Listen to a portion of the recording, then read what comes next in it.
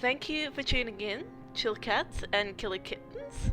We are playing today Agatha Christie's And Then There Were None, which is a point-and-click adventure game based on the book, which I have not read, but I know is based on a slightly problematic poem from way back, with many racist iterations.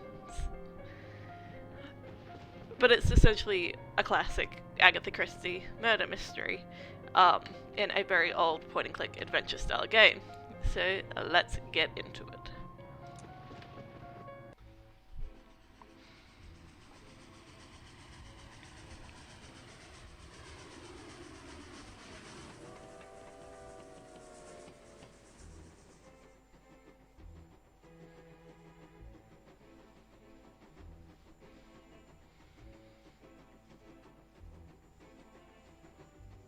I hope my son's antics don't disturb you. Madam, were it in my power to sentence him to 30 days hard labor, they would not disturb me in the slightest. Okay, it's audible. Also, what a bastard. What a dick that guy is. Smashing day for it. On holiday? No.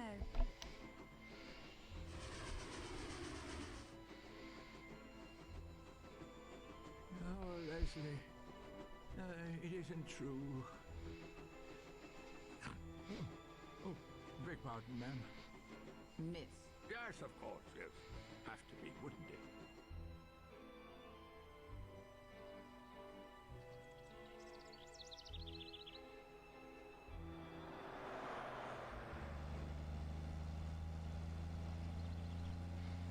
Oh god, this perspective.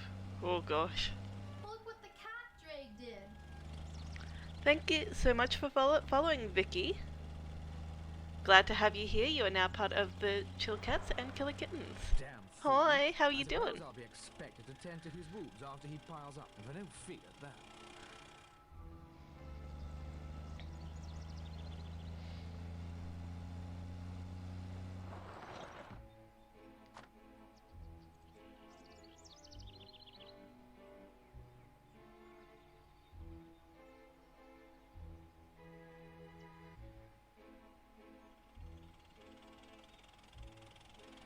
No one injured, at least.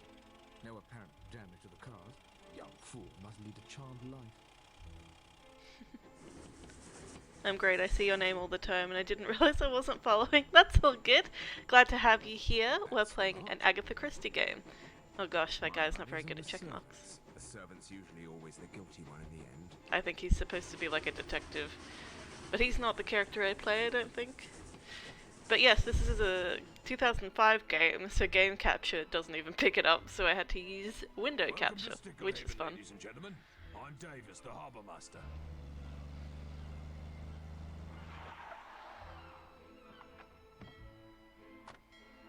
Sorry. Waiting for me? There are so many That's characters everyone in this game. The other bags are already on board the boat there.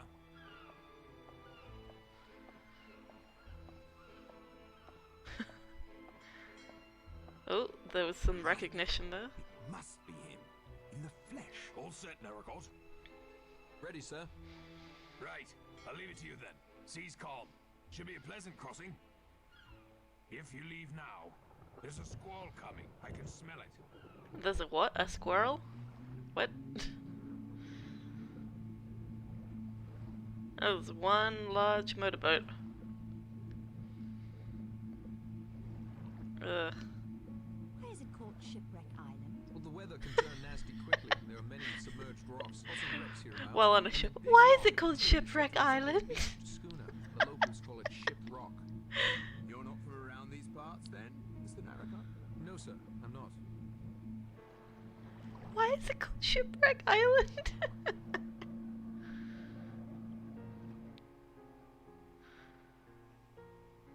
It'll never work. What? What is with these one-liners? I have no idea what's going on. I haven't read the book, so I don't know any of these If you characters. would be so good as to follow that path up to the house, my wife will show you to your rooms. I expect you'd all like to freshen up after your journey. Where's Fred? Under the weather. I took his place. You'd be the brother then. I see the resemblance. Will you help me with the bags? Yes. I've been hoping to get a look at the house. Oh god. Chapter 1. 10 little sailor boys went out to dine. One choked his little self, and then there were 9. And here's the poem part of it. Thank you for your assistance, Mr. Narracott.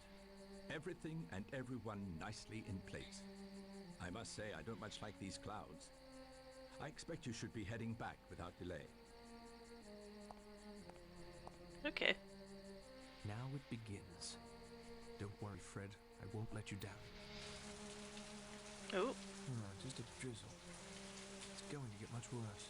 I did turn off the rain effects because I didn't want it to lag the stream down. There are a lot of effects in this game.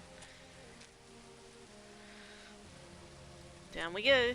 Back to the boat, presumably to get off this island. Although I doubt that will happen. Imagine if you could just, like, leave.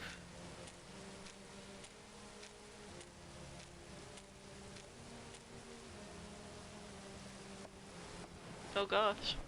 Oh no. Scuttled. I wonder who would have done such a thing. Oh yeah, I turned off the water animation too, so it's all just static.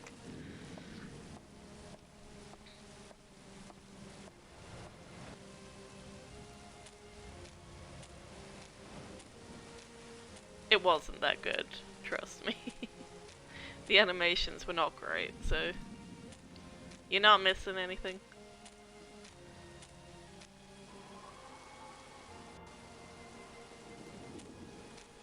I wonder what's over here. Oh, hello. Narracott, you gave me quite a turn. Taking a stroll, Mr. Marston. Just a short constitutional before dressing for dinner. Hmm?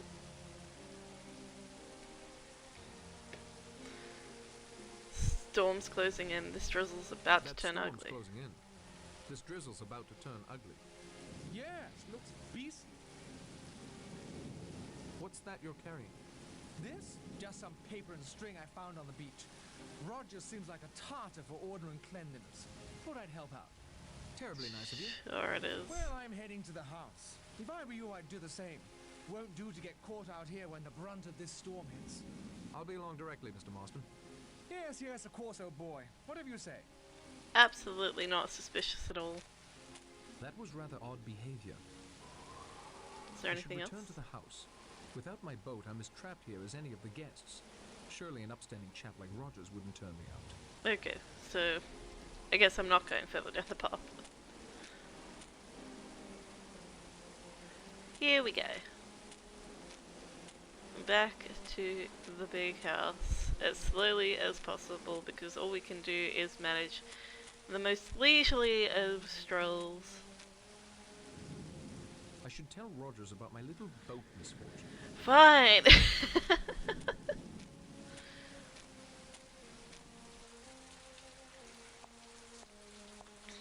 Mr. Narracott, why are you still on the island? Someone scuttled my boat.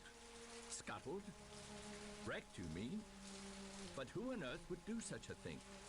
I intend to find out. But that means, who will come for us on Monday? Unless this storm lets up, no one. Dear me, dear me. Come in, come in. You'll catch your death out here. Nope. I must help my wife prepare dinner. I'll have her fix you up something in the kitchen. Thank you. Okay. Where he's going to sleep, I'll never know. Ethel won't like this one bit. Is Ethel your wife? Fresh flowers. Quite pretty.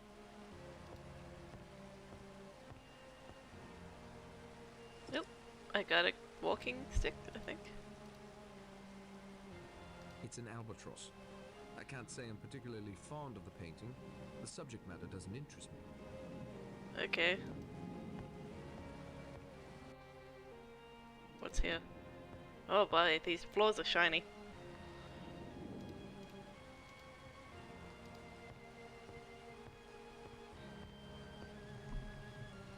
Oh, look at all this alcohol. Can I have some? I shouldn't do that. I need to have my wits about me. Well, okay. Oh, I've gotten a bit tangled. Hang on.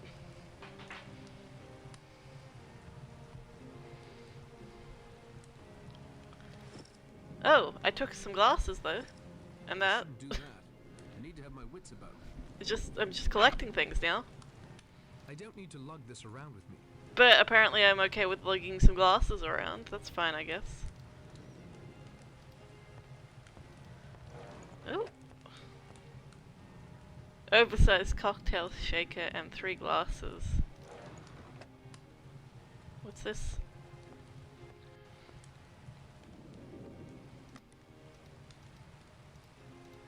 It's got power, but it still doesn't seem to be working.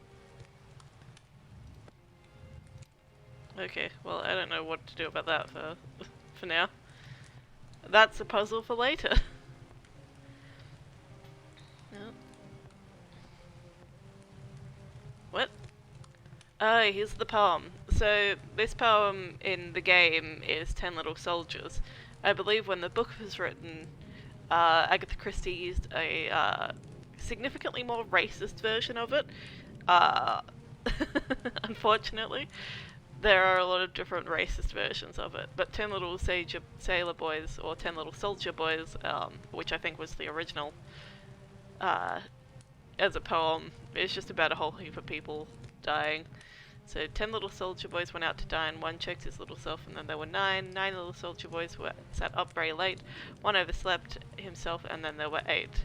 8 little soldier boys travelling to Devon, one said he'd stay, and then there were 7. 7 little soldier boys chopping up sticks, one chopped himself in halves, and then there were 6. 6 little soldier boys playing with a hive, a bumblebee stung one, and then there were 5. 5 little soldier boys going in for law, one got in chancery, and then there were 4. I have no idea what that means. I could look it up, but I'm not gonna. I'll do it later. 4 little soldier boys going out to sea, a red herring swallowed one, and then there were 3. A red herring, oh my god. Is that like just supposed to be a misconception, or did a red herring legitimately swallow a child? 3 little sailor boys walking in the zoo, a big bear hugged one, and then there were 2. Wow, that's grizzly. Grizzly bear. Shush. 2 little sailor boys sitting in the sun, one got fizzled up, and then there was 1. Oh. That's not great. 1 little soldier boy left all alone. He went out and hanged himself, and then there were none. That's depressing. That's more than depressing, that's horrible. Oh. Matches? But yeah, this is what the book is based on.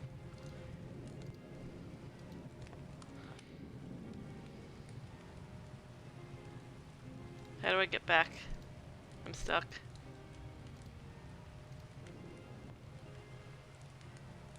Okay. This is convoluted. Okay, there we go. I couldn't have walked this way. Had to walk around that way.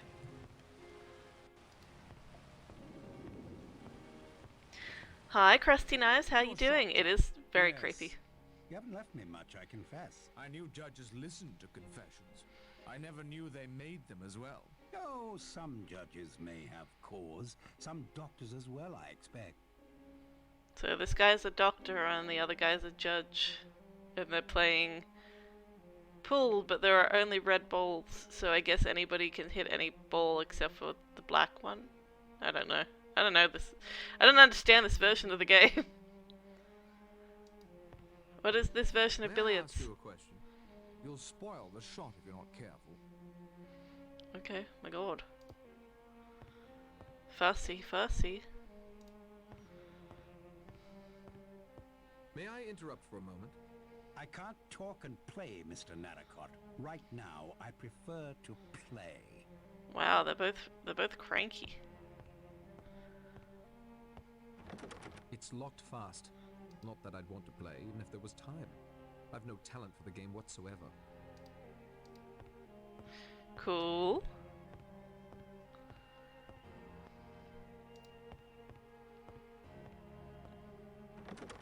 can't open it. It's locked. Okay. Well. Well.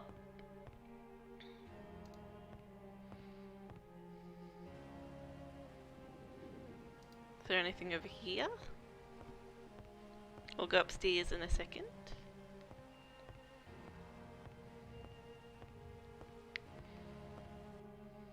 Interesting painting. Birds don't appeal to me, but someone here certainly fancies them. The door is locked. An upstairs, downstairs type of thing, I imagine. Okay. I guess we're going upstairs. For now. Oh. Okay. I guess we get a walking upstairs cinematic.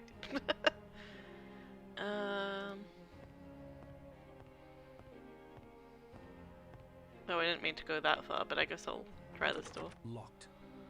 Alright, I'll try this door. It's tightly locked. Tightly? As opposed to just locked? It's locked fast.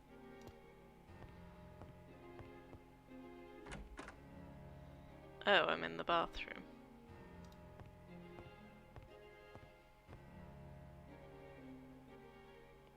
Is there anything to see in the bathroom? These, like, the wood in this game is, like, so goddamn reflective. It's tightly locked. Oh, this one's not locked. It would certainly be noticed if I rifled through his luggage. I better not. Whose room is this?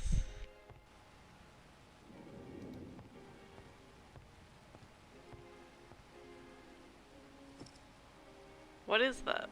What did I pick up? A letter of invitation. Can I examine I it? copied the contents into my notebook. Okay. I guess I look at the notebook. Dear Mr. Oh, sorry. I completely did not do his title correctly. Dear Dr. Armstrong, you come highly recommended to me by your esteemed colleague, Dr. William Weathersby of Harley Street. I have a great favor to ask.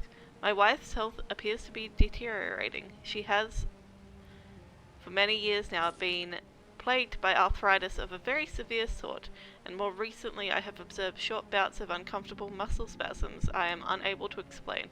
Yet she won't hear of seeing a doctor. I was very much hoping you could join a little weekend house party we have planned for the 8th of August at our home on Shipwreck Island in the south of Devon. If you are amenable, a boat will call for you at Sticklehaven to ferry you a short distance to our little hideaway. Please accept the enclosed check of £200 as a small initial retainer. I know you will be able to help her. I promise you your efforts will not go unrewarded. Sincerely, U.N. Owen. Okay. So here are the guests that I know about currently. So, oh, that's not a guest, that's the butler. Okay. So the butler, Henry Blore, he was the man who framed my brother, I'm certain of it. Okay, so there's some backstory there. Anthony Marston, a young, reckless fool. Luckily, there aren't any roads on the island. I found him wandering the island acting a mite suspicious. I haven't picked up any books. The island got its name by it being shaped like a wrecked ship. It also downed more than a few unwary boats in its day.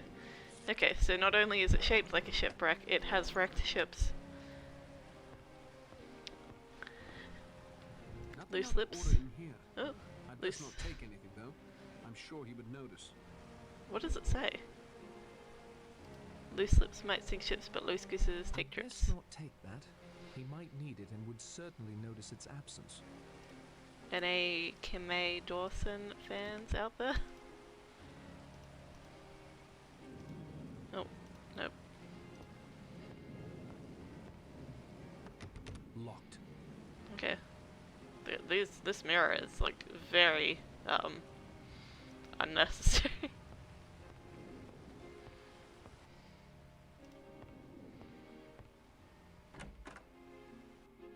Oh, I can go out this door.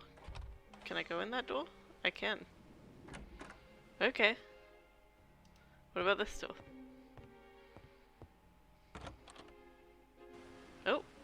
Hello.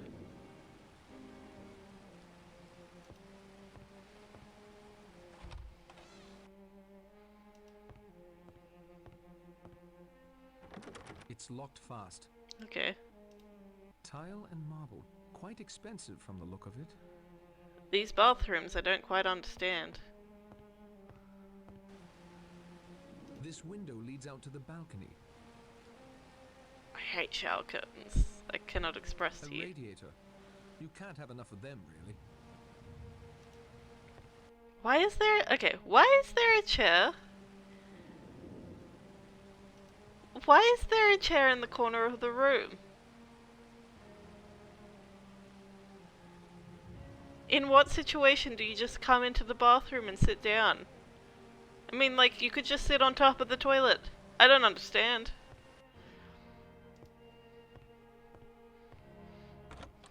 It doesn't even look that comfortable of a chair. It's tightly locked. This clock has stopped. Oh, has it now? A radiator.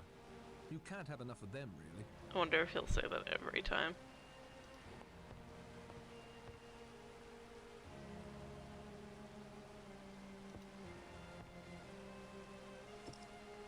Polished marble spheres and some books. Nothing worth investigating further. Okay. A radiator. You can't have enough of them, really. Okay.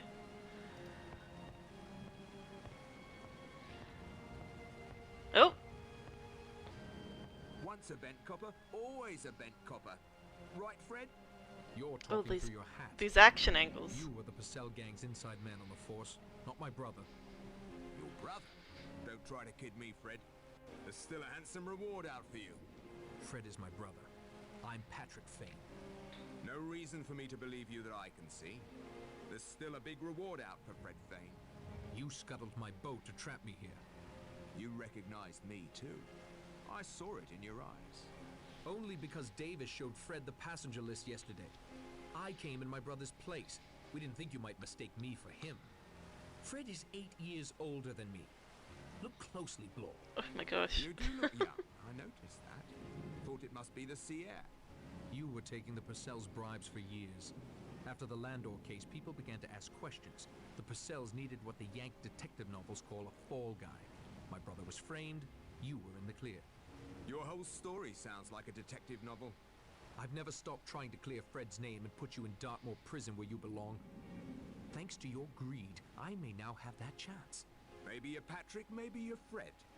I don't know, and I don't much care. You're either a criminal, or you've been harboring one all these years. I wonder what my fellow guests will think of that. Go on, Mr. Narracott. Hop it. I need to prepare for dinner. So this guy is a police officer, and he must be investigating something out here. And he also apparently framed our brother Fred. So that's interesting to know. What did we pick up?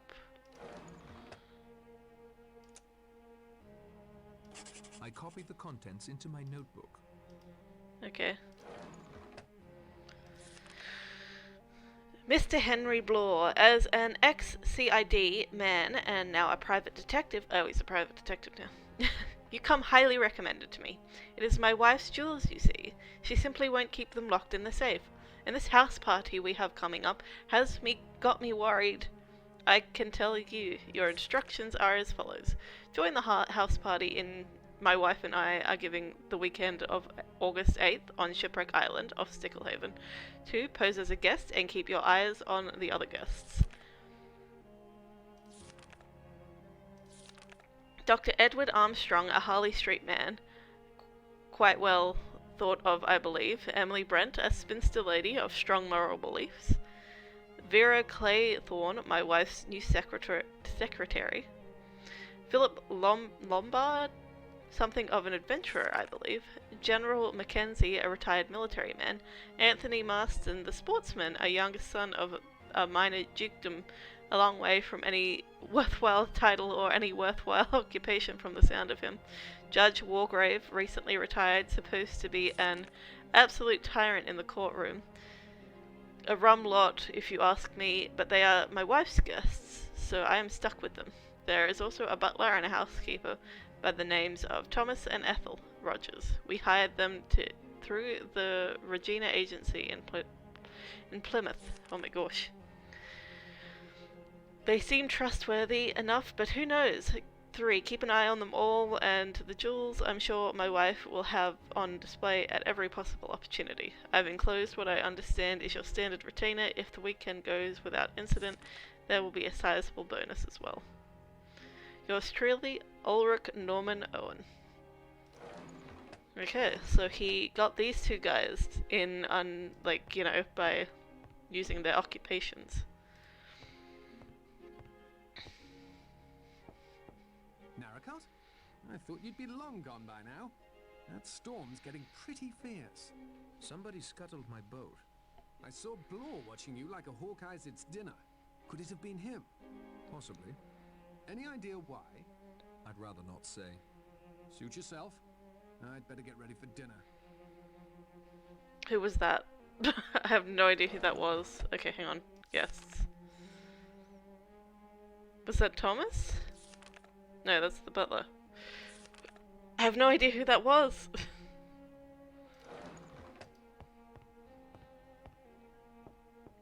Oh, Mr. Narracot, I thought that you'd left us. Someone scuttled my boat. Oh, but that's dreadful. Surely the harbour master will send another boat when you're missed. Not in this storm, I'm afraid. And even then, it won't be reported. Why ever not?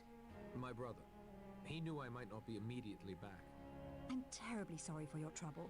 The Owens should be arriving shortly. I'm sure you can get a ride back in that boat. If you'll excuse me, I must get ready for dinner.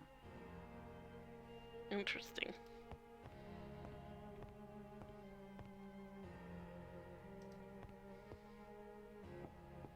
Yes?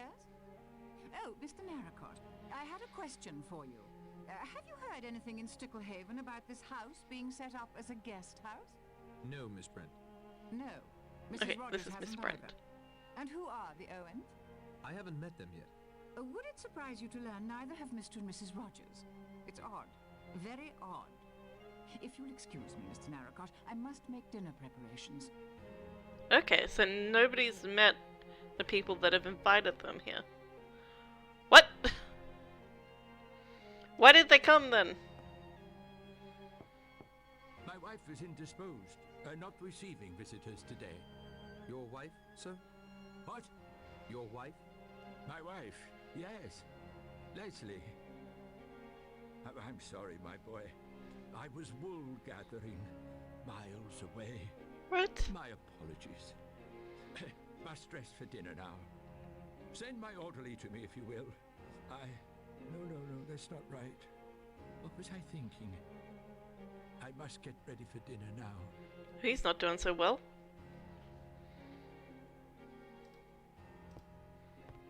I think that we've gone all the way around. Alrighty, back downstairs, I guess?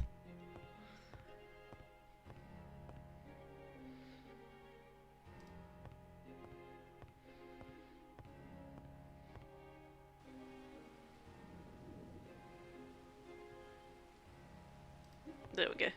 I was trying to get it to show up. This way. This way? A radiator. You can't have enough of them, really. I need to get him to say it every time. It's a rather ostentatious painting. I can't see anything of interest.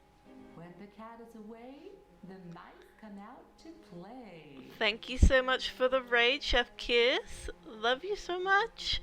Everybody who's not following Chef Kiss should be. Give you a quick shout out.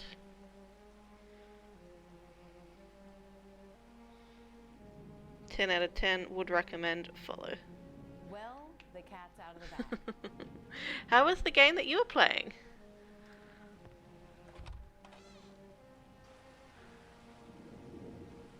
Well, the cat's out of the bag. My bot got you as well when you started talking. A place for everything and everything in its place. A place for everything and with everything its place. Return what has been lost through time and space. Anyone a Charmed fan? Charmed fan, anyone? Return what has been moved. I got it wrong. This is the dining room, and it's all set up for dinner. Looks like. Look at these pillars, my god. just ended stream was a lot of fun. Awesome. Good to hear. We're playing Agatha Christie's And Then There Were None, which is a murder mystery point-and-click adventure game that I have never played before. Oh my gosh, what is this? The little sailor boys from the poem? 10 little sailor boys. Charming. The people that invited you to the island are gonna kill you, guys! My god. It'll never work, I tell you. We should never have agreed. A house party only a week after we arrive? And no other help? Ethel, calm yourself. You promised me. Never again, you said. How was I to know? Oh, Mr. Narracott. Ethel will be preparing you a meal in here once the guests are served.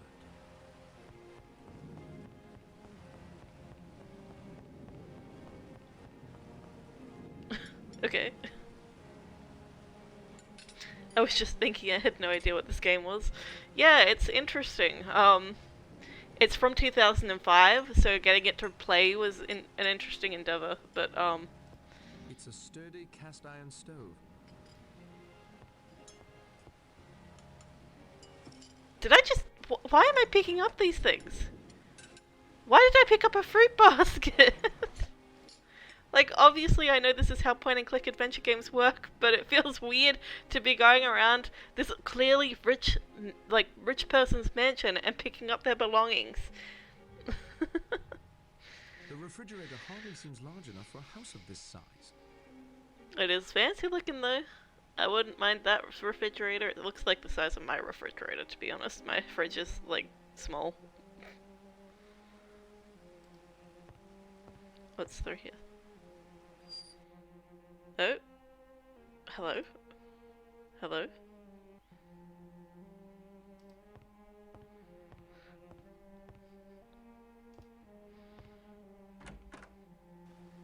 Oh?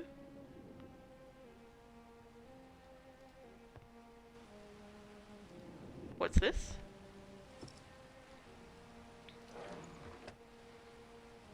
Letter for Roger? I copied the contents into my notebook. Oh, yeah, now I need to read it in your notebook. Delay letter. Mrs. Owens and I will be detained in London this evening. Please do the best you can in our absence. My good lady tells me she wanted to roast for dinner with potatoes and vegetables, and the treacle tart for dessert. You'll find everything you need in the pantry, then serve drinks afterwards in the front parlour. You have already had the gramophone record. Please play the side labelled hello once everyone is comfortably settled into the parlour. We'll be along as soon as possible. I feel like this is starting to feel like a 1920s version of Saw right here. Like, we won't be there, but please play our tape while people get murdered in our house. It feels very Saw-like. Ulrich Norman Owen. Weird. He used a whole page for that signature. Couldn't have crammed it down the bottom of the other page. What's this? What's this? What's this? Oh my gosh. Would you just say something when you pick things up? Packet of sewing needles, Roger's letter of invitation. I copied the contents into my notebook. Okay. Rogers, Mrs. Owens and I will be giving a little house party this weekend. Only 8 guests. I'm sure you'll manage. The larder is well stocked and this crowd shouldn't give too much trouble. We'll arrive early Friday so that Mrs. Owen can draw up a suitable menu. Hang on to the accompanying package for me. It's a gramophone record. I'll want to play it for my guests. Ulrich Norman Owen. Is there anything else in here? It's a painting of a flower. Looks like a water lily. I guess this is the servants' quarters.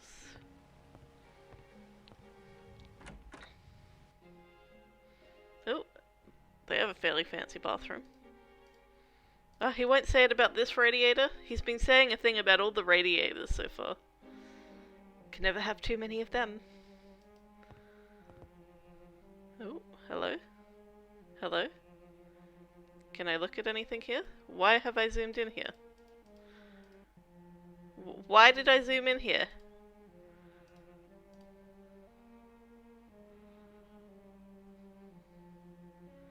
I can't click on anything there, but it like zoomed me right in. There's nothing here to click on. I don't know what you want me to do, game. Okay, sorry, I'm already leaving, but super sleepy. I'll catch you next time. Have a good stream. Thank you so much for raiding, and thank you so much for popping in. I appreciate you so much. I hope you have a great sleep. Glad you had a good game. Bye-bye, Chef Keys. Chef Kiss. Bye. Oh. Just gotta go out this way. What's around here?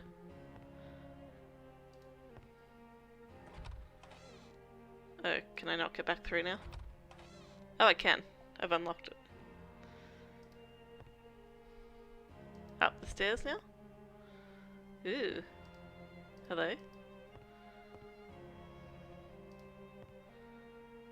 Oh. Hello? Would you just look at all these silk sheets? All embroidered GS.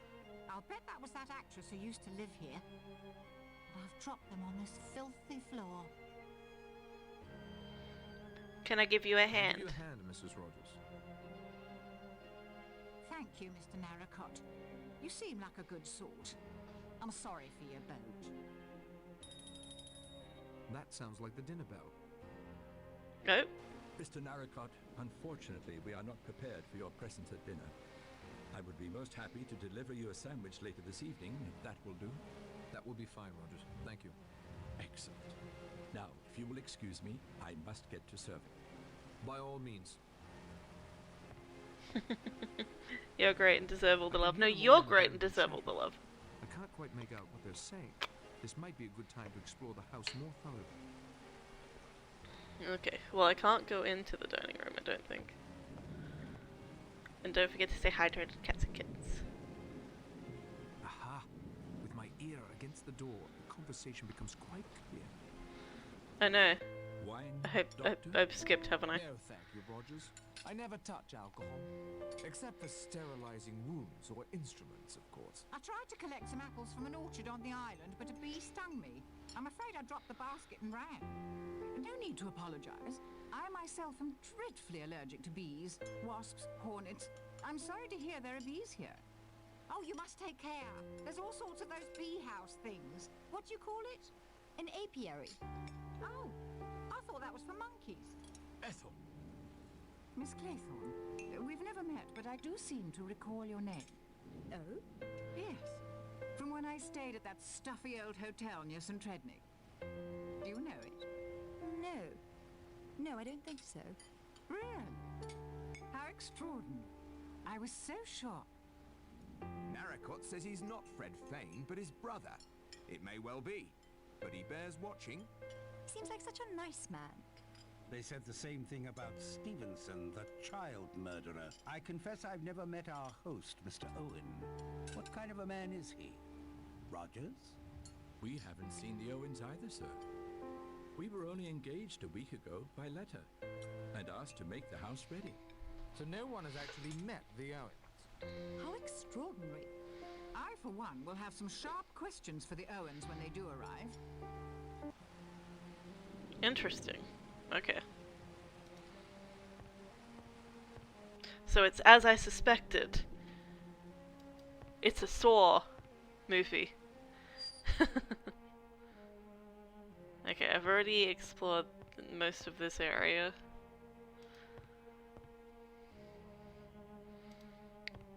We'll go back up here where we just were. These are very expensive linens. I bet they're very strong. Okay. Did we just pick up some linen? Okay, I guess we did. Because why not? What is this? Oh, okay. So now we can go through here.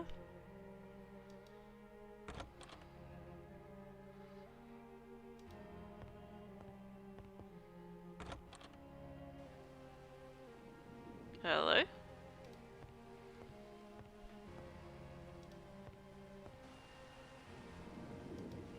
Hang on. What's this? What is it? Pouch of tobacco. Oh, it's a pouch of tobacco. And a pipe? It's a marble sculpture of an elephant. It would I certainly see. be noticed if I rifled through his luggage. I better not. Oh, is this his invitation?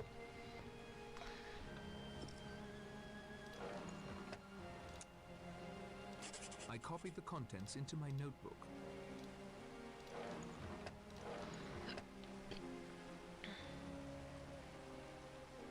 Wargrave's letter? Dearest Lawrence, it has been such years since I heard anything of you. I am back in England, and I have just purchased a marvellously odd and thoroughly modern home on Shipwreck Island off South Devon. You must come for the weekend. Oh. It's an enchanting place, and we have so much to catch up on. The old days, communing with nature, although, of course, that has always been more in my line. Get out of that stuffy old flat and come bask in the sunshine with me and a few others amusing guests for the weekend, August 8th. You take the 12:40 from Paddington, change at Plymouth for Oaksbridge. A car will meet you there. I won't take no for an answer. Yours ever, Constance Culmington. That's different.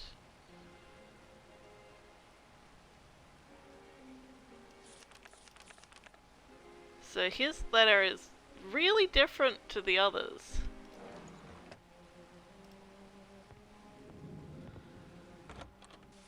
Oh, hello?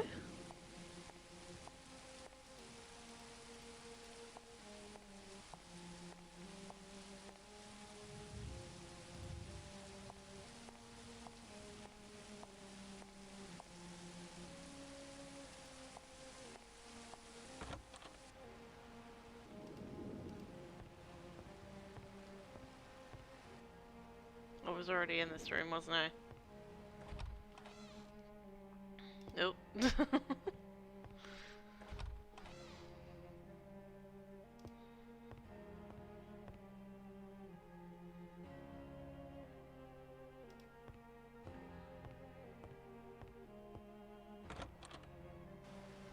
Can I get the book now?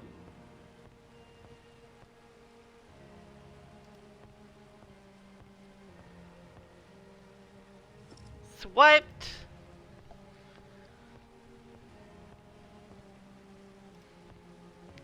Now scream and run away. Wait, should we go back out on the balcony?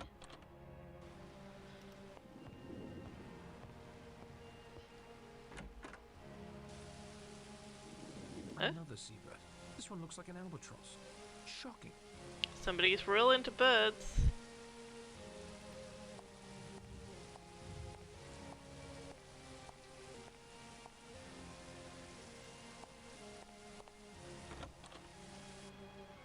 Okay. Here's your letter.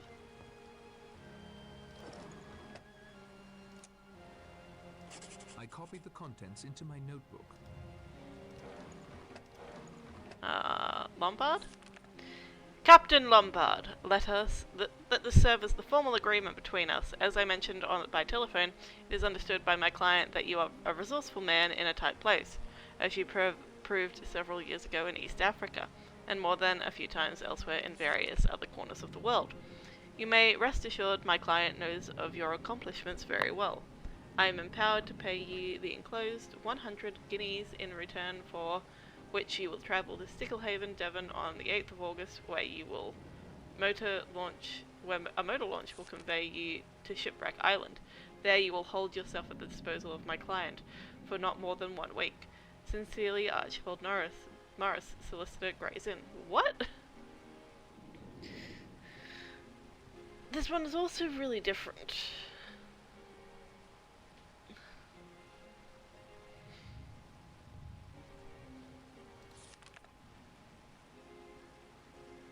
Why are there only 4? I know that there are more. This is so weird.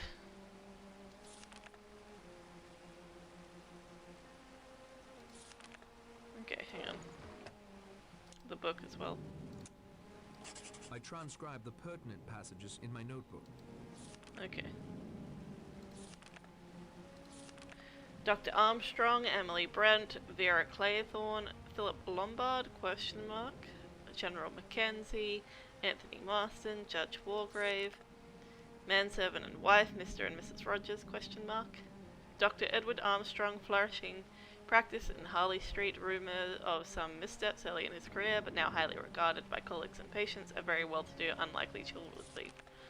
Emily Brent, spinster with enough private means to keep her comfortable, makes frequent pilgrimages to various watering holes, stays in moderate accommodations, some scandal attached to one of her former serving girls, but the old lady is clean, long shot to be a jewel thief.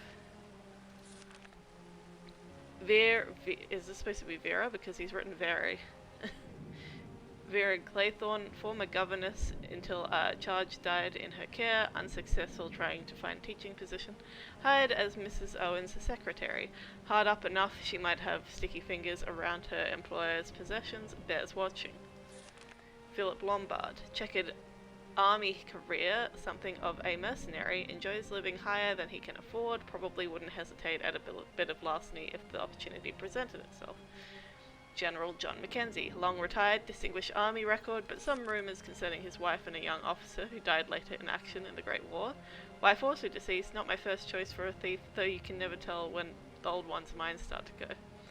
Well, is that poor guy that was very confused and, you know, couldn't remember what he was supposed to be doing. So that was a bit sad.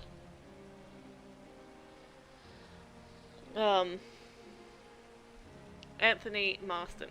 Rich brat, old family, youngest son. Though no title or estate in his future, playboy, right-wing politics. Ugh. Never see him in the trenches if it comes to a war in with Germany again. Might still on a bet, I suppose.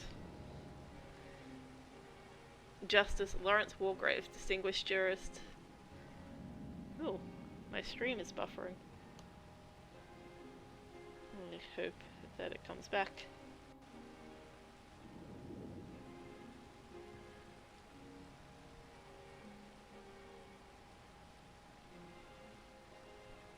Sorry about that, folks. Stream seemed to be buffering. Justice Lawrence Wargrave, distinguished jurist, ruled his court like a private. Fiefdom respected, but not liked by his colleagues. Sent more than a few villains to the gallows, not a man to get on the wrong side of. If he is a jewel thief, I'll eat my hat. Thomas and Ethel Rogers, former employer, died. Inquest was a bit rough on them, but their inheritance wasn't much, so no charges brought. Most likely suspects if jewels go missing. New servant, big temptation, particularly if their expectations were higher before the other employer died. August 8th, 4 PM, I come down here to do a bit of work, and who do I find running the bleeding boat? Fred Narracod. I don't think he recognized me. We only saw each other a couple of times when we were on the force together before his little trouble. Still a warrant for his arrest, and that tidy reward too. I'll have to trap him here on the island where I can keep an eye on him. He may even be an accomplice in the planned theft. They won't be getting away with any jewels while I'm on the job. First things first, I need to put that boat out of commission before he finishes bringing up the bags. Why would you confess like that? Okay. Is there anything else here? No.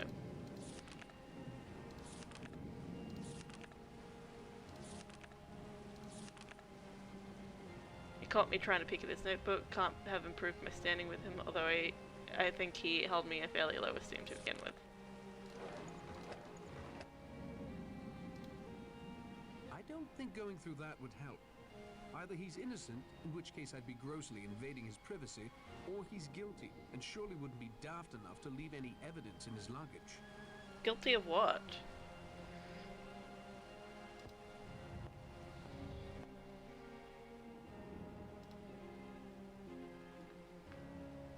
Oh, hello. Hello, game. I'd guess Owen made sure no clocks in the house are working. This one is stopped. Okay, radiator? A radiator. You can't have enough of them, really. A radiator. You can't have enough of them, really.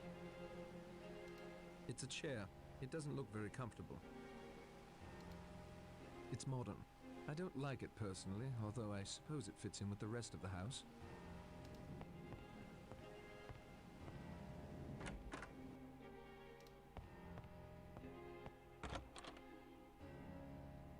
Oh, hello? Is the game struggling? Hello?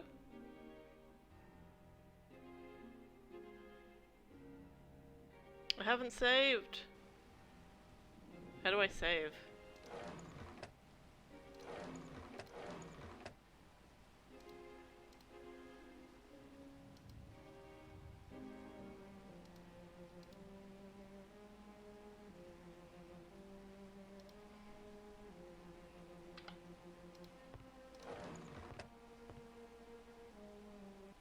How do I save this, I wonder?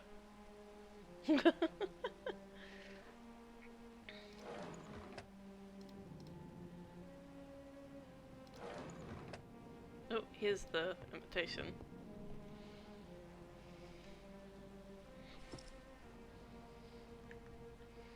I will. I copied the contents into my notebook.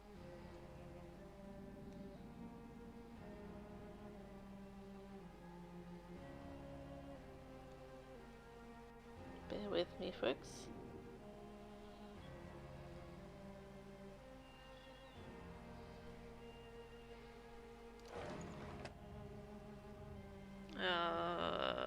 Claythorn's letter? Here we go. I have received your name from the Skilled Women's Agency together with their recommendation. I understand they know you personally. I shall be glad to pay you the salary you ask, and shall expect you to take up your duties as my secretary on the 8th of August.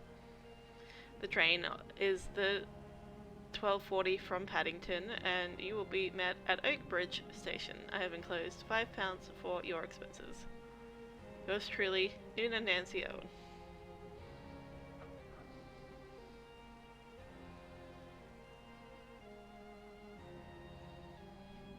Okay. Interesting. So one of them, this one was from a solicitor? No. This one was from Constance, oh my god. Wargraves, who is... Which one's Wargraves? Wait. Justice Wargraves. So he's the judge. Seems to be the only one that got like a very suspiciously different one. Constance Culmington. So he seems to be very suspicious in whatever is going on. Lombard also got a different one, but it was from a solicitor, so I have no idea what that's supposed to mean.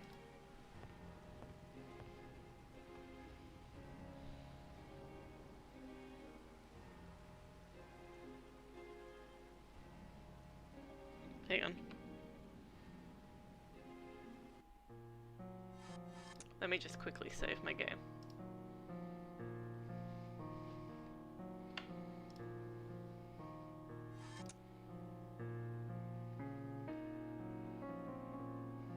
Did it save? It did. Okay. Let's resume. I'd almost swear I recognize that chap. Does he have the eyes of a killer? What? I have no idea who that's supposed to be. Who's this? I think I recognize this lady. Perhaps she owned the house in the past. Who knows? She may still.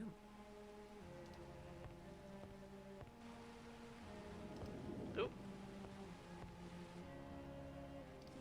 Oh, hello. This is a fairly sparse makeup case. Vera isn't the type to use much makeup, though. Was that judgment?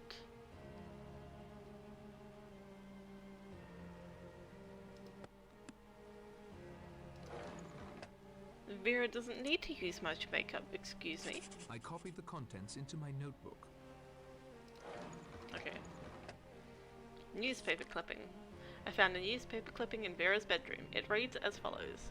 August 12th, 1935, Cyril Hamilton died, aged 8, has drowned in a swimming accident off the coast near Plymouth.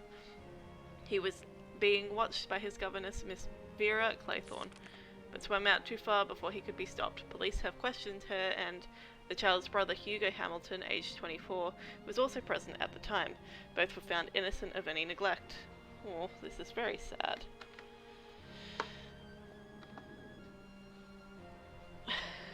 It goes on to mention funeral arrangements and an address for donations. None of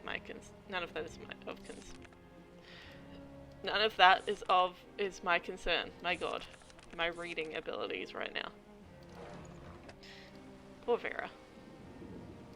It would certainly be noticed if I rifled through her luggage. I'd better not. What is this? That's an interesting clock. A shame it doesn't seem to work. Oh, it's a bear clock. I see, it's a bear clock.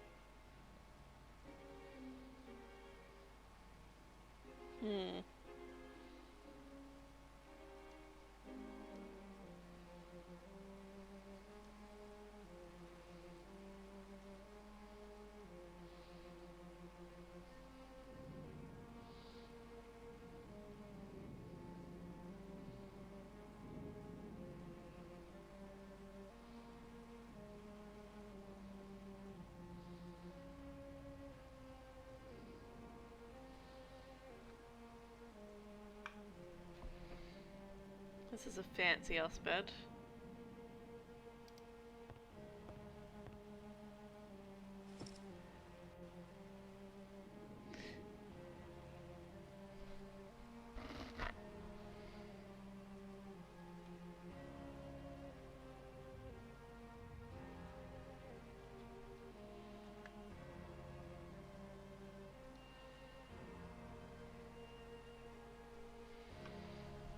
Is this your invitation, ma'am?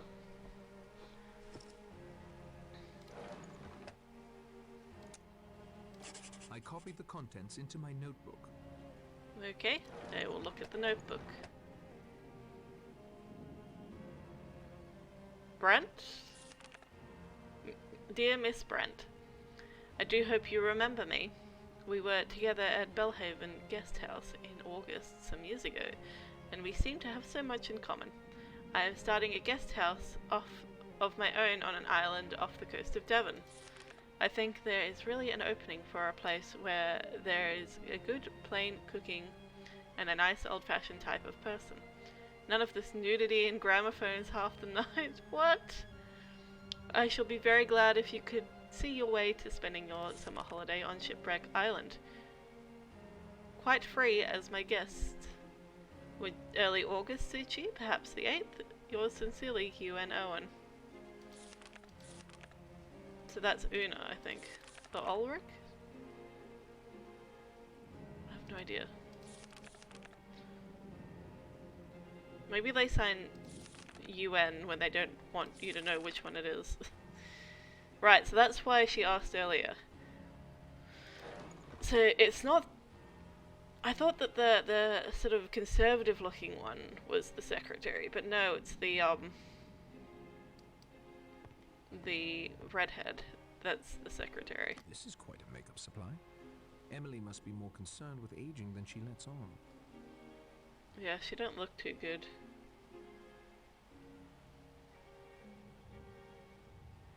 A lot of colours that I don't suspect she uses. She looks like she goes plain face a fair amount. Like, you know, nude looks.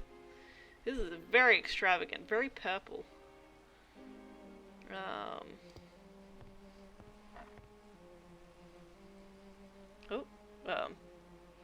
Did I check out the bathroom? Oh. I'm guessing Ethel went through the trouble of supplying most of the rooms with fresh flowers. Why is the toilet seat of this room up?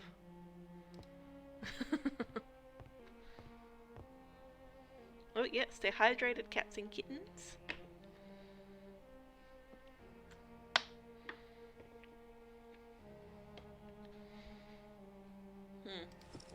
What's this? Medical alert. Let me examine this further. To whom it may concern, please be advised that my patient, Miss Emily Caroline Brandt, is extremely allergic to insect stings, most particularly bees and wasps. She carries with her a supply of epinephrine. The dosage on the label must be injected immediately should she be stung, and professional medical attention should be summoned without delay. Interesting. Oh, I didn't examine this one properly. I can't see anything of interest. But I picked it up. Oh, it's a King James Bible. Fair enough.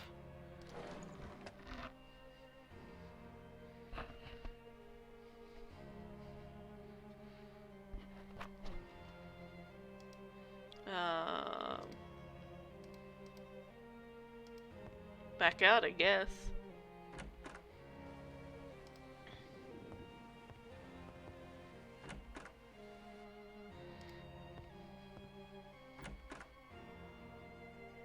What?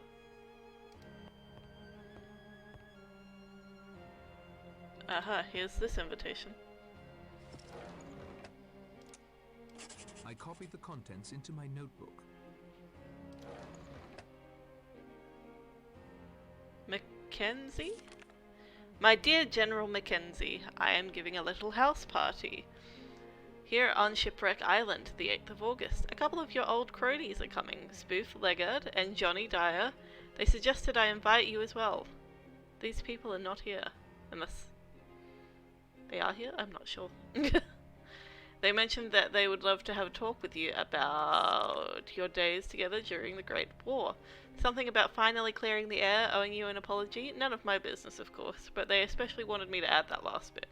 Beyond that, the weather is lovely this time of year. I'm sure I can promise you a relaxing and entertaining weekend.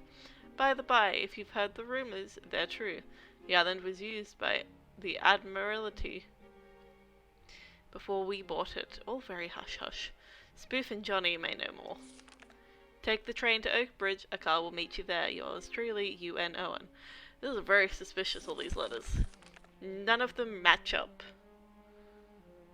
And this, like, Mackenzie's letter seems especially, like, to pull on his, weird, lack of remembering things well.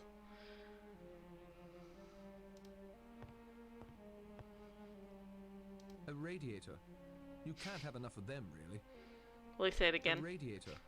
You can't have enough of them, really. Oh, I love it. It's a rather bland landscape. It appears to be a portrait of the general. Must be quite old. He's standing with a very young woman. It's signed, To John, my husband, Leslie. Interesting. It appears to be a portrait of the general. Must be quite old. He's standing with a very young woman. It's signed, To John, my husband, Leslie. This is a weird lamp.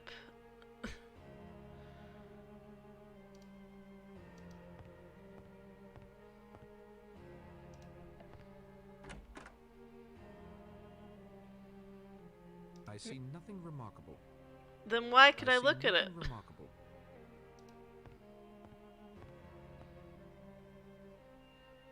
I really am not a fan of this bathroom.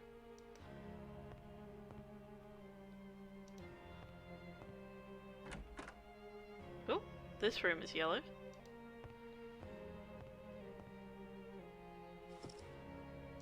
Okay, is this the last letter? This could use a closer look. Oh, this is a telegram. 10106842972219. But I don't understand. I don't know what that means. A radiator. You can't have enough of them, really.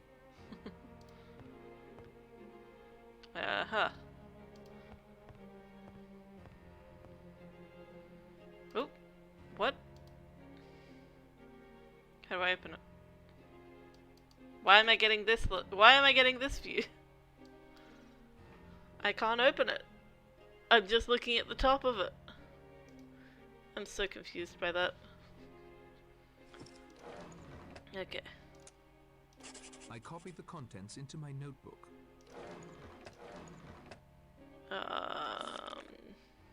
Which one is it?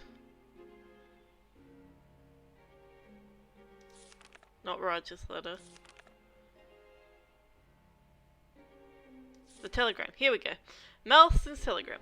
Tony, get out your dinner jacket and polish your shoes. I've nosed out an invitation for us on the 8th of August weekend. The Owens. You don't know them. New money, I'm afraid.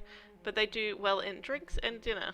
And they are usually a few sweet young things about to spice up the scenery.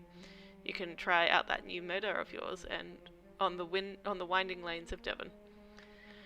I'll be along later if you don't pile it up against the to Sticklehaven. Just head south till you hit water. Boat will be waiting. Or Neville, humble servant, Badger Berkeley. So this must be the rich guy, I guess? Yeah. The young rich guy. So he was lured out here by the promise of babes.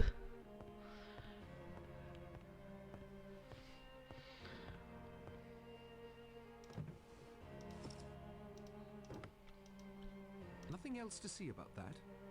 Are you sure? The way you said it was very suspicious. This could use a closer look. King James, Song of Solomon 3. That's a whole part of it. I see nothing remarkable. Okay, well what about if I... This could use a closer look. Well, clearly I'm not going to be able to actually open the Bible, even though it's right there and I've got this. So let me just quickly... Song of Solomon 3. Oh. 3. King James V. Song of Solomon 3. How long is this? Not super long. Okay, I'm going to read this for you. King James' version of Song of Solomon 3. By the night on my bed I sought him whom my soul loveth. I sought him, but I found him not. I will rise now and go about the city in the streets, and in the broad way. I will seek him whom my soul loveth. I sought him, but I found not. The watchmen that go about the city found me, to whom I said, I saw ye him whom my soul loveth? But it was but a little that I passed from them. But I found him whom my soul loveth. I held him, and I would not let him go, until I had brought him into my mother's house, and into the chamber of her that conceived me.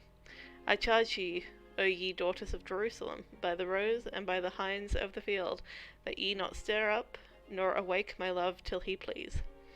Who is this that cometh from the wilderness, like pillars of smoke, perfumed with myrrh and frankincense, with all the powders of the merchant?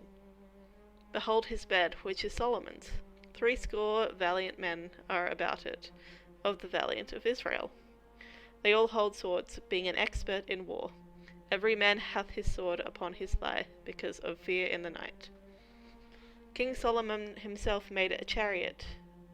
King Solomon made himself a chariot of the wood of Lebanon.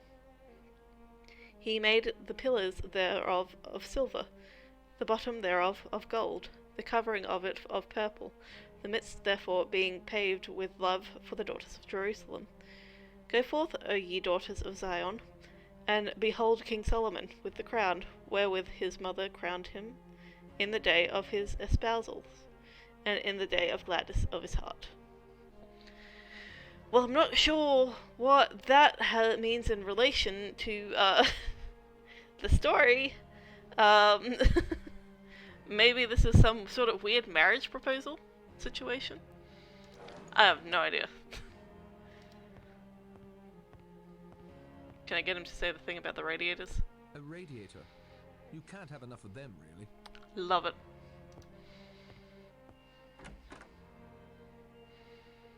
Have I investigated everything now? Everything up here? Yep, I have.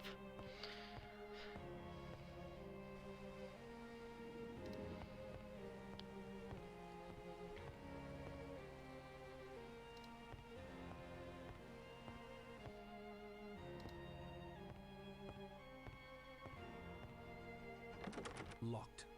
So that's still locked, I still can't.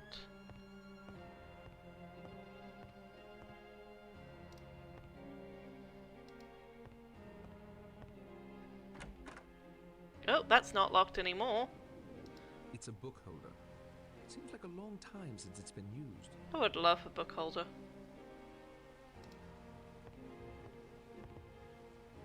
Oh, I just picked up a random book. What did I pick up? Birding on Devon Shores. Property of Teresa Robson. I transcribed the interesting passages into my notebook. There were interesting passages? Page 8. Or a leisurely hunt on the placid shores of Slapton Way. Pied Avoticat. Avoticat? I'm not pronouncing the Latin. The plentiful pied Avoticat that once frequented the brackish inlets have now disappeared from the island completely. This is unfortunate, but there is hope for a remedy. As of this writing, there are talks of recolonization from the continent underway. The prospects of success for such a venture, however, are not good. Oof, as proven by the wide-scale failed attempt to reintroduce. Although, as with a great number of wetland birds, this is page 15 now, turtle number varies annually depending on the amount of seasonal flooding. Sparrowhawk, small bird of prey in the family. I'm not very good with Latin. Accipitridae? Accipitridae. It is widespread, with those indigenous to the northern climes being migratory. The sparrowhawk is a raptor with short wings and a long tail, giving it the necessary agility to maneuver through the dents. Page 49. With a thick seed-eater's bill. The male's head is colored bright yellow with a black eye strip and throat. Its back is heavily streaked with broad brown stripes. The female has a greyish rump and shoulders. They are ground nest builders and typically lay clutches of 2 to 5 eggs. The call of the cell bunting is easily recognizable by its rattling trill. Once driven near extinction, they are currently enjoying population boom in and around southern hams. Interesting! Is there any other book? Wargrave on Justice. I can only imagine the egotism that lurks within those pages. Wow. Here the judge went and wrote himself a book. A rather beautifully made globe of the world. It is beautiful. Oh, hello. Hello. Can I pick up any of these? Oh, hello. I picked up the lamp! The whole lamp! I picked up the lamp! Why did I pick up a desk lamp? Why? That was like the least interesting thing I could think that would be pick-upable. Not interested in any of these papers? Can I close the drawer? Oh, a stamp. Somebody's been stamping the inside of the drawer a lot. The drawer is locked. Yeah, that one's locked. So what I got: a roll of sellotape, ink pad, and an ink stamp.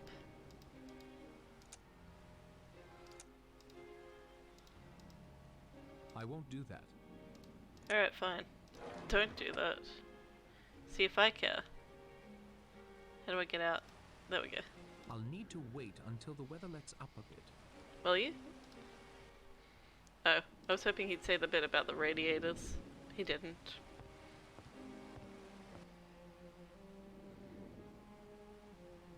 Are there any books that need my attention? Oh. This one. What is it? Sailing the Florida Keys.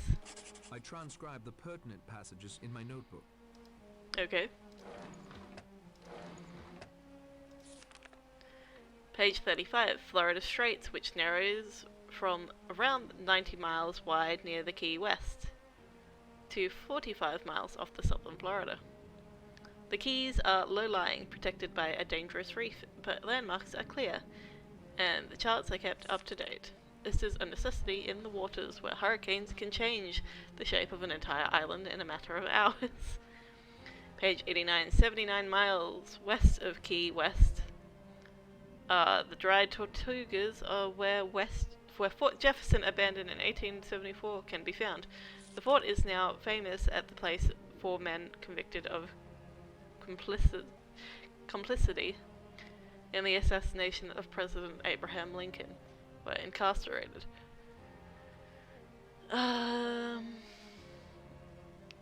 One of these was Dr. Samuel A. Mudd, who treated John Wilkes Booth's leg when ... I was just getting into it. Page 145. Prevailing winds in the straits are from the southeast. They can be lengthy periods of calm in this summer, however. The wind can produce gale-force winds. The hurricane season, which runs from late summer through the fall, can make sailing extremely hazardous. Hurricanes can approach the area from almost any direction, depending upon when their paths across the Atlantic collide with westerly winds from the Gulf of Mexico. Whew! Yes, all cats and kittens need to lap up some water and stay hydrated. I don't know how he decides which of these passages is interesting, but I'm not sure I agree with him. Plot relevant and interesting aren't necessarily the same thing, my dude. Gone are the wreckers who once plied their trade throughout the Keys. Yet, despite hurricanes and fires, many historic buildings still remain in Key West. Unique are the 2 houses of Columbus and Hardesty, families that face each other across the street of ancient trees, but remarkable history of the Columbus and Hardesty families must wait until another time. Okay. Oh, there's another book. Are there any other books that I should be picking up? Oh, here's another one.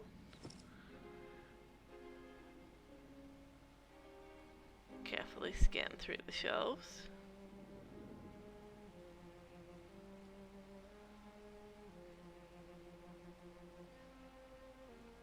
That seems to be it.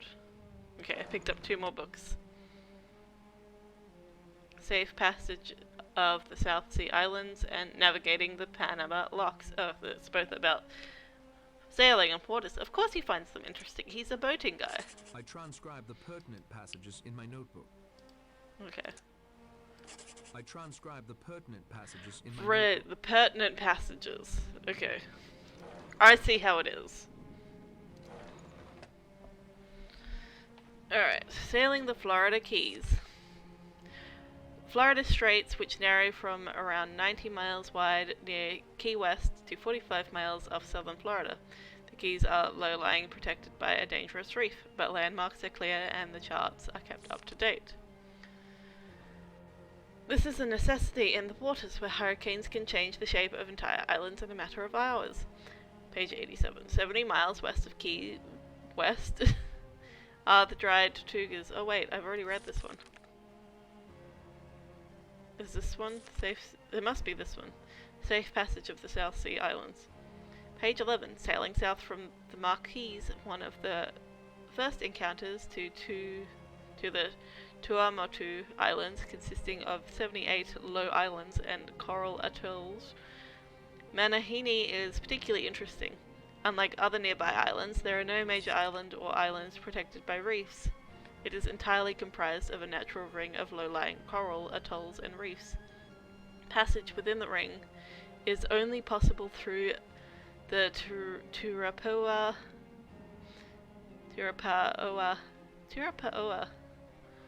I don't know how to pronounce that. Turapaoa Pass to the southwest, page 19. The Society Island offers several deep channels, so they need not be skirted by ships. However, navigational charts must of course be studied, as coral reefs can arise from the depth, yet remain hidden beneath the waves and can bottom the unwary seafarer in an instant. Page 23. The dramatic mountains of volcanic origin make the islands comprising Bora Bora a spectacular locale to take on fresh water, fresh fruit, and other supplies. Care must be taken to approach the islands within the circling reefs. The safest channel can be found directly to the west of Vatetope. Page 27. Secret passages. Several channels exist through the reefs of Murrrrderrr.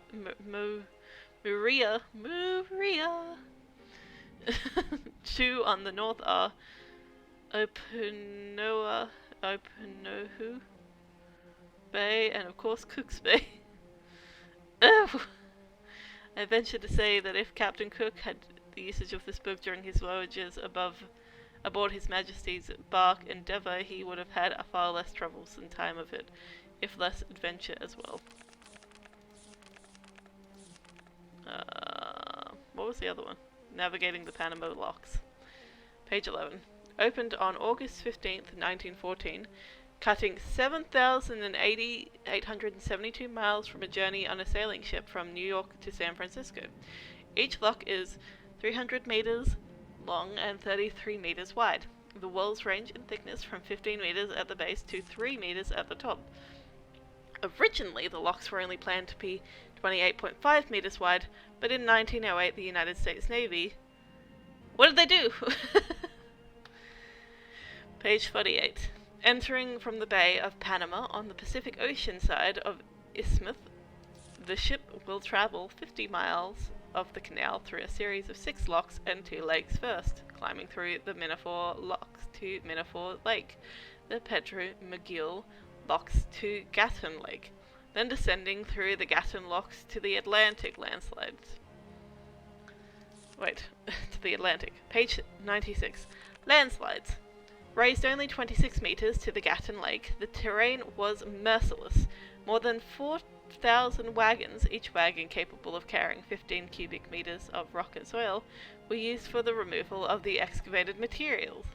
They were pulled by 160 locomotives. 30 Lidgewood unloaders were needed to unload them. Page 162. $352 million became the largest expenditure of the United States government to that date. Oh, it must be a million. French cost was $287 million. The expense in lives was also the greatest in United States history. 8,000 persons took part in the construction of the canal. 30,000 lost their lives. Still, at the moment of SS Ancon began its historic voyage through the locks. My God, I have no idea what they're talking about. A lot of sailing stuff though.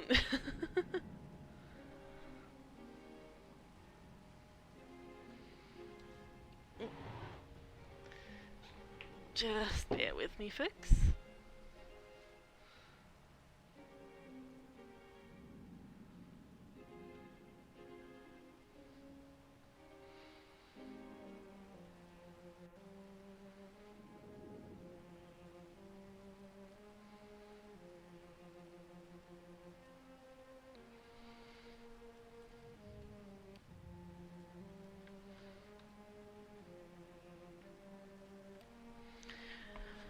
Alrighty. So I believe that's all the books on the bookshelf.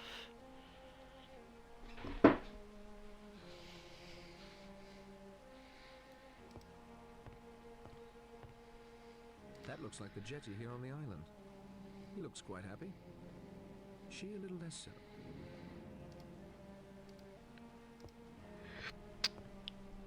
Oh God, is this another book? Normally, I would never violate someone's privacy this way. However, given the circumstances, I will examine the entries for clues and transcribe any passages I find pertinent. Oh, it's a diary. Whose diary is it? Robson's diary.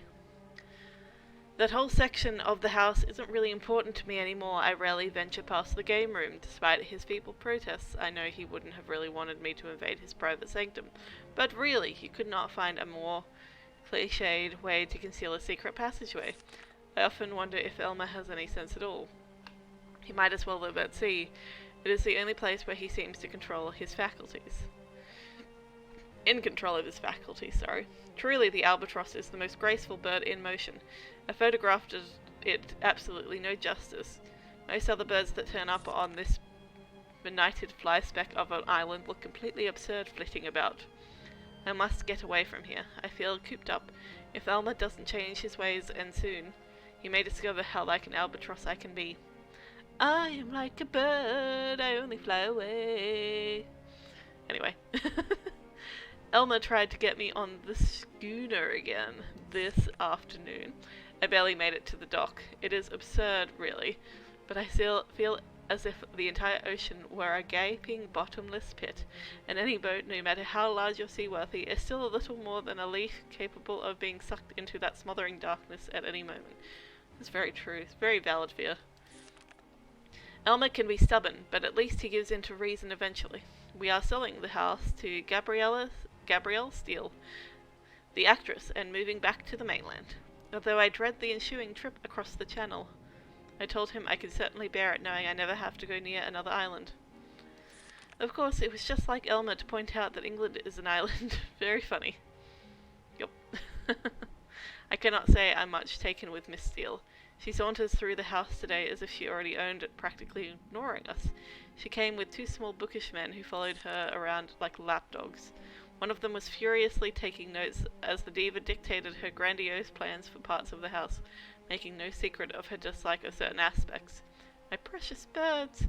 And her idea for remodeling. A screening room? I can imagine her spending countless hours in there watching her own films, basking in her own brilliance. I'm not sure she got around to making those changes. Oh wait, there's a book here. There's a book here. Oh, he ran. He ran! He knew I was eager. What is it? I transcribed the pertinent passages in my notebook. A history of the South Devon coast. Ah! More book. Which one? History of the South Devon coast. Page 17. Fishing villages dot the south coast of Devon, tucked into bays and protective mouths of the river. The rugged cliffs, pounded by heavy seas and skirted by treacherous currents, certainly have seen more than their share of shipwrecks over the centuries. Page 94. After 1815 soldiers returning from the Napoleonic Wars took up smuggling in the area, Shipwreck Island, due to its isolated nature, became the base for a smuggling and wrecking operation. To a gang of smugglers and wreckers... Wait. The gang of smugglers and wreckers lived in stone huts in a cove on the southwest side of the island. There is rumoured to be a system of natural caves that the gang used to store its plunder within. The gang, led by one Thomas Lawlaw,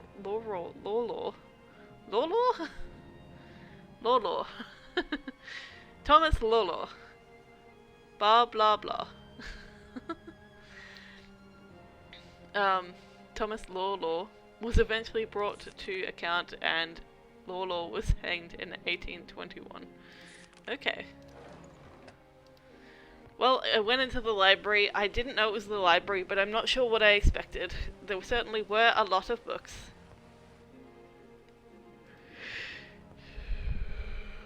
Ooh. Hi. So this is the map. So this is the island that we're on. Where are we on the island? Does it look like a shipwreck, though? That's Shipwreck Island. But it says, they say it looks like a shipwreck, but I don't really think it does. Not that much. Sticklehaven. Hopefully I'll live to see the place again.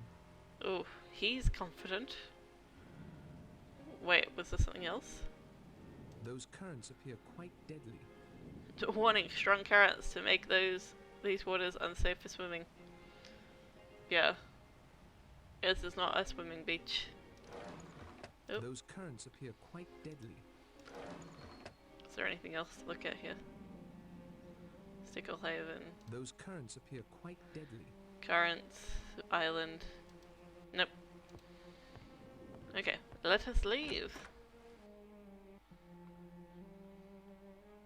Can I play?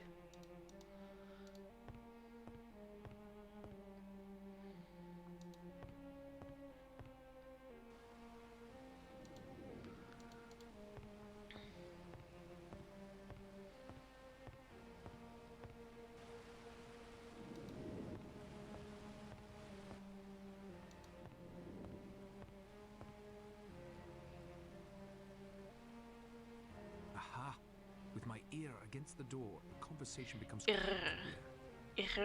the door. Did anyone else see the poem over the fireplace? Here we go. 10 Little Sailor Boys. Yes, I saw it. And here before us as the centerpiece of our table are the 10 little sailor boys themselves, all looking correct and polished. I like a neat and tidy house, Your Honor. Robson, the man who built this house, was a sailor. Perhaps Mr. Owen inherited them from him. Another question for Mr. Owen. As I remember, the rhyme was about soldier boys. Highly inappropriate as I recall. There are many variations. You seem to know quite a bit about it, Miss Claythorne. I was a governess before seeking secretarial work. Governesses spend a lot of time with nursery rhymes. All gratuitously gruesome, if you ask me. So much violence in the world today. Sometimes violence is necessary, Miss Brent. There speaks a soldier for you. A realist, Miss Brent, not a dreamer. If action needs to be taken, I, for one, am fully prepared to take it. How does the famous rhyme go, Miss Claythorne? Must we harp on this topic at dinner? Miss Brent may be right, Mr. Marston. The rhyme is a bit gruesome. It's there over the fireplace in the parlour if you care to have a look later. If you think so. Excellent meal, Rogers. My compliments to both you and your good woman. You've done your employers proud. Thank you, sir, ladies and gentlemen. Most gratifying, I'm sure. After dinner, drinks will be served in the front parlour. Okay. Here we go. Ladies and gentlemen, silence please. This is your host, UN Owen. You are charged with the following indictments. Edward George Armstrong, that you did upon the 14th day of March 1925 caused the death of Louisa Mary Cleese. Emily Caroline Brent, that upon the 5th of November 1931 you were responsible for the death of Beatrice Taylor. William Henry Blore, that you brought about the death of James Stephen Landor on October 10th, 1928. Vera Elizabeth Claythorne, that on the 11th day of August 1935 you killed Cyril Ogilvy Hamilton. Philip Lombard, that upon a date in February 1932 you were guilty of the death of 21 men, members of an East African tribe. John Gordon Mackenzie, that on the 4th of January 1917 you deliberately sent your wife's lover Arthur Richmond to his death. Anthony James Marston, that upon the 14th day of November last you were guilty of the murder of John and Lucy Combs. Thomas Rogers and Ethel Rogers, that on the 6th of May 1929 you brought about the death of Jennifer Brady. Lawrence John Wargrave, that upon the 10th day of June 1934 you were guilty of the murder of Edward Seaton. Prisoners at the bar, have you anything to say in your defense?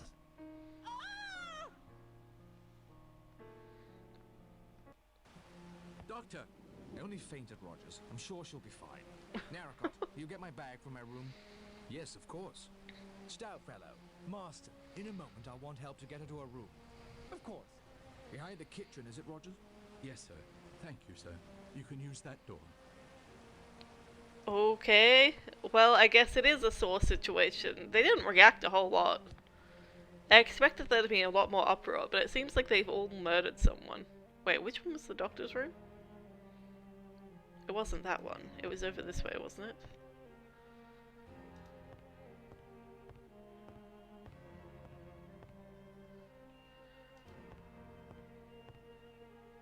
Was it this room?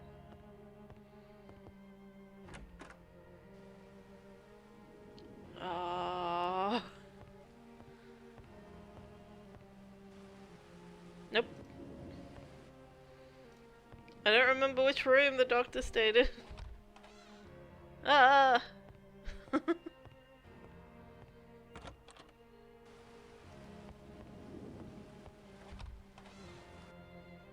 Maybe it was around the other side.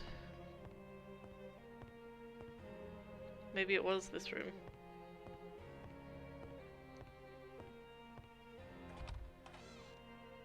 No, that is not a room.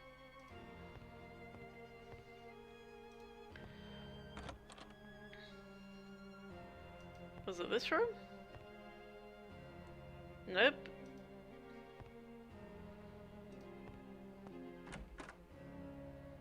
Maybe it was this room.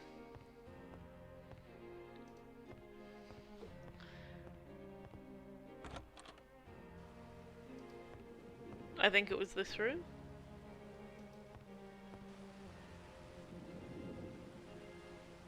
Nope. I'm so confused about which room he stayed in.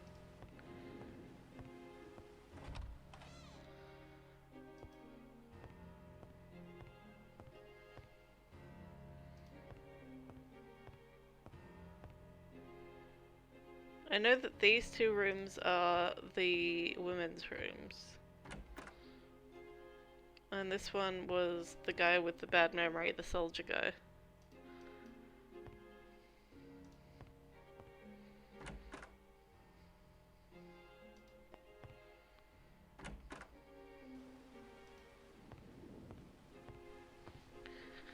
My god, I can't believe how bad I am at remembering where the doctor was.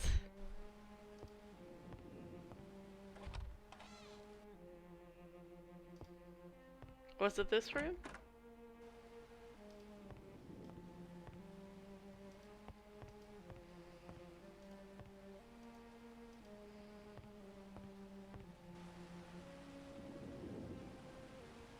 Which room is the doctor's room?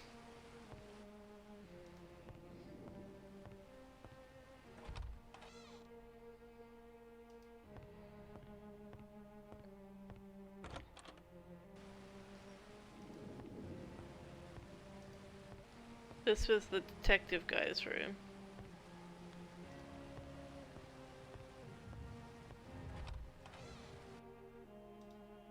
Was it this one?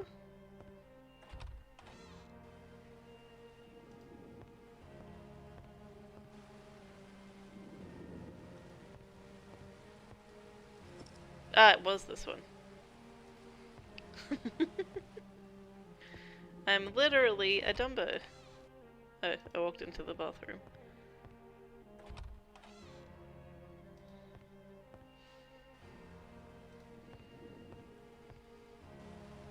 Wait, where are they?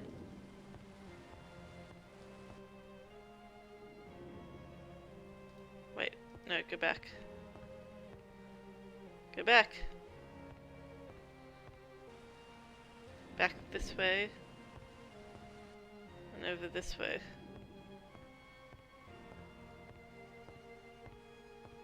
Ah yes, there's no emergency. It's not as if these are medical supplies that the doctor needs. Just continue your leisurely stroll.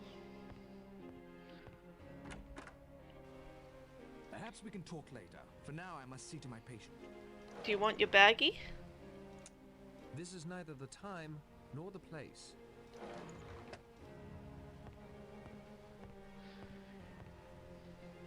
Thank you, Mr. Narracott. I am in your debt. Okay.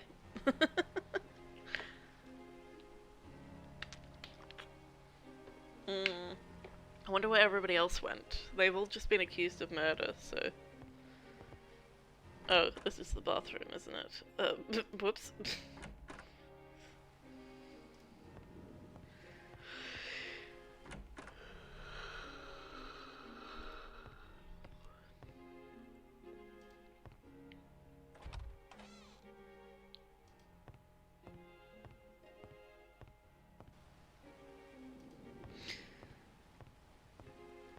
There just doesn't seem that big of a reaction out of everybody, considering they've all just been accused of murder. Now, Here we go. Rogers, tell us about that extraordinary voice. It was Mr. Owen, sir. In his letter, he wrote to me to put it on the gramophone once you were all settled in here after dinner. That was Mr. Owen's voice? You doubt that it was? No. I thought I recognized it. I'm sure I'm mistaken. A disgraceful practical joke. You think it was a joke? What else could it be? I will need to hear more evidence before offering an opinion. Mr. Marston and I carried Mrs. Rogers to her room. I gave her a mild sedative. She's resting comfortably. Whoever it was on that recording, that person knows or has taken the trouble to find out a good deal about us all. He was correct about Seaton. I presided at the trial, but all I did was execute a guilty man. I remember the case. As I recall, there was some talk. Happily, guilt and innocence are decided by those of us qualified to make a judgment, not by gossip. Oof. Of course, there is one omission in that recording. Mr. Narracott, of course. Although to hear Mr. Blore tell it, he might have earned a place on that list had Mr. Owen been so inclined. Okay.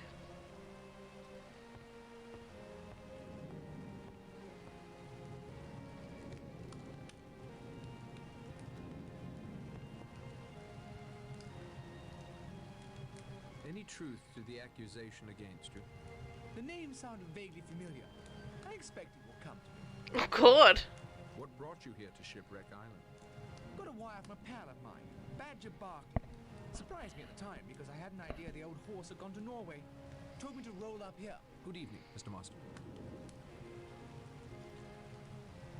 Any truth to the accusation against you? There isn't a word of truth in it. Miss Brady was always in poor health. Always. From the time we came to her. Will you tell me how it happened? There was a storm, as fierce as the one brewing outside right now when she was taken bad. The telephone was out of order. I went for the doctor on foot, but he got there too late. Were you mentioned in the will? Barely. Certainly not what we were led to believe. She was just saying it, you see, to ensure our devotion to her. Beg pardon. I'm not sure what came over me just then. The strain of tonight, I expect, and worry over Mrs. Rogers, of course. What brought you here to Shipwreck Island? Isn't that obvious, sir? Yeah. My wife and I were hired through an agency in Plymouth. Manservant, housekeeper, cook. That's what we are. Good evening, Mr. Rogers.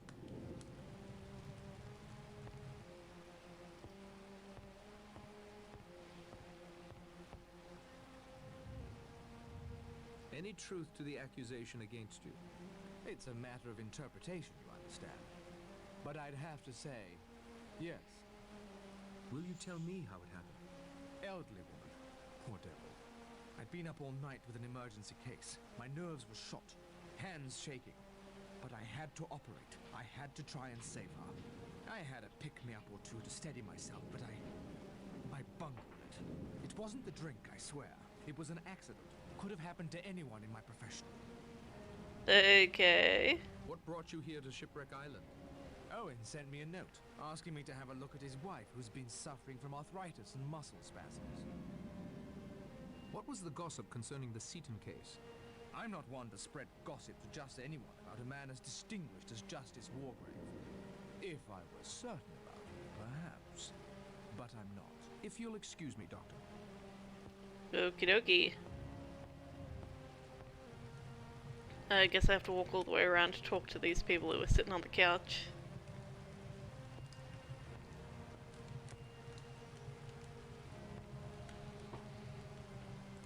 Any truth to the accusation against you? I remember Seaton perfectly well. Playwright, not a very good one. Charged with the murder of a chorus girl. He was very ably defended and made a good impression on the jury. Nevertheless, it was clear to me he'd done it. Good evening, Judge. Any truth to the accusation against you? About that child, Cyril Hamilton. I was nursery governess to him. Will you tell me how it happened? I'd like to tell you. Cyril was forbidden to swim out far. One day, my attention was distracted. I couldn't get there in time. It was awful. But it wasn't my fault. At the inquest, the coroner exonerated me. Oh, and his mother. She was so kind. If she didn't blame me, why should this awful thing be said? Are you sure you're telling me everything? I'm telling you all I'm going to, Mr. Narracott. Okay. What brought you here to Shipwreck Island? I was engaged through an agency to be Mrs. Owen's secretary. Nothing remarkable in that, is there? Thank you for your time, Miss Clayton. Any truth to the accusation against you? Fellow got hold of a detestable rumor, nothing more. Arthur Richmond was one of my officers. I sent him on a reconnaissance, he was killed. Natural course of events in wartime. Good evening, General. Okay. These people seem to, like, not have any guilt. So... okay. Any truth to the accusation against you? Owen did his research well. The accusation is absolutely true. I don't see that you've earned the right to any details, though. Okay. Will you tell me how it happened? Oh, it was written up in the papers at the time. A story of self-preservation, pure and simple. A hunting party lost in the bush. The great white hunter checks the food supplies, assesses his chances, and clears out on his own. Leaving 21 men to die. Not very Puka Sahib, I'm afraid. What brought you here to Shipwreck Island? Owen's attorney, a man named Archibald Morris, rang up one day. Wanted to give me 100 guineas to join this house party.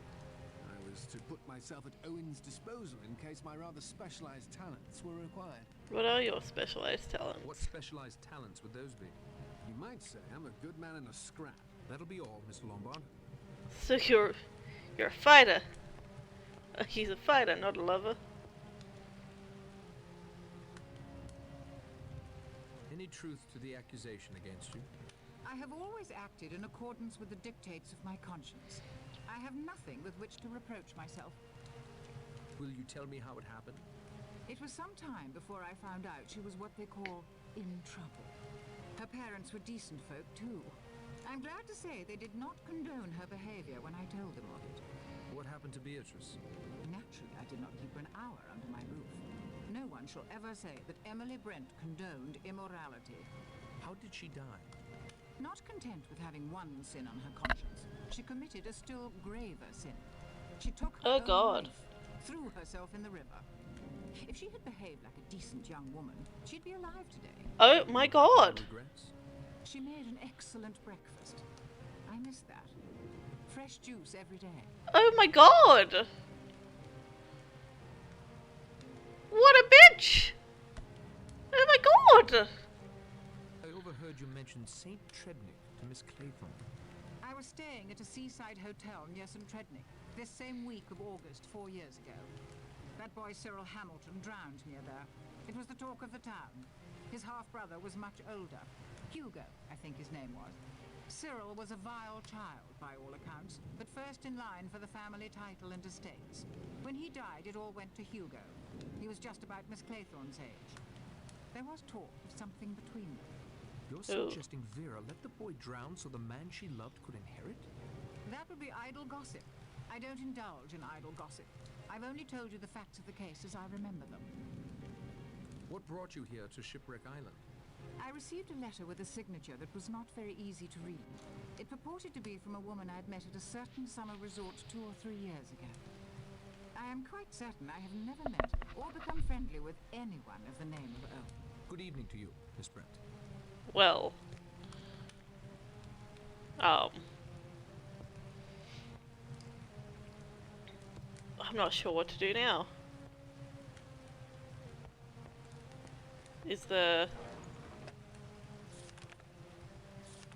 Under suspicious circumstances, each person here was invited by an unknown host. One UN Owen.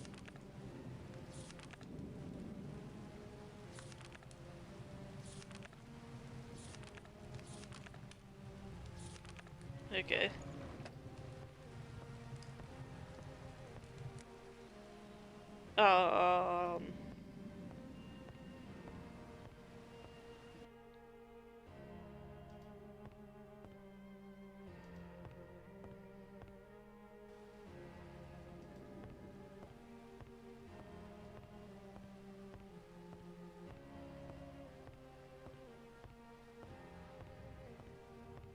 I'm not quite sure what to do next here. Do I go talk to,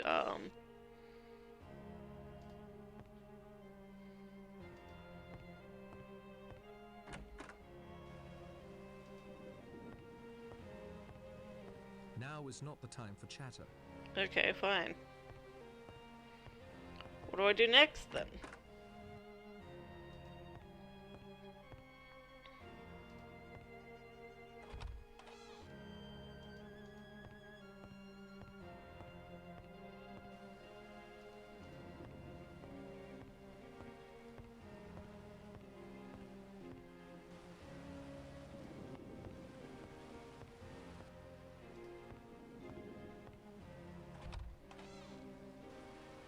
Nobody ended up making you a sandwich, did they?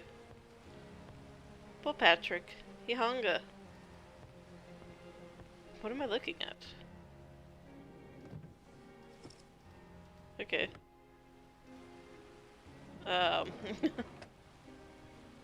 flashlight without batteries. Oh, very useful.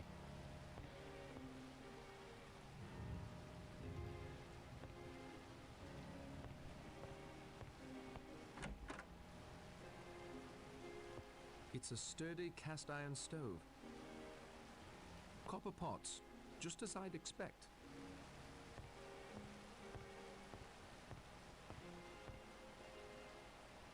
I'll need to wait until the weather lets up a bit. Okay.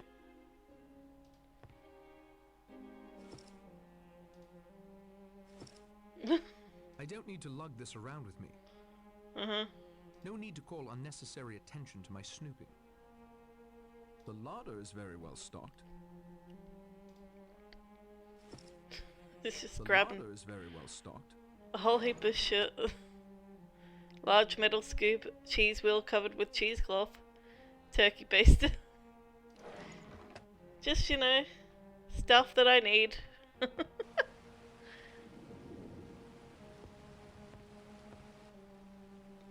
I don't know what I'm supposed to do now. Alright, I will be right back, folks, while I look up what I might need to do next. And bear with me, all you chill cats and killer kittens.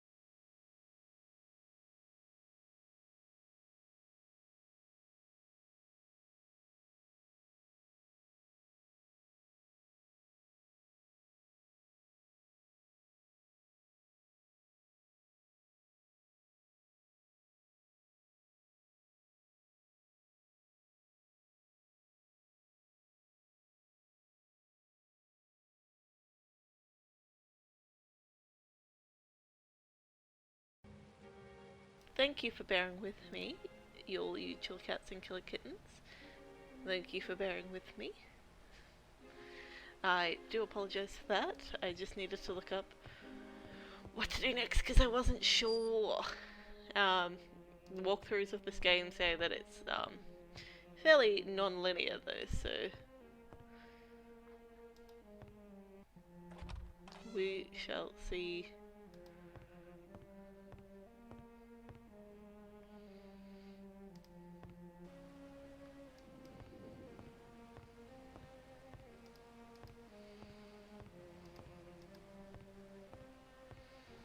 Wonder whether I can go into the secret room yet. This secret room. It's locked fast. It's still locked.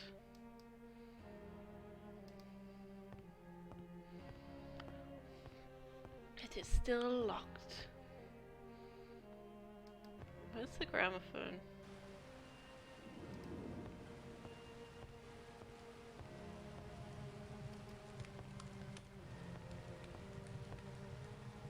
Is it this one?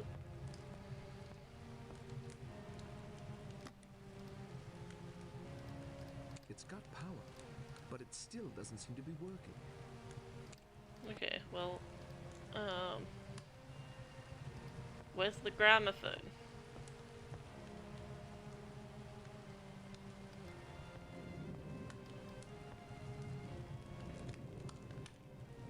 We already looked at the palm. Where's the gramophone? Hang on. It says to take the record from the gramophone. Where is the gramophone? Oh, it's in the foyer.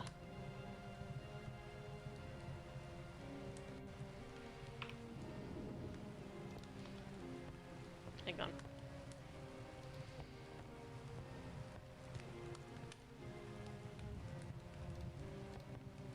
Oh, apparently if I double click he runs. That's why. Ah, here it is. Yoink. Interesting history Shipwreck Island has. I studied up on it before I came down.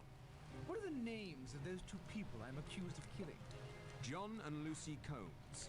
I made a note of it. Must Here's have been a a couple private of kids I detective. ran over near Cambridge. Beastly bad luck. For them or for you? Well, I was thinking for me, but of course you're right, sir. It was damned bad luck on them. Of course it was a pure accident. They rushed out of some cottage or other. Beastly nuisance. English roads are hopeless, of course. Can't get up a decent pace on them. Well, anyway, it wasn't my fault.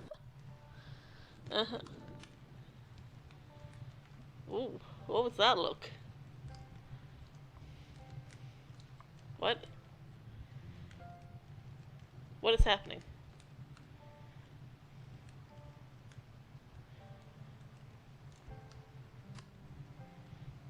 Oh.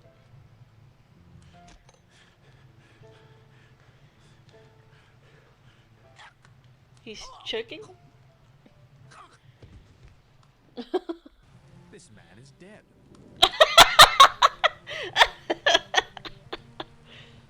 This man is dead! Oh my god! Well, the cat's out of the bag. Thank you so much for the lurk, Celestial Kitten. I appreciate you. Everybody who's not following Celestial Kitten should be. I'm so sorry. Wow. He just choked and died. And the doctor's like, this man is dead. And they're all just standing around. What the fuck? What the fuck? What do we do? Did Marston choke to death? You can call it choking if you like. He died of asphyxiation right enough. He's right there. Was Marston poisoned? Can't say exactly. Everything points to one of the cyanides. No distinctive smell of prussic acid. Probably potassium cyanide. It acts pretty well instantaneously. Jeez Louise. Could he have been murdered? Was there something in the whiskey? Yes, without a doubt. There was something in the air that night. The stars were bright. Fernando. Sorry. Do you think it was suicide? Seems like it. Oh. Could he have been murdered? Not my line of country. I'm a doctor, not a detective.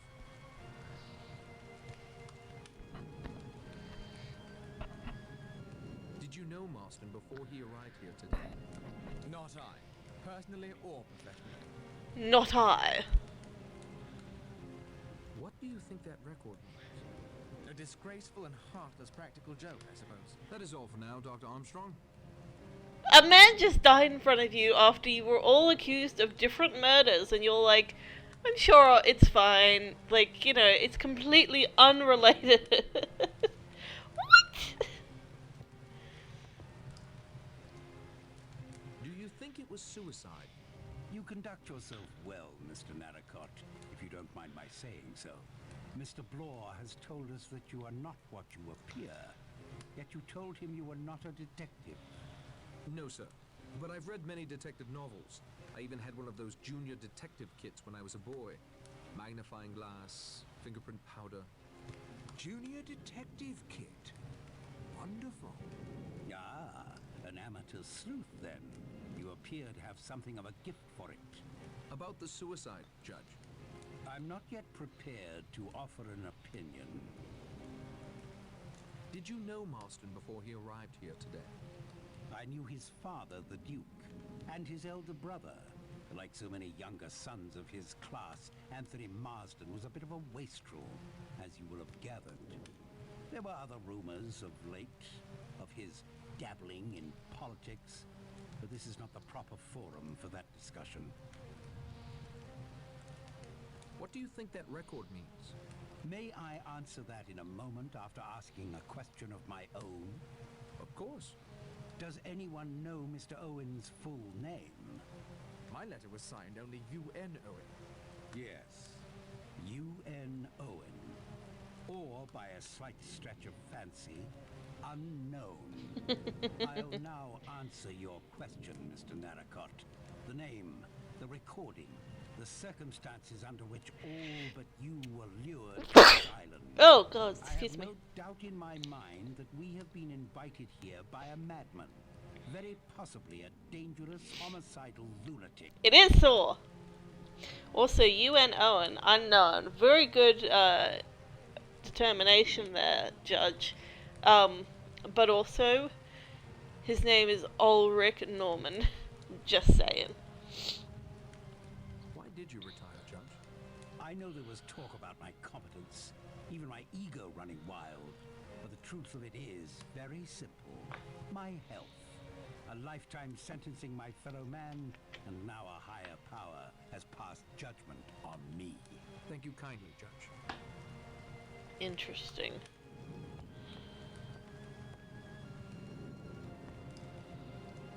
Do you think Marston committed suicide? He's still there. He would kill himself. He was so alive. When he came down that hill in his car, he looked... Oh, I can't explain. He's just lying there on the floor. There's nothing... Are we not gonna move him? Or... I don't know.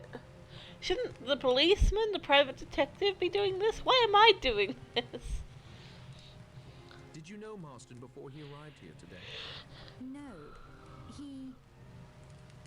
I'm sure I would have remembered. Steady, Miss Claythorne. The lad had his faults, you know. What do you think that record means? It was unfair, what it said. Very unfair. You seem to be a remarkably perceptive girl, Miss Claythorne. Why, thank you, Mr. Narracott. Is there anything you can tell me about our fellow castaways? Castaways? You make it sound so... Romantic? I was going to say dramatic. Let me see. No one has confided any secrets to me, I'm afraid. Oh, except one. That is... I really don't know you well enough to answer you. Much obliged for your assistance, Miss Claythorne. Castaways, we are castaways. Do you think Marston committed suicide? He didn't seem particularly remorseful. Of course, the record might have set him off somehow. A new incident long after the fact may create a strong feeling of guilt or fear. Wouldn't you say, Doctor? Possible. Quite possible. Did you know Marston before he arrived here today? Heard of him, but we'd never crossed paths or swords. What do you think that record means? There is something wrong with this entire weekend, and especially with our host, Mr. Owen. I believe we're all coming around to that conclusion. Yes, but I know something you don't, Judge. What is that? I recognize the voice on that recording, and it was definitely not Mr. Owen. Obviously. Was it? Not so fast, Narracott. Not until I think things through a bit more. Thank you, Lombard. Maybe we should all just share things. Like, you're probably gonna die next, and you're gonna die with your secrets. Everybody here's just gonna die with their secrets. They'll be like, I'll tell you once I think on it a bit more, or once I get to know you more, and then they'll just die. So, you know, whatever. I didn't talk to the two other people over here. He's just there on the floor, and we're just talking about him, and he's just there on the floor. Do you think Marston committed suicide? Yes. In my experience, certain types of individuals, when faced with their sin, will then commit the greater I one. really don't like her. She is terrible, and I do not like her, and this boy, this man here, would not have committed suicide. Did you know Marston before he arrived here today? No. It was obviously a murder. What do you think that record means? There is something very peculiar about it. I won't take up any more of your time, Miss Brent. Yeah, I don't want to talk to her. Do you think Marston committed suicide? I shouldn't have said Mr. Marston was a suicidal type of gentleman at all. Did you know Marston before he arrived here today? Never clapped eyes on him. And who gave you the authority to question us? You're under no obligation to answer me. What do you think that record means? I don't like it. Not one bit. Very queer, the whole situation. That'll do, Mr. Just Moore. like me, very queer. Alright, let's go back this way. And around, because apparently there's only one way that we can get around the furniture. And talk to you. Do you think it was suicide? How dare you? My wife died of natural causes, sir. A long illness. Nothing. Oh. I meant Marston. Marston? No honor in him that I could see. Poor guy. He's not all together here. Did you know Marston before he arrived here today? No, I don't think so. Not a military man, I'd wager. Lombard now. He reminds me of someone from my command. But the name wasn't Lombard. What do you think that record means? Ugly. After 30 years. Ugly thing to say. Thank you, General. What? Where have you been, Rogers? I went to check on my wife, sir. She is resting comfortably. But I'm afraid I have some distressing news. Oh? One of the china figures of a sailor boy has been broken off. Chapter 2. 9 little sailor boys sat up very late. One overslept himself, and then there were 8. Well, somebody's gonna die during the night, obviously.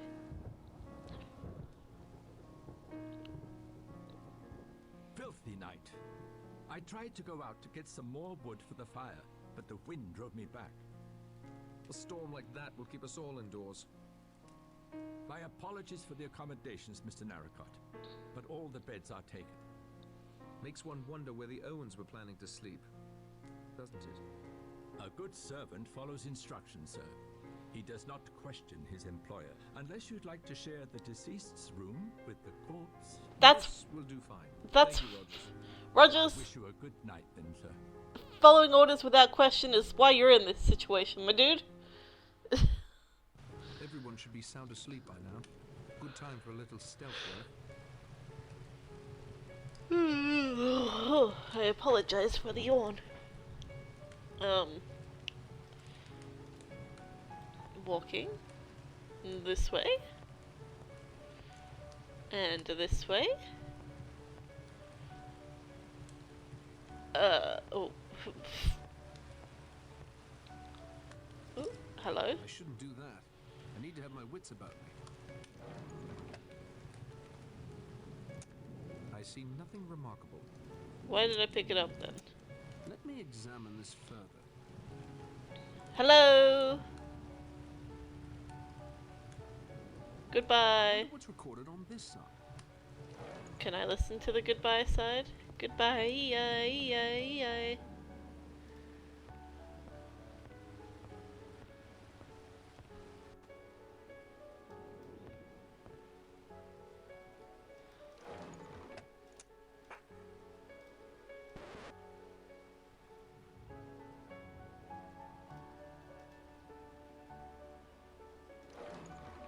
I'm pleased to see at least one of you has thought to turn the record over. Any good house party should include party games. This weekend is no exception. I have devised several little games of the mind to challenge your wits, and I hope you find the rewards for each to be worth the effort. You'll have to discover my little amusements on your own, however. I've scattered them all over this delightful island retreat. I hope that you will find them suitably entertaining. Okie dokie. Can I pick up the record again? This is neither the time nor the place. Okay, I guess that's all that the record has to reveal. I don't know where else to explore because I've already explored a lot of the place. Unless this is now unlocked too. The rain has stopped, maybe? It's locked fast. Oh. Interesting ashtray. Birds everywhere. Birds! There are crows everywhere. Nobody will understand any of my references. Oh, yeah, the library. Oh no, it's still raining. It won't help my brother if I'm drowned in the storm. I don't know.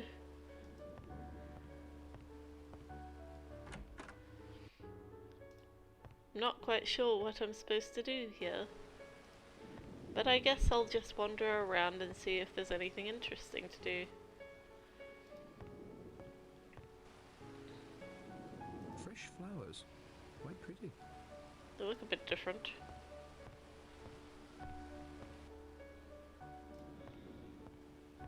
A radiator. You can't have enough of them, really.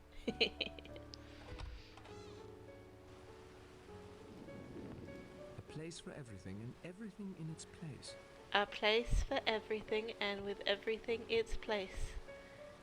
Return what has been moved through time and space. Oh, hang on. Go back. Go back.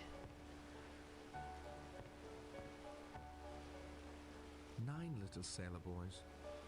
9 little sailor boys. It was just broken off at the legs. Broken in half, maybe. I don't think there's anything else around here. Oh. No, I already got the thing out of the drawer, didn't I?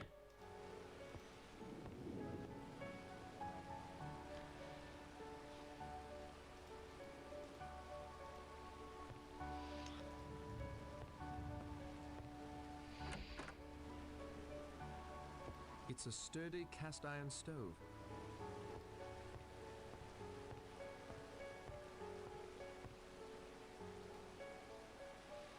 Copper pots, just as I'd expect. Okay.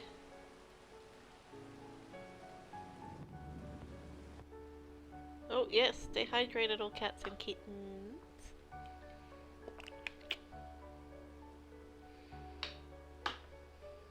It's too dark to move around in there without stumbling. Mm-hmm. To go out in that storm now would be reckless and foolhardy. Okay.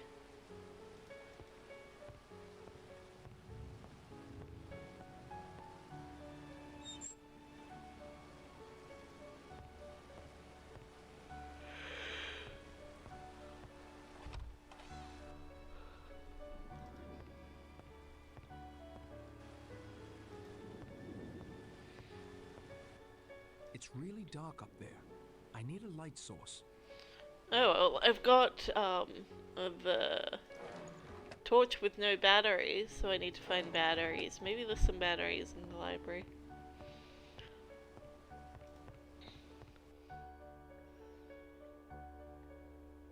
Not that I'd want to play, even if there was time. I've no talent for the game whatsoever. I can make him run. I like making him run. A rather beautifully made globe of the world. Where do I find the batteries for the torch?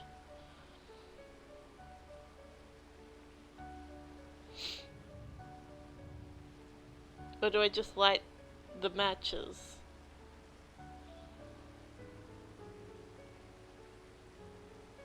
Oh wait, what about the desk lamp? Could I use the desk lamp with the bulb?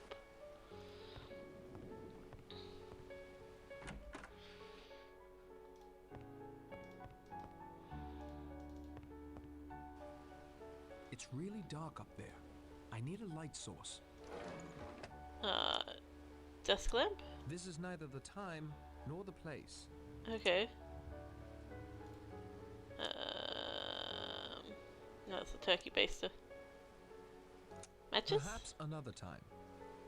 Nope. Okay. I can't see anything of interest. Okay. Let me see. Give me a second, guys.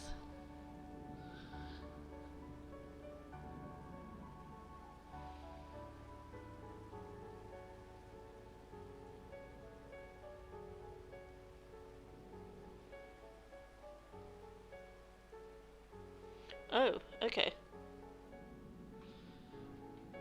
Apparently, there's a battery in the flour sack. I thought I already clicked on that. But obviously I didn't click enough.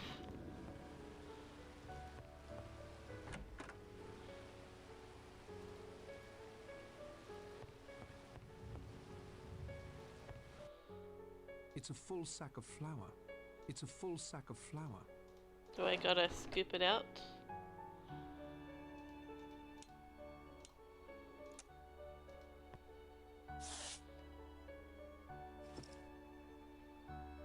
It's a full sack of flour. Okay, well I've got a small amount of flour. There are some batteries buried under here. Aha!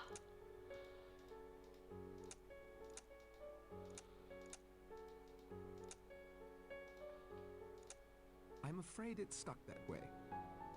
Oh, you combine things down here. I should have thought of that sooner. Interesting. I didn't know that's how you did things. Okay. Well, now I know that you can combine things down here.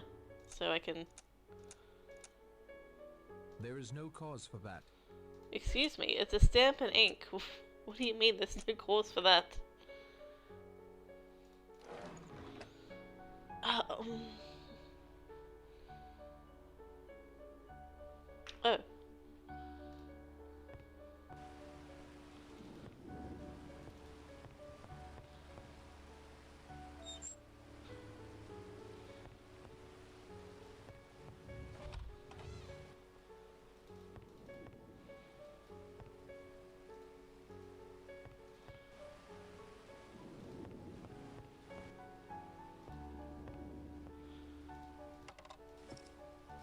Okay.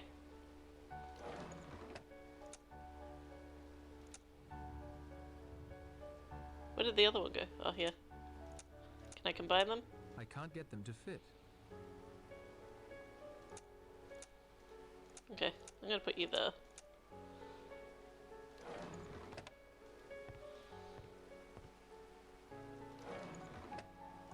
That doesn't make sense. This is neither the time nor the place. I won't do that. Okay, well, fine. I guess that I just used the torch now. I can't open it. It's locked.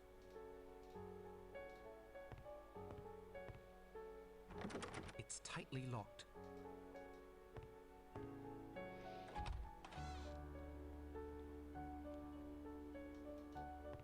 Oops.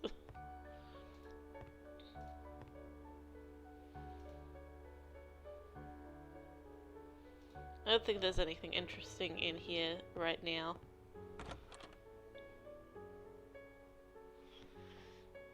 Let's go this way.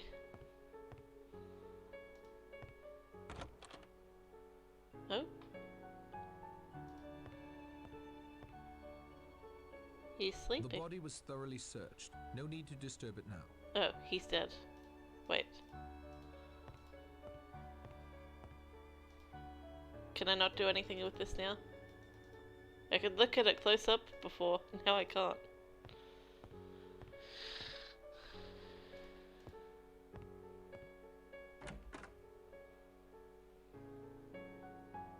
I see nothing remarkable. Okay, well...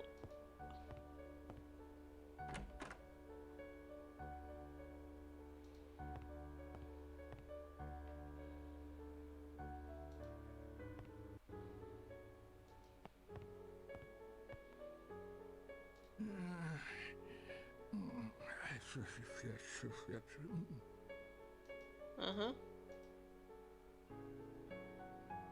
It's a rather bland landscape.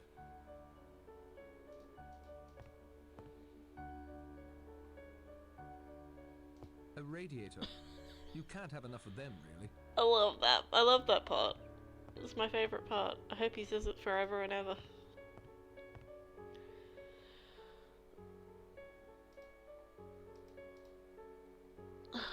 There's nothing going on.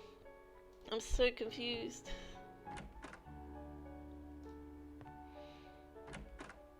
Oh, she hasn't locked her room. Oh, it's bright in here still. It would be incredibly improper for me to go through a lady. I won't do it.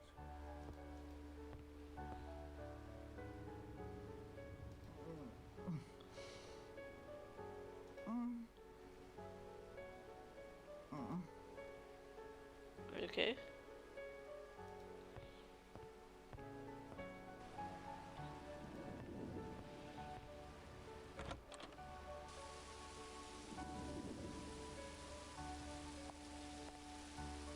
Oh well, there's nothing further this way.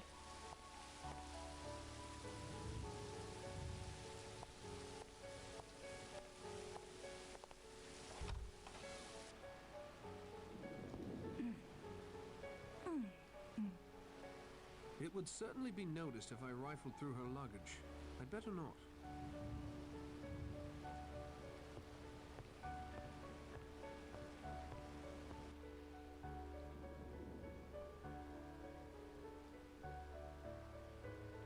I think I recognize this lady.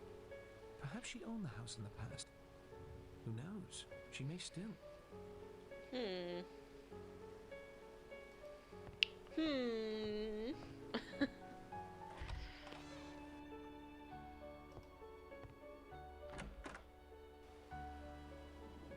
I guess Owen made sure no clocks in the house are working. This one is stopped.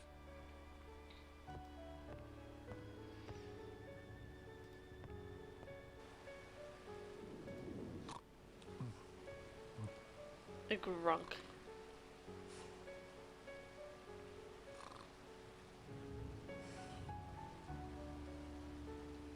What's this?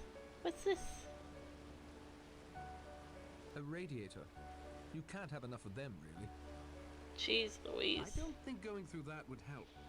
Either he's innocent, in which case I'd be grossly invading his privacy, or he's guilty, and surely wouldn't be daft enough to leave any evidence in his luggage.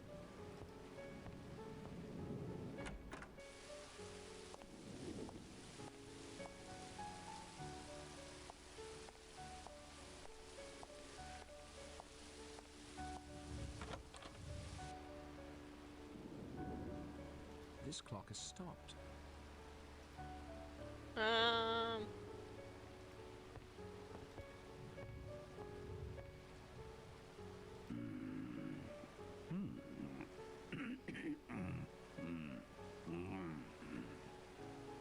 Polished marble spheres and some books. Nothing worth investigating further.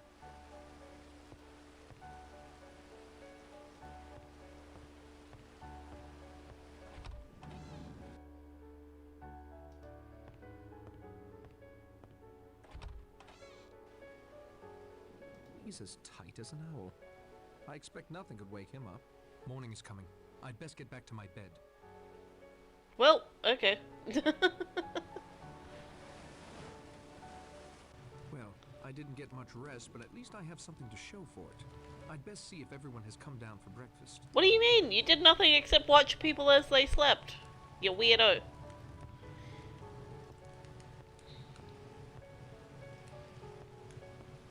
It's very dark outside. Are we sure morning has come?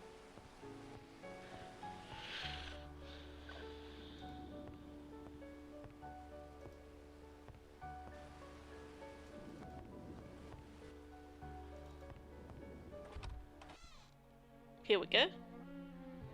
If what Narracott told Vera is true, and mind you, I take anything he says with a grain of salt, then they will not be sending a boat until at least Monday, even if the storm clears.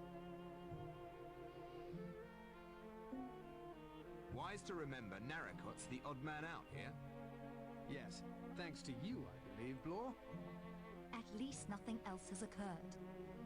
I hope you are correct, Miss Claythorne. However, I feel compelled to draw your attention to this table's centerpiece. Now two are broken. How odd. Ah, Mr. Narracott, good morning. Since Mr. Marsden won't be joining us, there is an extra place for breakfast, although breakfast itself seems to be a trifle behind schedule. I'm afraid there is no breakfast at present. Mrs. Rogers has not been able to carry on this morning. What's the matter with the woman? I was promised fresh apple juice this morning.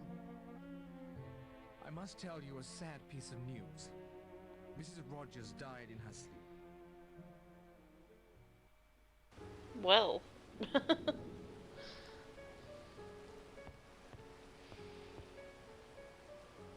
Any theories about Mrs. Rogers' death? She was a very skittish creature, and she had a shock last night. It might have been heart failure. Her heart certainly failed to beat. What caused it to fail is the question. This is a weird angle. Did you hear anything in the night? No, my sleep was quite restful. Good day to you, Miss Claythorne.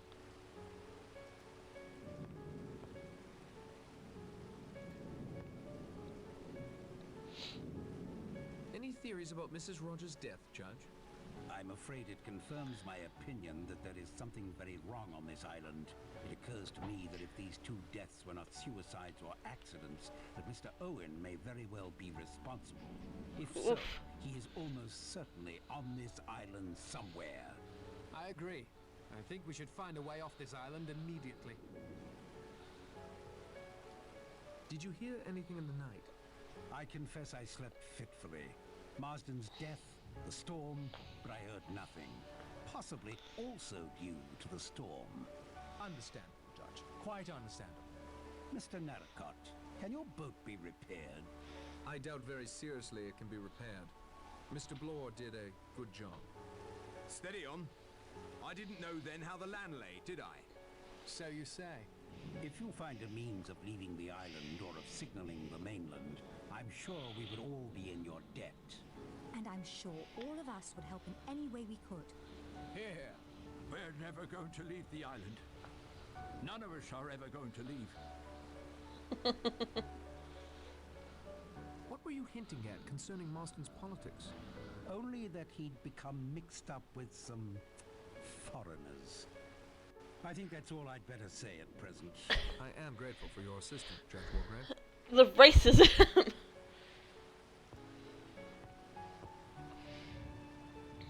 What was the cause of death?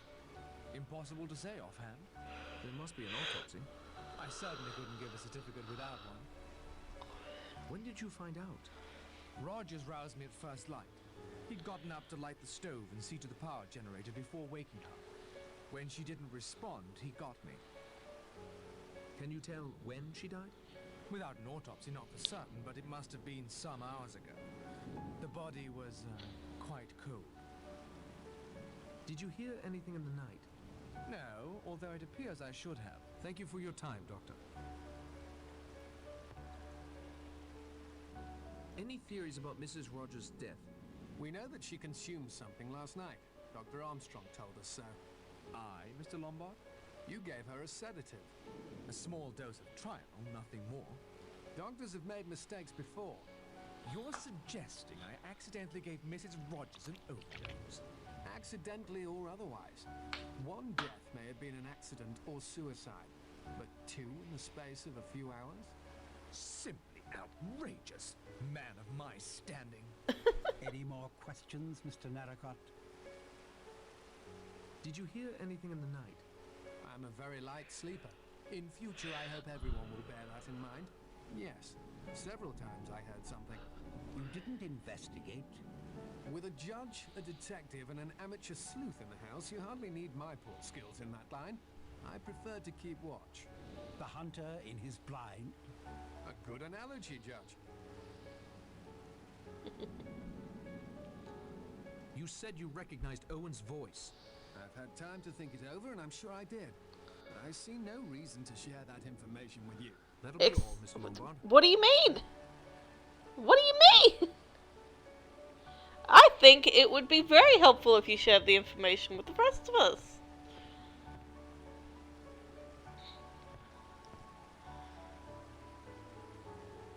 Any theories about Mrs. Rogers' death? Conscience. What do you mean by that? She was accused, together with her husband, of having deliberately murdered her former employer, an old lady. You all saw her last night. She broke down completely. The shock of her wickedness brought home to her was too much to bear. She literally died of fear. Possibly, if there was cardiac weakness. Call it, if you prefer, an act of God. I won't take up any more of your time, Miss Brent. Oh god, I really do not like her. I don't think she's in the mood for conversation. Any theories about Mrs. Rogers' death? I'm sure Mrs. Rogers wasn't to blame. A good, loyal woman. Did you hear anything in the night? I thought I heard a voice calling my name. My wife, she died several years ago. I expect it was a dream. I feel so bad for him. General, you said you thought you recognized Lombard. Did I? Yes, I expect I did. But I fail to see what business it might be of yours. I am indebted to you for your help, General Mackenzie.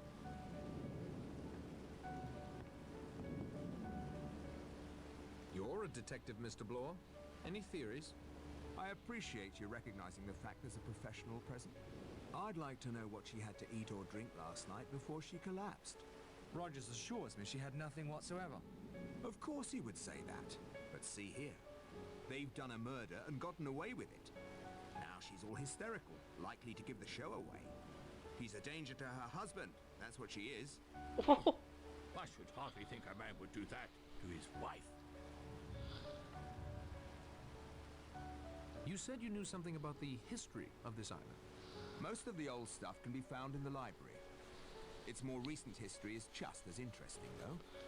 But I'm not inclined to divulge that just yet. Thanks, Bloor. Oh. Chapter 3. 8 little sailor boys traveling in Devon. One said he'd stay there, and then there were 7. Rogers didn't let his wife's death get in the way of his custodial duties. I assume everyone has gone off on their own pursuits. I should do the same. Okay. Well, maybe it's not raining outside anymore.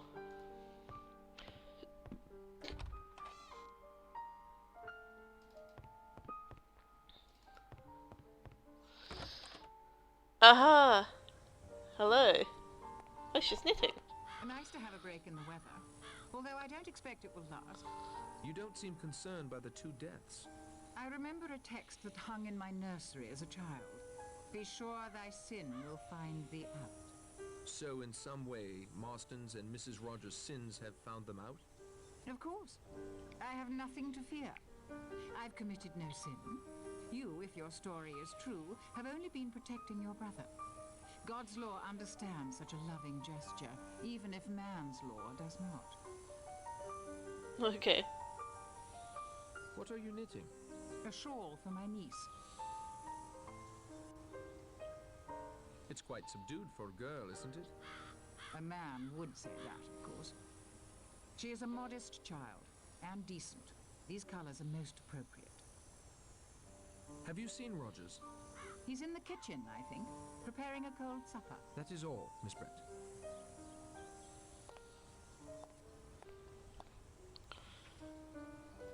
Let's wander. Haven't been down this path. Oh! Hello?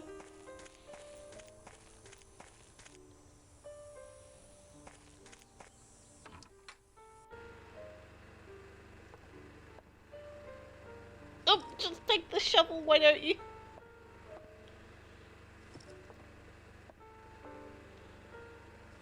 I can't walk around carrying an axe.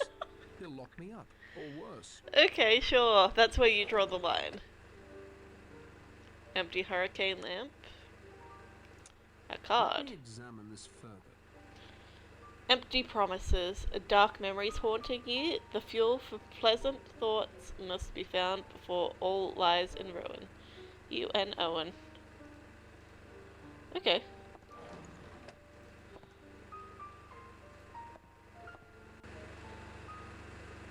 There's a generator. The generator seems to be working fine. Okay.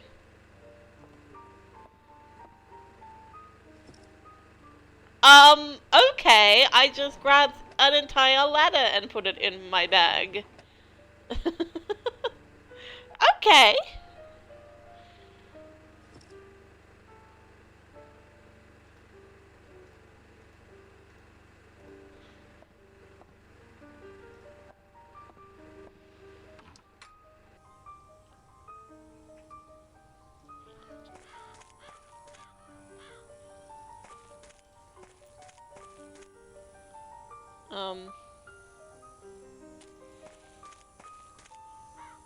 Oh, hello.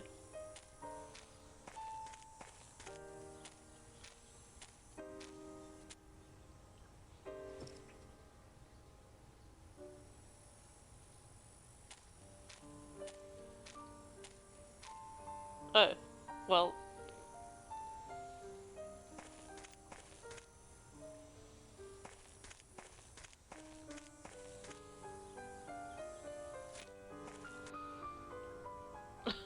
Okay.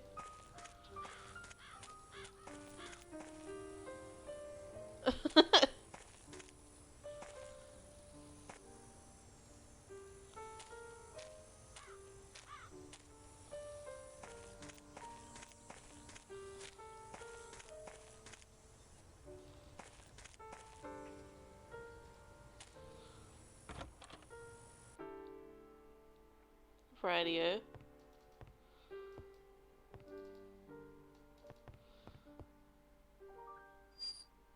Wait, didn't she say he was in the kitchen?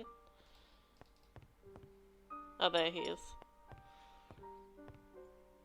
Hello, Rogers. Hello, sir.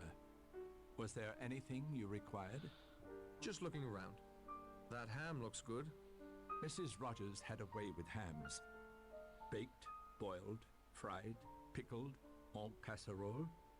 Always a treat.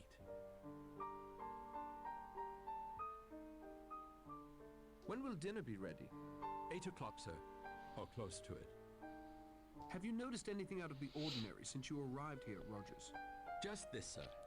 This house is more like a museum than a residence. I've dusted every square inch, and I found articles left behind by many previous owners, including the Robsons, that actress, and even the Admiralty. The only owners who seem to have left no mark at all are Mr. and Mrs. Owen. Good day to you, Mr. Rogers.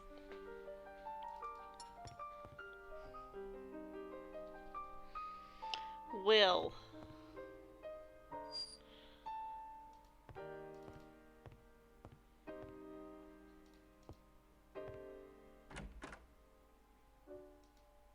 Better to let the dead rest in peace.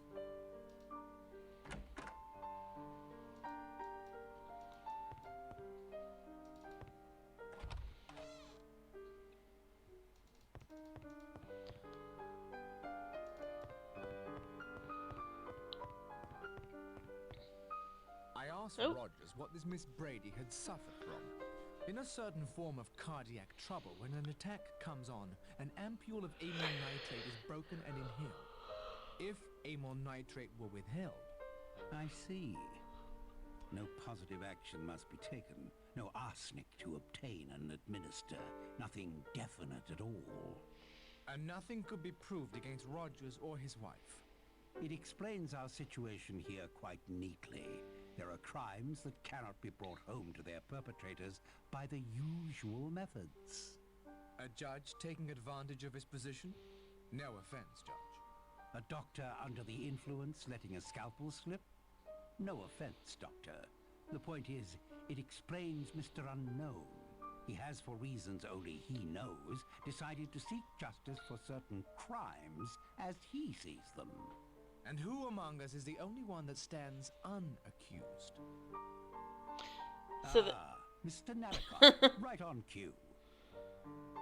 So they think that I am Mr. Unknown. Have you seen any of the others? Before we came in here, I saw Miss Brent knitting on the patio as if she hadn't a care in the world.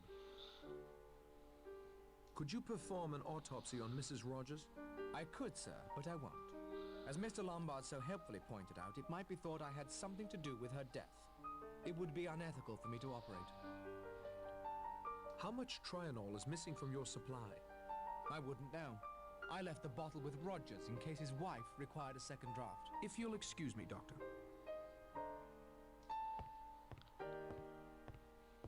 Have you seen any of the others? I believe Mr. Blore and Mr. Lombard are off searching the island for Mr. Owen. You didn't want to join them? They are men accustomed to physical activity. I prefer to search for the truth with my mind. Relatable. Me too. You think they'll find Mr. Owen? Not in the sense you mean. Where would you search for Mr. Owen? Closer to home. Any idea how we can get off the island? I've allowed you to continue your own investigations, Mr. Narracott, because I disagree that being the odd man out makes you more suspect. On the contrary. But I've given you a good deal of advice already. It would be well if you thought for yourself for a while and let us get on with our game. Good day to you, Judge.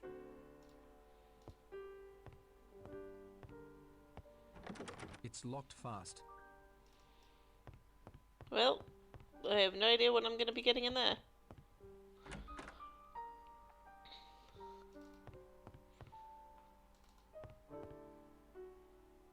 Ooh. Very cinematic. Maybe I can wander around the house? Oh, no. Oh, hello. Wait, there's a cave back there. What? It's an old windmill. Impossible to say what it powers, if anything.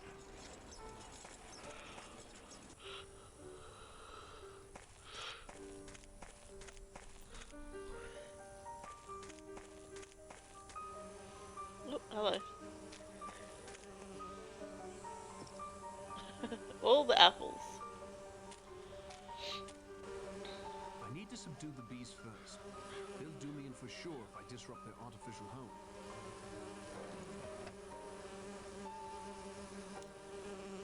Well, I don't have any gas. Don't have any smoke for you bees.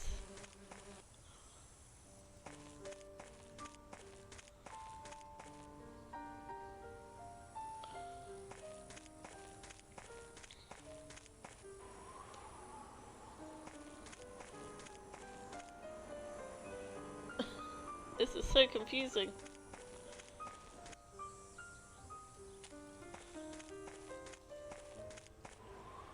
Oh, this is where I started.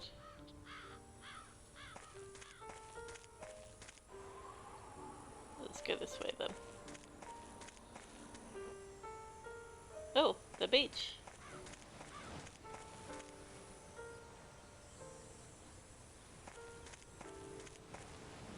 Oh, hello.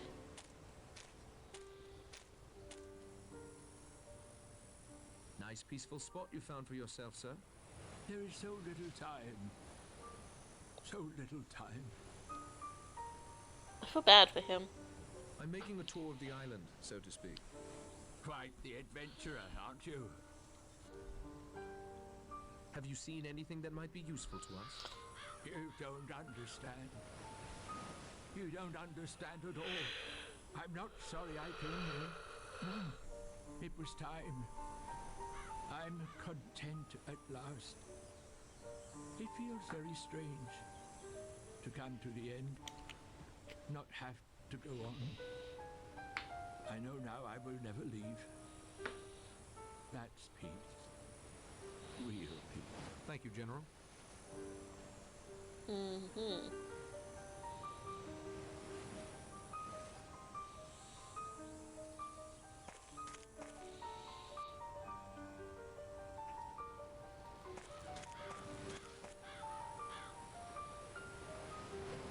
The waves are crashing here with particular violence.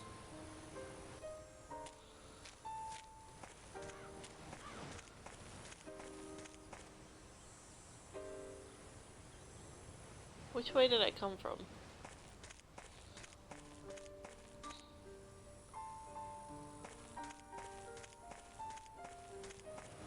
Maybe Owen has wings and is perched someplace we can't reach. Or swimming around out there with the fish.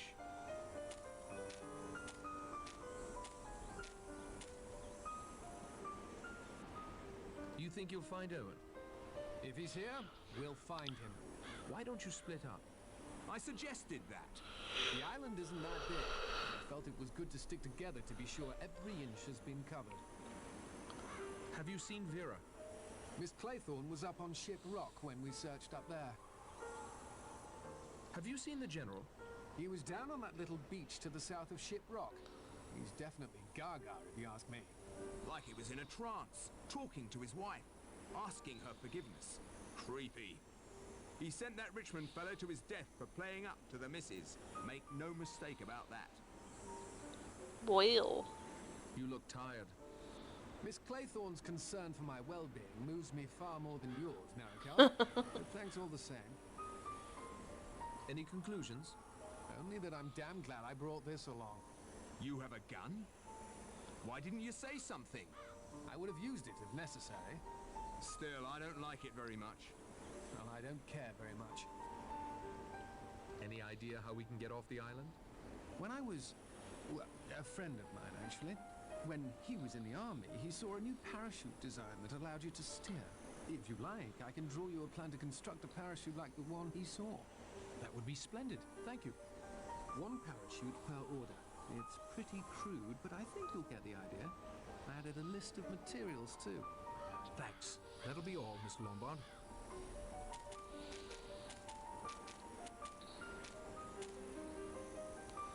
Okay. It's Lombard's plan for building a parachute. I'll copy it into my notebook.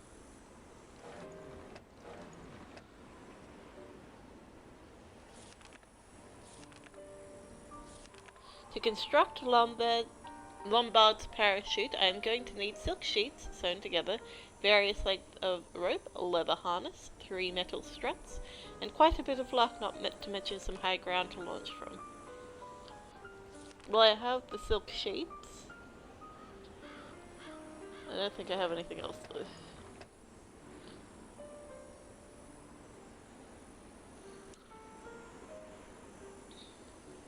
Oh wait, I did get a sewing kit though, didn't I? There is no cause for that. Do I need thread?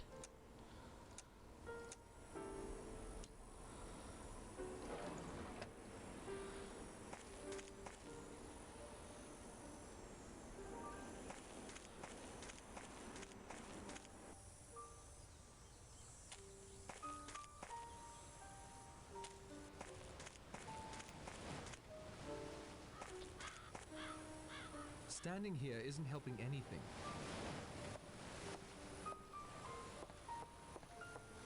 Okay. Let's go back this way.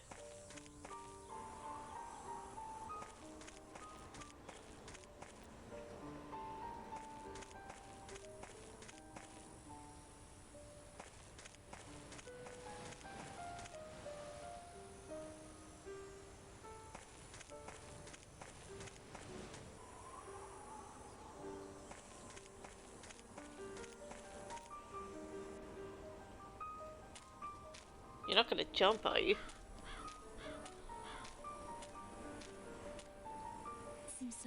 close, as if I could almost jump across and leave this island behind me. I'd hate for you to jump, Miss Claythorne. I'd miss you. I think I'd miss you too.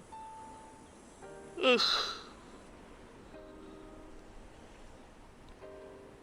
The flirting.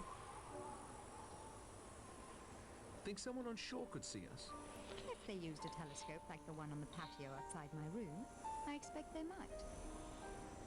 What do you think of Lombard? I think he's like last night's storm.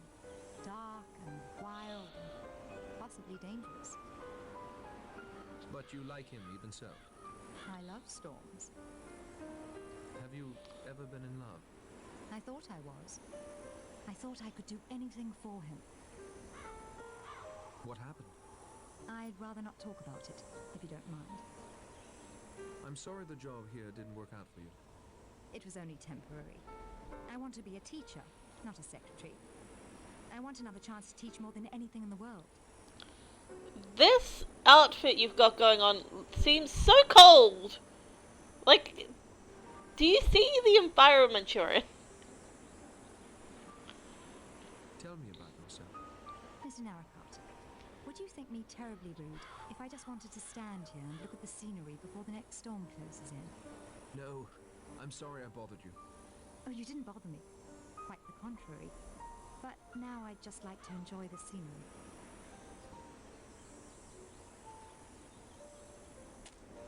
I'll talk with you some more later.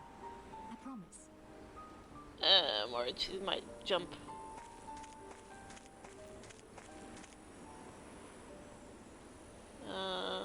This way?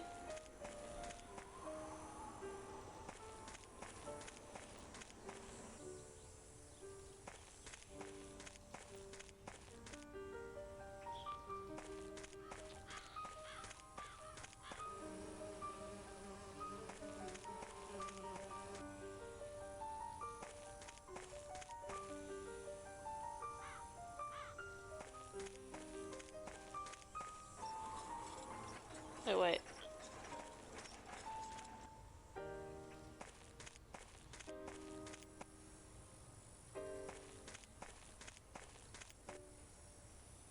Not many apples in this orchard.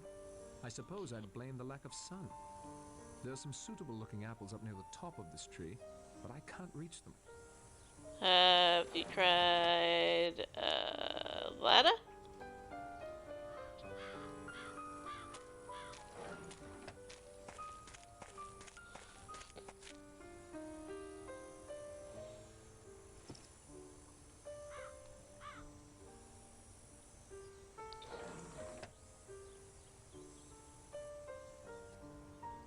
Basket of fermented apples and basket of fresh apples. I see. I guess that gets left here now.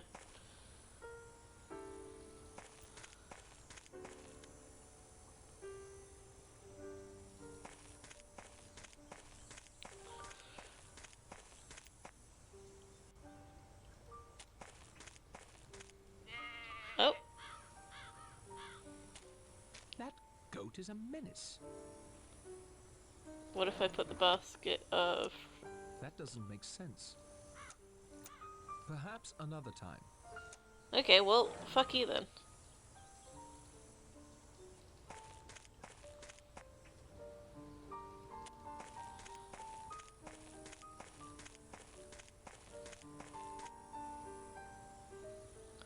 Don't forget to stay hydrated, cats and kittens. Oh, hello, Gotos. Goats. They look hungry. Do you want some apples? That isn't going to help. You sure? I don't think that's appropriate. You said they were hungry. This thicket is rife with thorns. I can't get through it. Do you goats want to eat the thorns?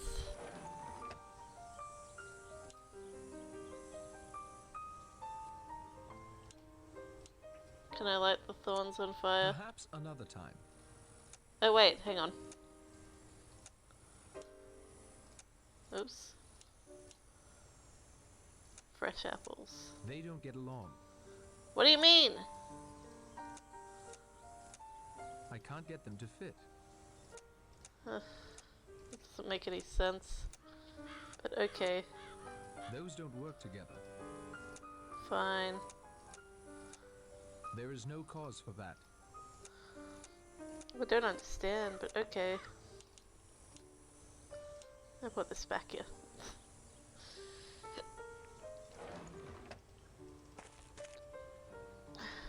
Alright, go back this way.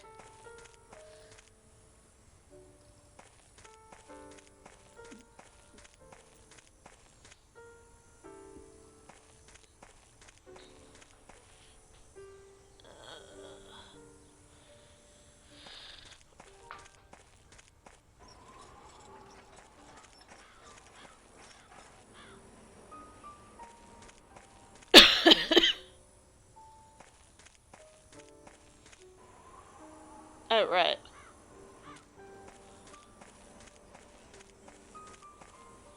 Okay, hang on.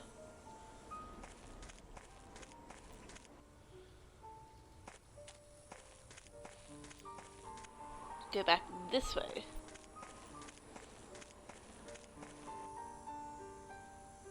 Okay.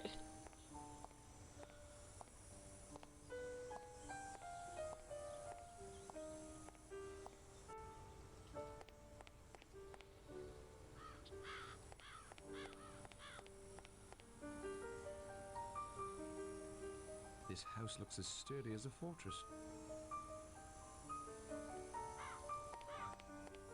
No one's hiding in there. I'd stake my reputation on it. I've done some hunting in my day for some very elusive game. If Owen's in that house, he must be invisible.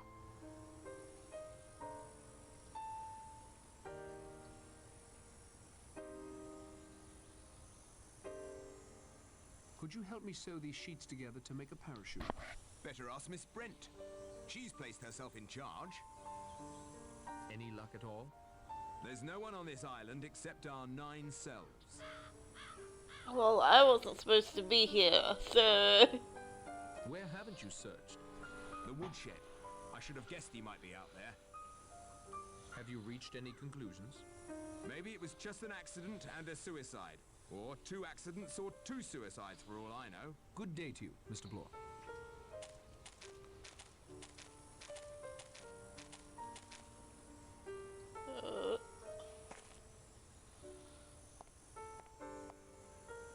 Could you help me sew these sheets together to make a parachute? I suppose I could. There's a sewing kit in the servants' quarters. The needles would work, but I don't think the thread would be strong enough. Thank you, Miss Brent.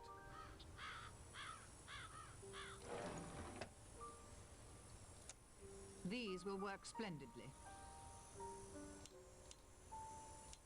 Did I give her... Now is not the time for chatter. I need to find thread, I guess?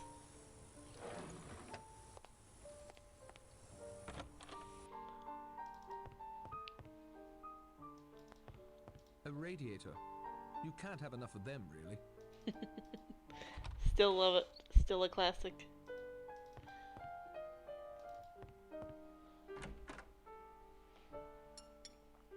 I wonder whether he knows whether there might be thread. Perhaps you'd find one of the guests with more free time to chat. None of them are doing any work.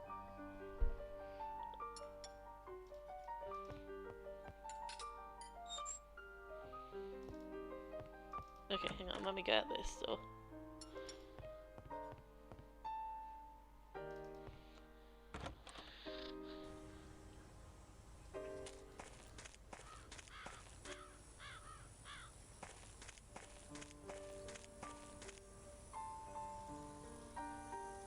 This way, please.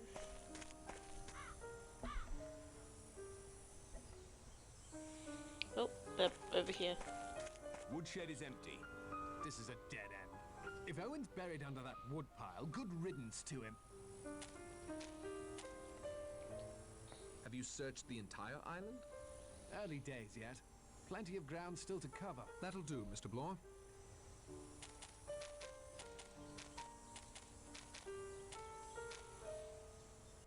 The wind is picking up again, and there are white horses on the sea. Has anyone seen the good doctor? Here I am, Judge, just freshening up in my room before dinner. Oh, that sounds How suspicious. did your search go, Mr. Lombard? Badly, Judge. I'm afraid I found nothing and lost Mr. Blore. There's a squall moving in again. Shipwreck's become quite windy. Rogers? What is it, ma'am? The figures, sir. The figures in the middle of the table. Look, now another's gone. There's only 7. It doesn't make sense. What's going on? What's happening? We can discuss this new development over dinner. It's ready, Rogers? Yes, sir. It's only cold tongue and cold ham, sir. We understand, Rogers. Where's the general? Last time I saw him was on that beach. You asked me about him, Narracout. Did you find him there? Yes. Did he say anything to you? His mind was wandering. Perhaps you'd be so good as to fetch the general, Mr. Narracott. We'll delay dinner for you both. No need for that. He's dead. Down there on the beach, leaning against a rock like a stick of driftwood. Chapter Well, that's 4. not 7 unexpected. little sailor boys chopping up sticks. One chopped himself in halves, and then there were 6. Rogers is a first-class butler. I'll say that for him. Wife was a pretty good cook, too. Too bad we only got 1 meal out of her. Ladies and gentlemen, back to the business at hand. I'm going to ask Mr. Narracott to continue his investigation. But he's the last one who saw the general alive.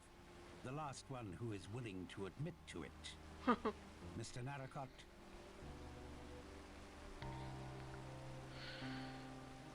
Well, Cause of death, Doctor? The back of his skull was crushed with a blunt instrument. Could the General's death have been an accident? There were multiple wounds. Unless he repeatedly slammed the back of his head against a rock, I think we can safely rule out accident and suicide. Which confirms what we've all come to suspect. The first 2 deaths were undoubtedly murder as well. I concur. Time of death? Only a few minutes before he was found. Not more than 30 at the outside. Do you have an alibi for that period of time? Why, the judge and I were playing snooker. Forgive me, Doctor, but you went up to your room, if you'll recall. Oh, of course, of course. For a moment or 2 only. Good evening, Doctor. Where were you during the half hour in question? I won't deny that Lombard and I had split up by then. I was just wondering, collecting my thoughts, you might say. How did you come to find the body? I'd seen the old gent down on the beach when we searched the island. He seemed pretty confused. I saw the storm coming on, knew it was almost supper time. Thought I'd collect him. See anyone else on the beach? No one. See anything of a murder weapon? Plenty of solid Devon rocks about. I didn't see any blood, but the rock could have just been tossed in the surf. One said he'd stay right there, and then there were 7.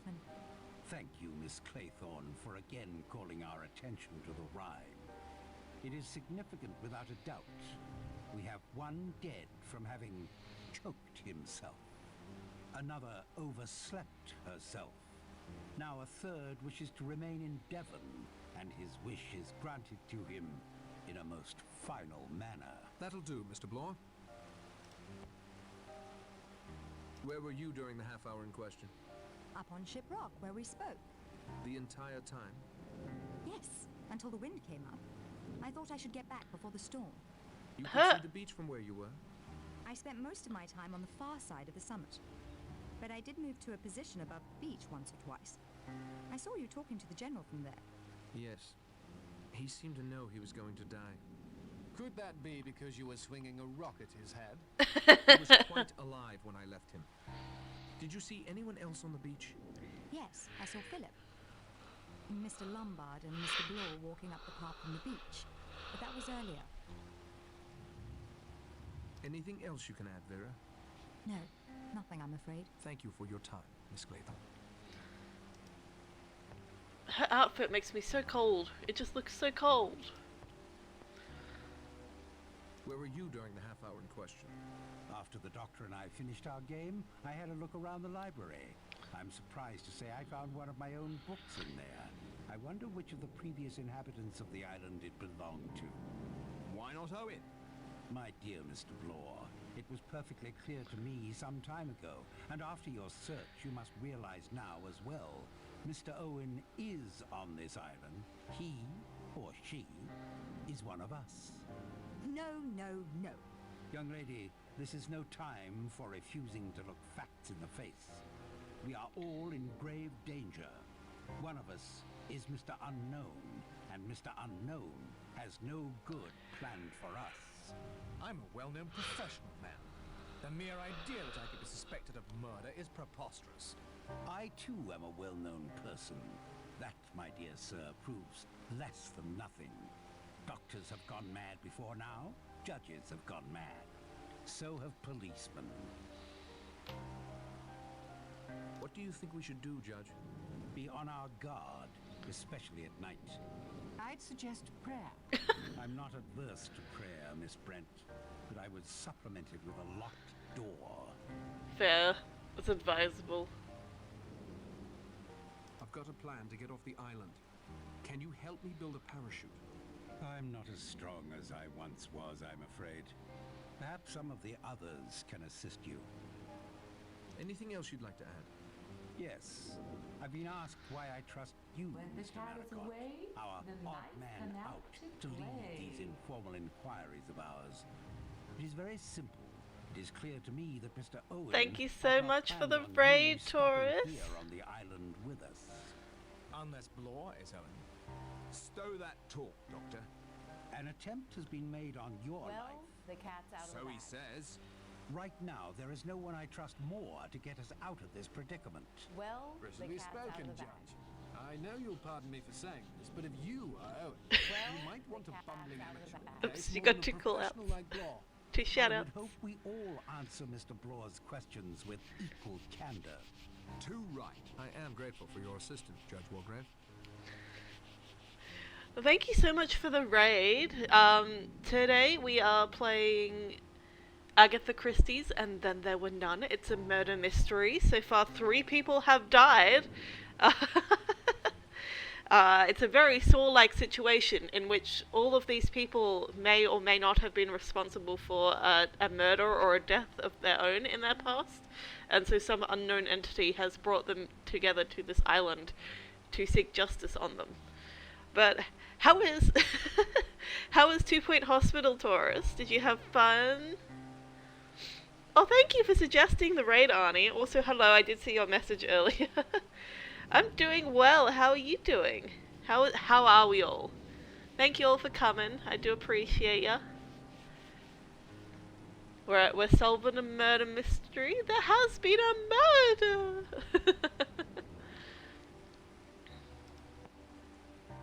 Where were you during the half hour in question? On the front patio, knitting. I'd been there since just after breakfast. You spoke with me there. We saw her too after we'd searched the house. Thank you, Mr. Lombard. But I feel bound to add that there were many stretches of time throughout the morning when I was quite alone. Who else did you see? Almost everyone at one time or another, I should think. I saw the General walk off along that path towards Shipwreck. A minute or two later, Miss Claythorne headed in the same direction. He went to the beach. I climbed the rock. Rogers was also near me for a time, sweeping away some of the debris on the patio from last night's storm. Very tidy chap, that Rogers. I don't know if it's important, but I heard someone up above me near the telescope. But I don't know who it was. That is all, Miss Brent. Interesting. The stream was good. Too invested to talk sometimes. Oof, that's hard. I'm doing good. Just wake up. Oh, well, welcome to the morning, Arnie. So, just to give you a bit of background, 3 people have already died. There's been, the young guy. So, the people that have died are all it's all based on the poem, 10 Little Sailor Boys, or 10 Little Soldier Boys, or there are some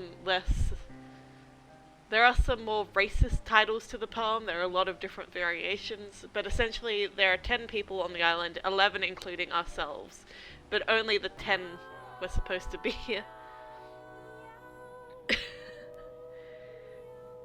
thank you for redeeming the cat sound, the harmonized meow sound. I hope that it played alright on stream. Also, thank you so much for redeeming Catbacks, Taris. Catbacks. Let me just look up a good one for you.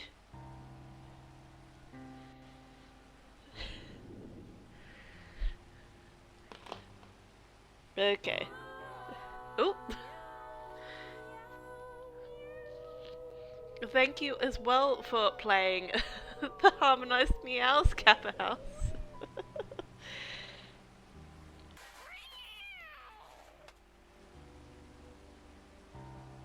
Okay. So, did you know that although cats are primarily carnivores, they are interested in foods that are not meat-based. For example, some cats really enjoy things like olives, potato chips, and even beer hops. Though you should not give your cats alcohol of any kind. Seems unfair. 9 lives against 1. Yes, even though cats do have 9 lives, do not shorten any of them. Also, I do apologize about how delayed my stream can be for redeeming sound alerts.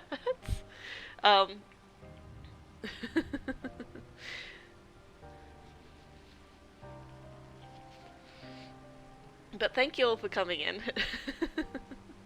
And that was your cat fact. So thank you for redeeming that. Where is the other guy? But yeah, okay, so just a bit of background about all the people that are here. So the 3 people that have died already, one of them was the housekeeper / maid. Her and her husband were accused of killing their previous employer, who apparently left them in their will, although they didn't receive as much inheritance as they thought they were promised.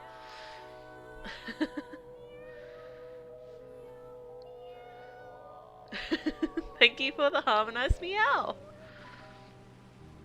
Yeah, so she was one of the first people to die, along with a very rich son of a duke who drove fast cars and apparently killed somebody by running them over. He doesn't even remember.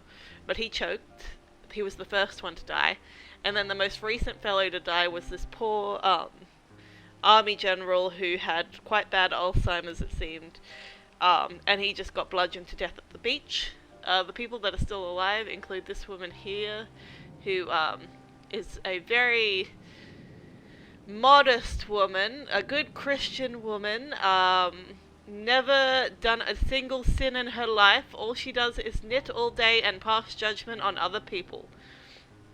Standing next to her, ironically, is a judge, or a retired judge. She was accused of killing somebody because she threw out this girl who then went on to commit suicide. So she feels absolutely no remorse for it, because she's like, well, she was a sinner, and so I threw her out, and then she committed an even bigger sin by taking her own life, and it's like, wow, what a bitch. Anyway, this guy's a judge, and they say that he sentenced a man who may have been innocent to death, so that's the crime that he is accused of. This guy is a cop, so I believe he has a similar thing going on. It's the Christian woman. I just have a feeling. She is the worst. Oh, thank you for redeeming sing mode. How long do I have to do that for? Let me just check. Bear with. I haven't ever done sing mode before, so... 5 minutes. Okay, let me set a timer.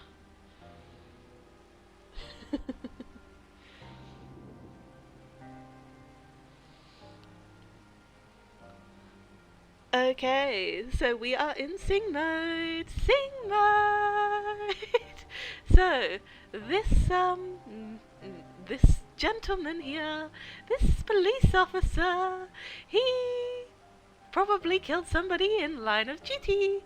I can't quite remember what his crime was. This is a doctor.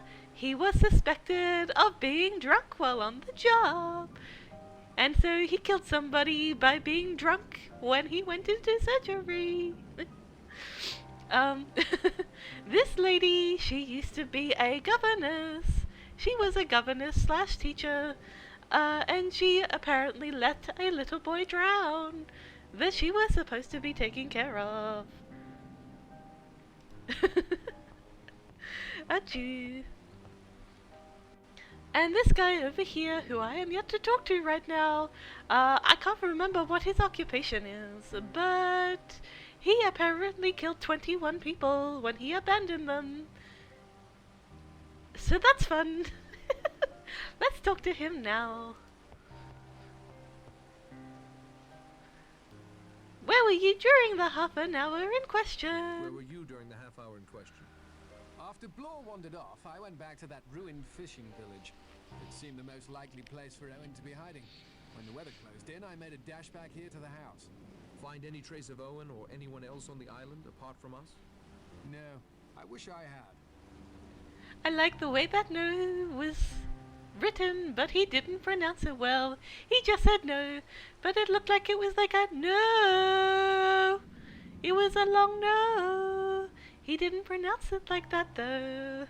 What's the aim of this game? The aim of this game is to get off the island slash solve the murder mystery, because all of the people have been gathered here today by a Saw-like character who has decided to pass judgment on their past crimes.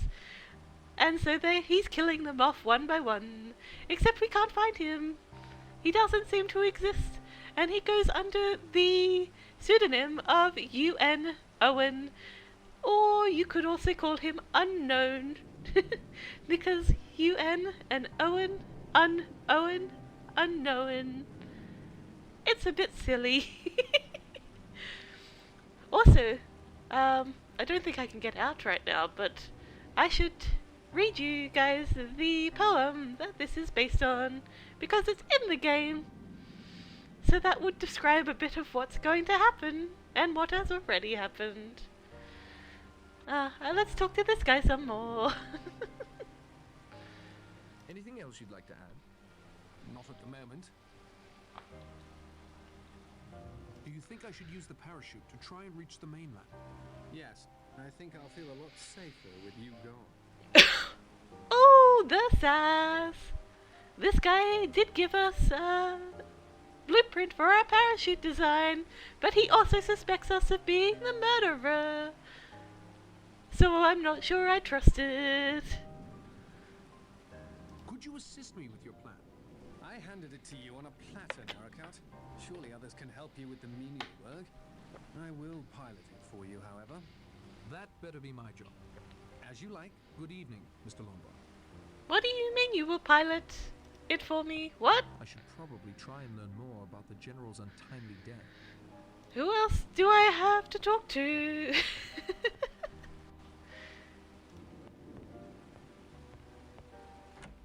I guess I have to talk to this guy, who is the guy that his wife just died. Where were you during the half hour in question? Mostly in the kitchen, sir, preparing dinner. I also washed dishes, swept the patio, where I saw Miss Brent knitting. Quietly cleaned the game room so as not to disturb the doctor and the judge. Made the beds, and chopped some more firewood. Very kind of you to give me your time, Mr. Rogers. If I may sum up, we're trapped on this island at least till Monday morning. One of us is most certainly a homicidal maniac. None of us has a clear alibi for the time in which the General met his death. Have I forgotten anything? Yes, it's storming again. It's Britain. It's always storming. It's Devon. This might be a good time to explore the house unhindered. You keep saying that as if we haven't already found all the secrets. I'm not gonna read those 10 library books again. Oh. And that's time. Oh. That is time on the singing portion. I do apologize. I am not a singer. Maybe I should take that off the suggestion thing, because my gosh, I didn't do a very good job there. So he could be the killer. Any of them could be the killer. I'm not convinced by anybody at this point. Although the guy that gave us the parachute design also said that he recognized Mr. Owen's voice in the recording, because he like, full on, everybody was in this room drinking their cocktails and shit, and he puts on this, like, gramophone, like, record, the butler does, because that's what he was told to do, and it's full on like, I have gathered you all here today because you murdered somebody, and so now you will be judged upon. And it's like, holy shit, this is just Saw. Literally. Like, you got the tapes, you got the being trapped someplace, you got the people dying. I thought Agatha Christie was a female. What a plot twist. Agatha Christie is a female. Yeah, she's not a character in the book though, she's just an author.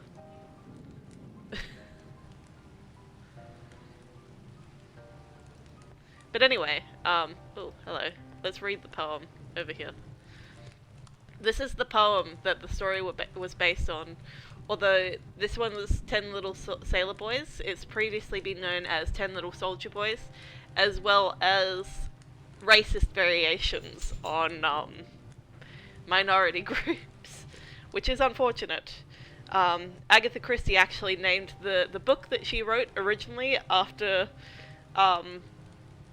one of those minority group poem variations, and when it came to be released in the US, they changed the title name to "And Then There Were None," because it was too offensive even for the Americans. But anyway, here is the poem. 10 little sailor boys went out to dine. One choked his little self, and then there were 9. So that's the first murder that occurred, where the rich, bratty young man died by choking on something that was in his whiskey glass. 9 little sailor boys sat up very late. One overslept himself, and then there were 8. So that's what happened to Mrs. Rogers, the housekeeper / cook, who, after hearing about being accused of all these murders, fainted, and then, she got put to bed, and then she never woke up again. 8 little sailor boys travelling in Devon. One said he stayed there, and then there were 7. So that's what happened with the general, who unfortunately seemed to have Alzheimer's. He was down at the beach saying how they'll never get off this island, they're all just gonna die here, but he's accepted it, and he's fine with it, and he's made peace with it. And then he died down there. But the rest of this, we're currently in 7 little sailor boys chopping up sticks. One chopped himself in half, and then there were 6. That's the chapter we're currently on. So I'm not sure who's gonna die next. I haven't read the book, so I legitimately don't know. 6 little sailor boys playing with a hive. A bumblebee stung one, and then there were 5. I have a very keen suspicion that this one is going to be Miss Brett, or as we know her, the fine, good Christian woman, because she's allergic to bees.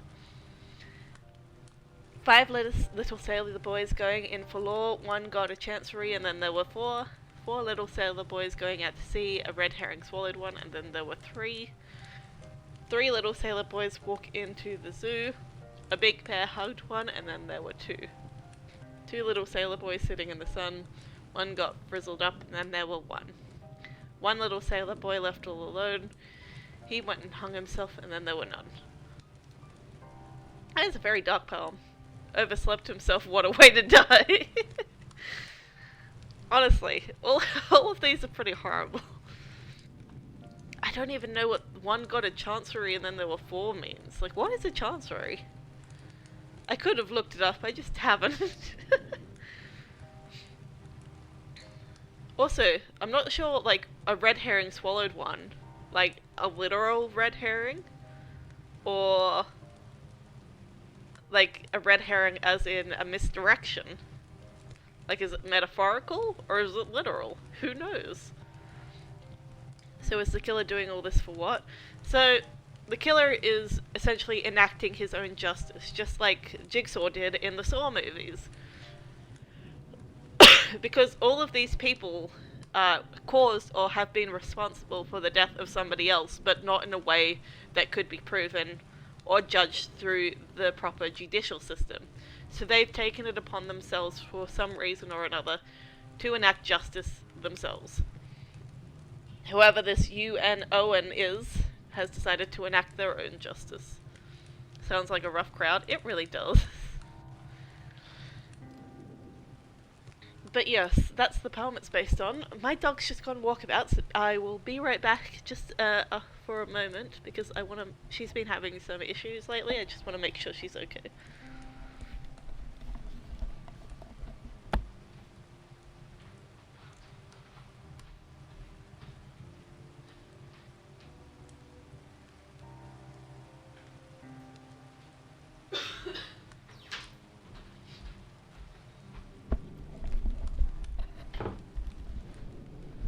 She's fine, she was just staring at the cat.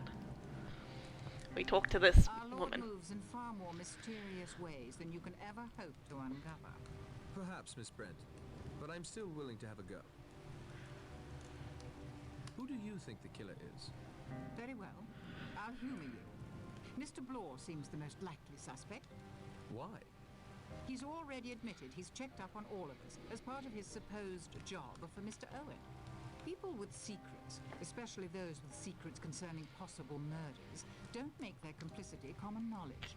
It would take a man like Mr. Blore to ferret it out. Any idea who Mr. Owen's next victim might be?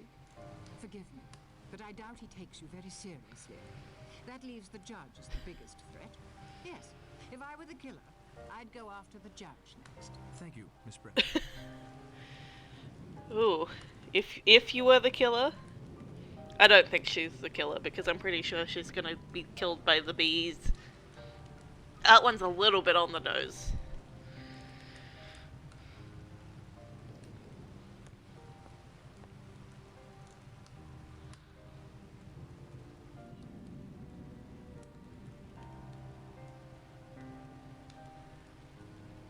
I really hate the way that you move around. I wonder whether the things that are in here are good for here. It's got power, but it still doesn't seem to be working.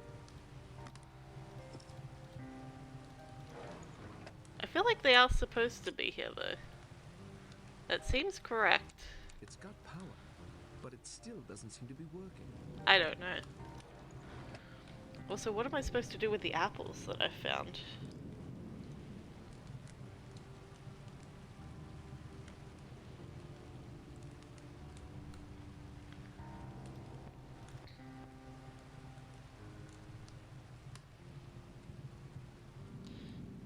You don't actually see the way they died, do you?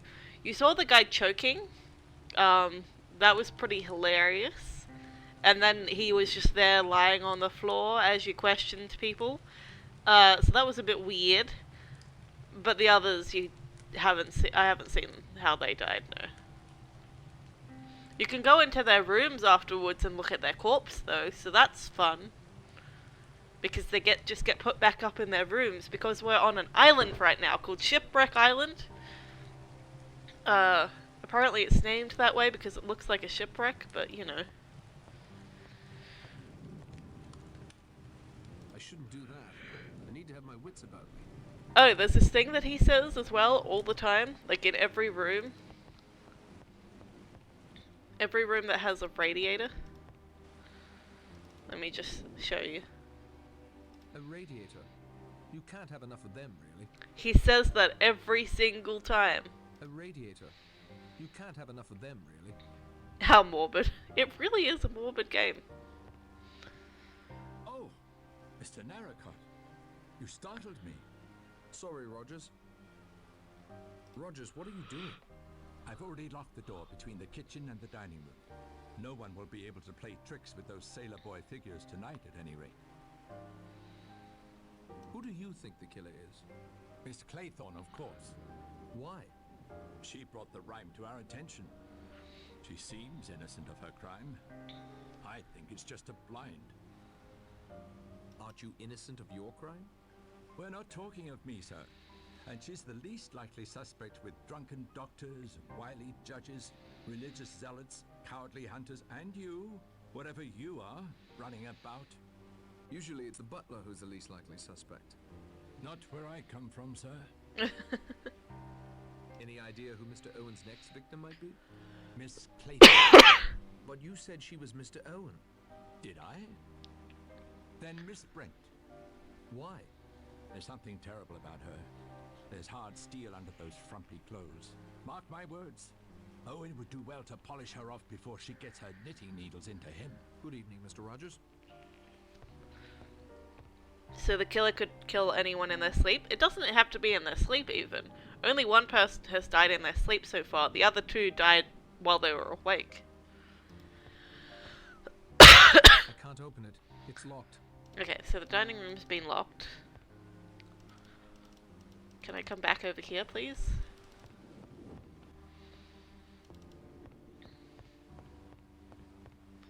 When do I get to go into this room? Now!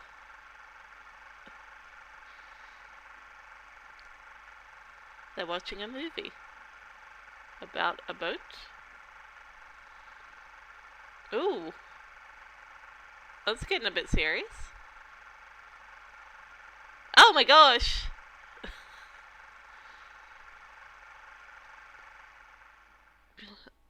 Candy, ice cream. The next feature will be beginning shortly. Mr. Narracott. We can't blame him for snooping about in the dark, Vera dear. I'm afraid it's in his nature. Were you looking for us? For you, certainly. There seems to be a weird love triangle here as well, because our character seems to like Vera quite a lot. He like continuously calls her by her first name compared to everybody else who he calls Mr. or Mrs. last name. But this guy and Vera also seem to be having a romance thing happening, so it's just a bit awkward. Who do you think the killer is? I feel uncomfortable answering that. Please try. Our lives may depend on it. I'm surprised you value my opinion so highly. But if I were to guess, I'd be forced to say Dr. Armstrong. Why? Well, who else has the opportunity to cover his tracks so well? I, for one, can't dispute him if he says potassium cyanide has been used. And 2 of the 3 victims have been poisoned. Surely that points to a doctor. Some might say to a woman. Really? Any idea who Mr. Owen's next victim might be? Well, if I were Mr. Owen, I'd kill Philip. Thank you so much. He's obviously the most experienced at getting out of tight places. Wouldn't that make him the most dangerous to Mr. Owen? Much obliged for your assistance, Miss Claythorne. Gonna talk to this guy? And who do you think the killer is? Wargrave. The recording called us prisoners at the bar. The whole plot smacks of a sense of criminal justice gone mad. From what Vera tells me, he let that Seaton chap swing just for the jollies. Wargrave's my bet. No doubt about it.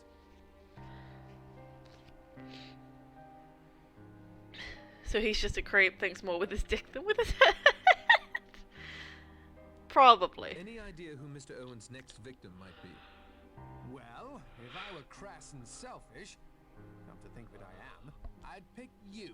I don't much like you, Narracott. Philip? Swine has his sights on you, Vera, if you'd only see it. He doesn't deserve you. Thank you, Lombard. See, they even pointed out the love triangle. Oh, just time to lap up that water again.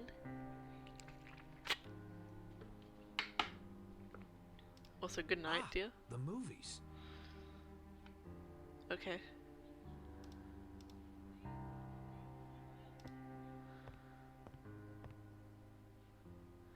I know that there's a secret room around here somewhere. Ah, the movies. Oh, Film hello. is running, but nothing's being projected.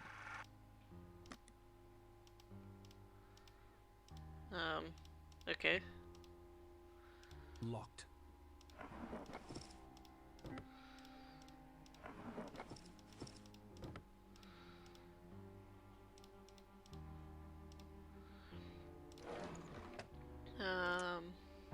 isn't such a good idea. Okay. What films have I got? Untitled film reel. I picked up several of them, didn't I? Yeah. Empire Studios film canister. I won't do that. That isn't such a good idea. Okay, well, am I supposed to take this one off? Okay, I am. Reel of film called BBC News Footage. So they were romantically watching film, like, news footage. Just sitting alone in the dark. Very romantic.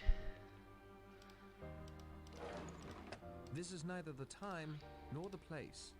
Okay, so I don't think that that's playable. Let's do the untitled. The film has been spooled. Let's see what happens. What a coincidence, I had a mouthful of water when that reminder came up. Okay. Looked like a home movie of some sort.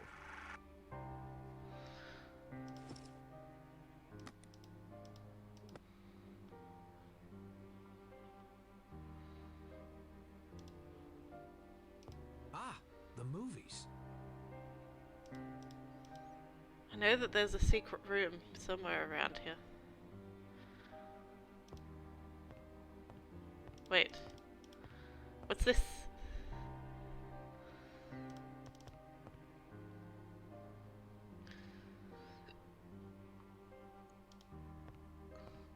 I have nothing more to say to him.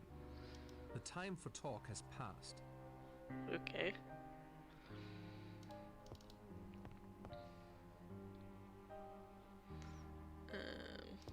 The Queen's Handmaiden, Gabrielle Steele. I find her style slightly histrionic. Last of the Borgias, starring Gabrielle Steele. Never had the pleasure. Ah, the movies. Ah, the movies.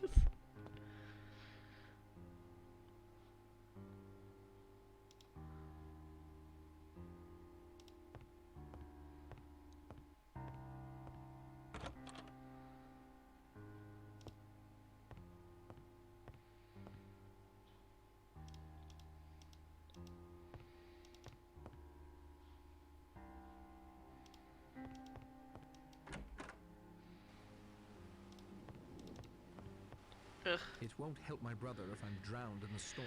Well, I can't go outside anymore. I'm not sure what to do next now. Wait, what did the poem say? What happens next?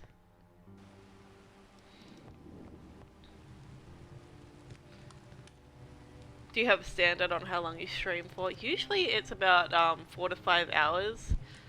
I'm closing in on that 4-hour mark, but I'm not sure how long that I'll be going for in general. So this one. But we can't get to the woodshed, so I don't know what's gonna happen. Because it's raining.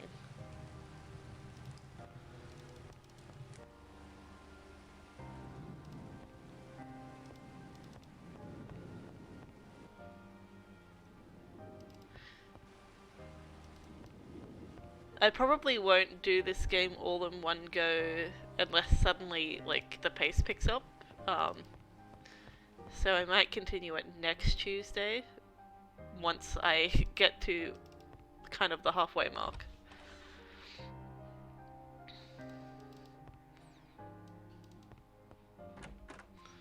I feel so bad for Mr. Rogers because this is his bed and he has to sleep next to his dead wife. Oh, hi, Yogurt. Hi, sweetie.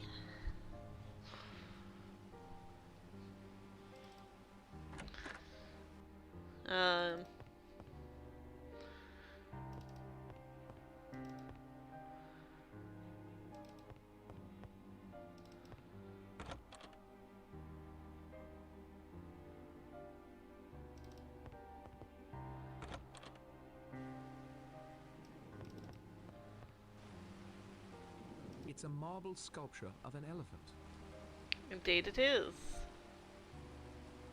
I find this painting particularly bland. I don't think going through that would help.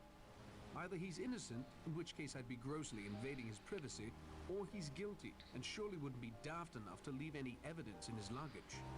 Also, like, my character isn't supposed to be there, so I don't really have any fear of dying.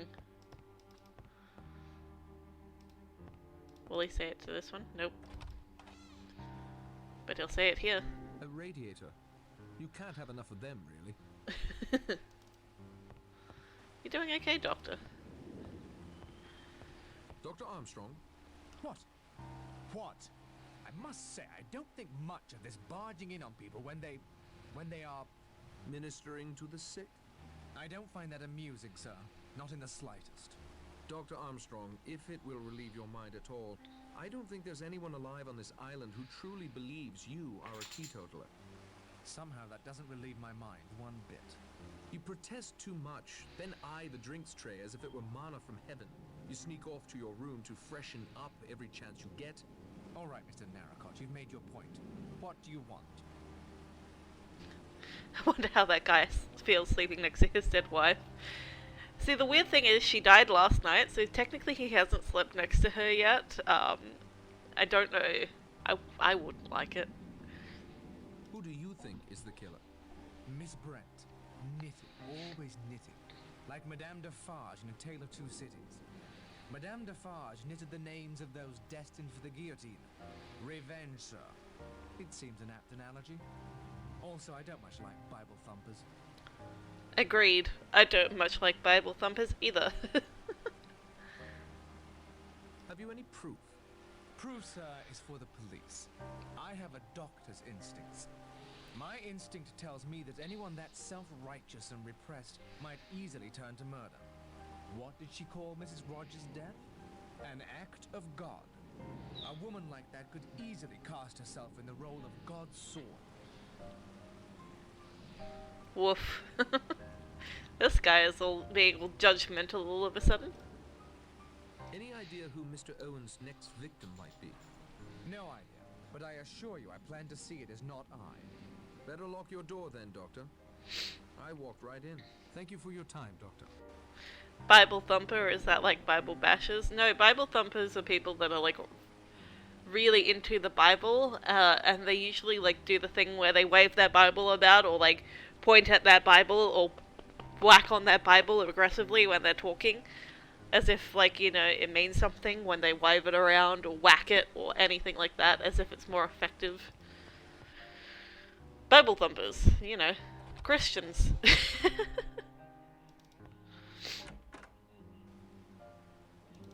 I already came into this room, didn't I? I'm just going backwards now. This is one of the rooms of the guys that's already died. There he corpse be. The body was thoroughly searched. No need to disturb it now. A radiator. You can't have enough of them, really. I do love that. This is a very pink bathroom. And here, I believe, is another dead body. Oh no, wait. Is it? Come here, Mr. Narracott. Oh, it is, yes. Don't be shy, it's only me. Communing with the dead, Judge? In a way, the law is much like necromancy. We delve, the dead give up their secrets. What has General Mackenzie told you? Notice the picture of his dear wife. Leslie, I believe he said her name was. The glass has been smashed, perhaps by the same blunt object that did for the General. But why? If we knew that, we might be further along in our inquiries, don't you think? If I had to hazard a guess, I'd say it has something to do with love. It's one of the prime motives, you know. Love!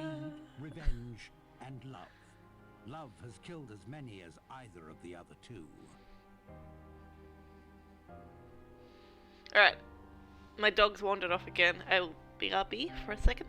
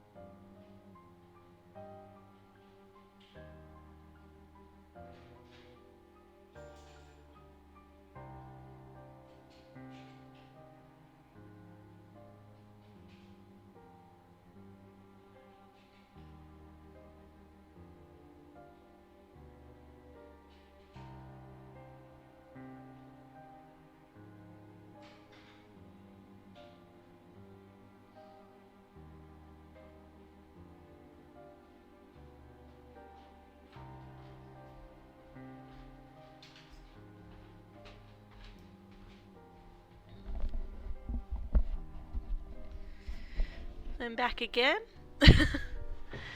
I think that my puppy is just being fussy because I haven't turned the heater on yet, but I can't turn the heater on for her because I can't leave her unsupervised in the room with the heater because she likes to stand too close to it and actually burn her fur off.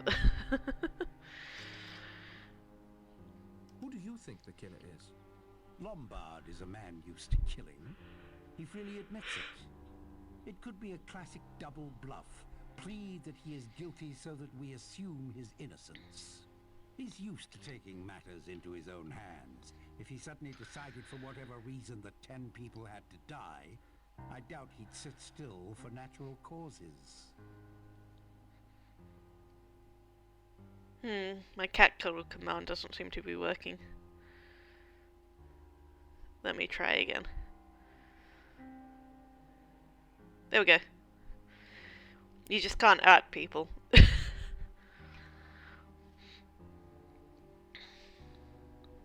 Oh, poor Yogurt. She's going to love hanging out with you after you stream. Yeah. I hope that she's not pooing inside. Because, I just tried to let her outside. But she didn't want to do anything.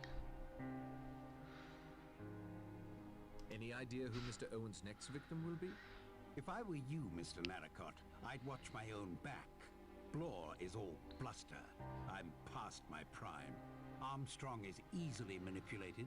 Miss Brent's Bible provides all her answers.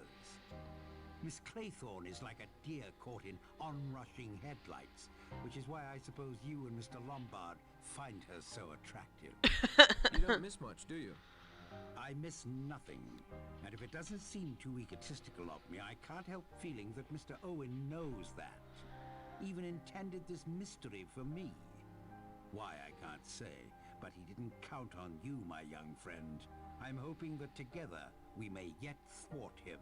I am grateful for your assistance, Judge Wargrave. Why are we in his room? We walked in. It's not the judge's room, it's this dead guy's room. There's nothing I can do for the victim now. The dead general guy. We just walked in. That's why we're in it. It appears to be a portrait of the general.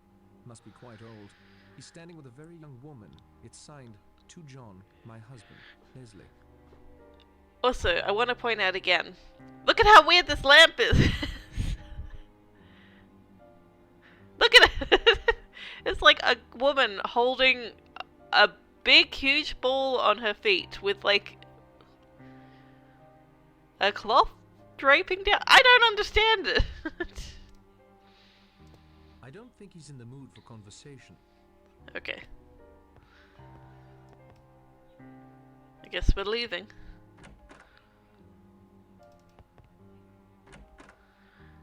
You know what the weird thing? This is Miss Brett's room, and she's the conservative one who doesn't seem like she wears makeup, but she has. This is quite a makeup supply. Emily must be more concerned with aging than she lets on. So much makeup that she would never wear in a blue fit because none of it seems to be on her face. And Vera Claymouth, who seems to dress a lot like how this room looks, and wear a lot of makeup, doesn't have nearly as much makeup, and it just seems very counterintuitive. How unusual.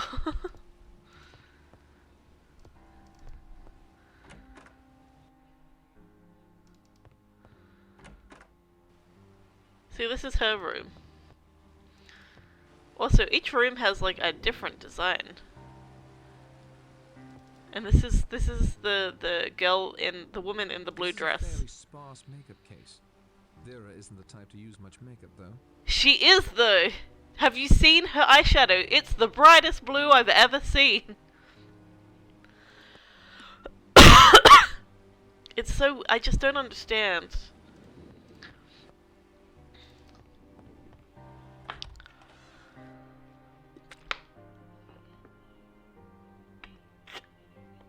I'm not sure what I'm supposed to do next at this point. I guess I'm just supposed to wander around and talk to everyone. But I think I might have talked to everyone. Who haven't I talked to? The cop? There's a cop in his room. Where is the cop?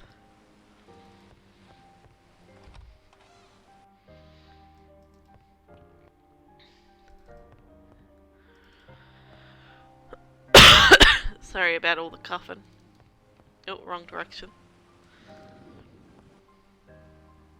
I go this way.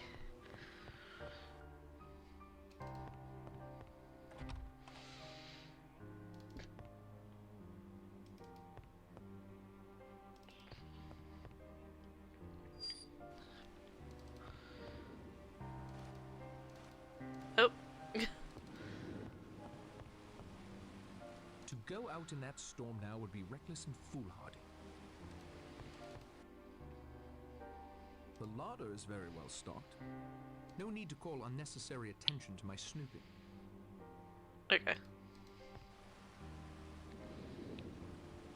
No, it's fine. It's locked fast. Yeah.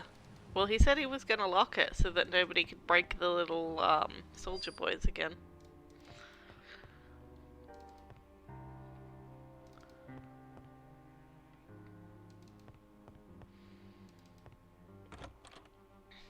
I don't know what I'm doing, I'm just going in circles.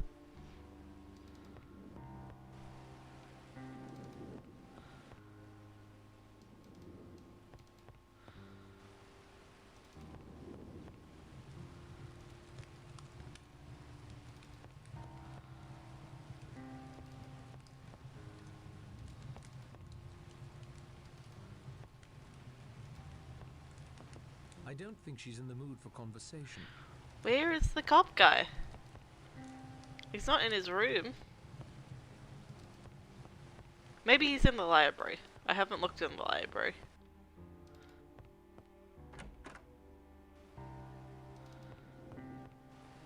Maybe I have looked in the library. Well, I don't know. There's no more books for me to read. I read a whole heap of books before. It was a long time. There's nothing else for me to pick up at this desk. The drawer is locked. I picked up a stamp from in there earlier. Oh, hello. Hello. I missed these things though.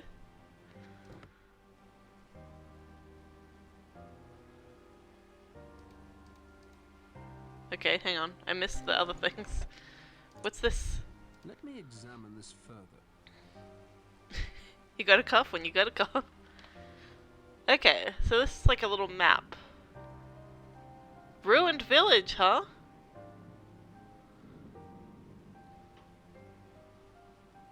So here's the house, here's the garden, here's the grotto, the jetty, the apiary, the orchard. We've been to these places, the garden. I haven't been to the ruined village. Interesting though. This could use a closer look. Is this a mystery game or is it about puzzles as well? It's a bit of both. It is a mystery game, but there's also puzzles in it. Want to shine some light on the manner flowery speeches may win you a few friends. You and Owen. Okay.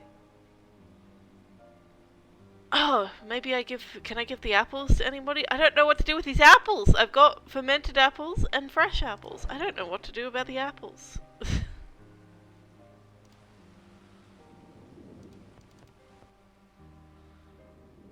Can I read any of these books? Wargrave on Justice. I can only imagine the egotism that lurks within those pages. Yep. Look what the cat dragged in. Thank you so much for following, Lush Balls. How are you doing? Hi. We're playing an Agatha Christie point-and-click adventure game, and a little bit eat the apples. Maybe you can't. You can't eat the apples. Let me just see.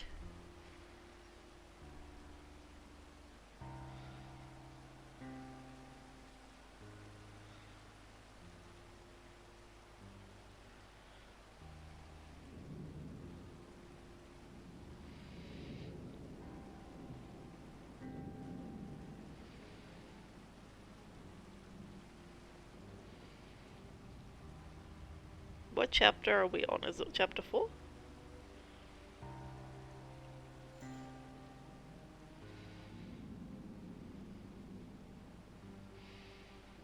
Chapter 4, yep.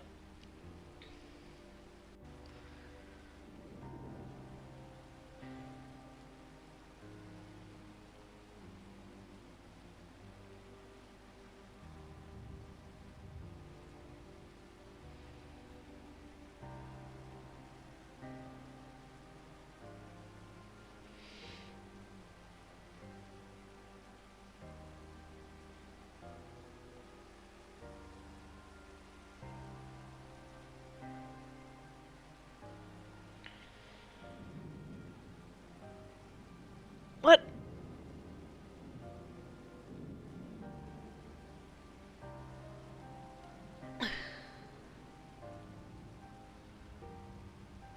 Okay, apparently there's a way to get apple juice. That's very rude. What if we are hungry? Right? And like, considering the cook has died, it's not that unlikely to be hungry. Oh. Oh! I've just discovered something. Never mind. Some of these puzzles are like, ugh. Not great.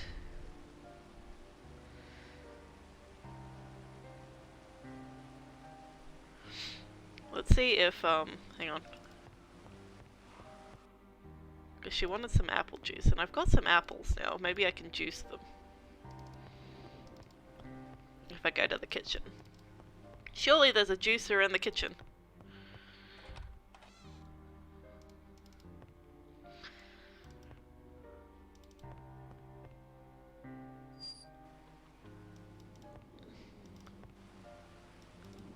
Is that a juicer? Aha! Okay, hang on.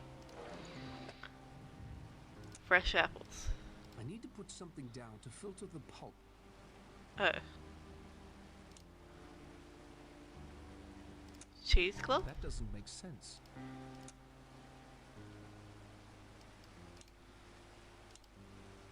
Well, I don't know this. Perhaps another time. That isn't such a good idea. Perhaps another time.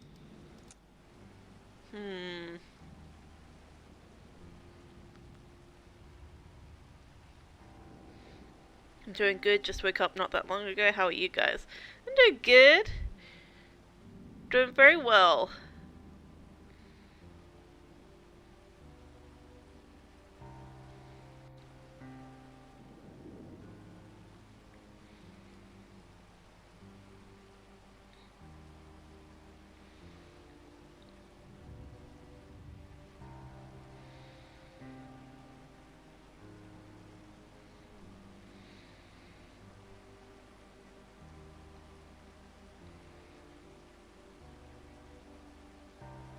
Oh, hang on. There's a thing that I can do in the library. Let's see whether I can do it now.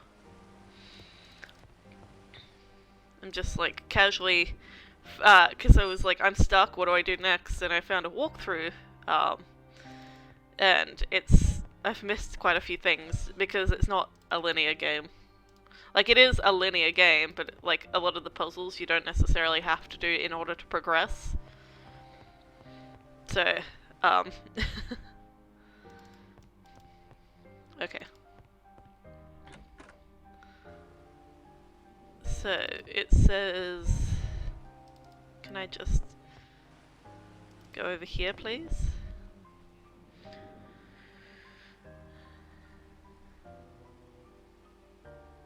Place navigating the Panama locks onto the upper shelf.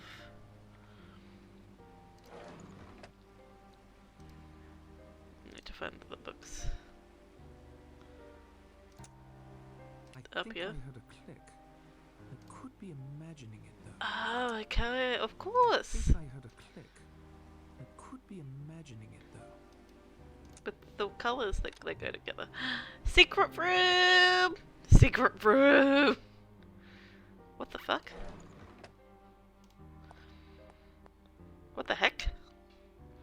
This is an odd sort of power core.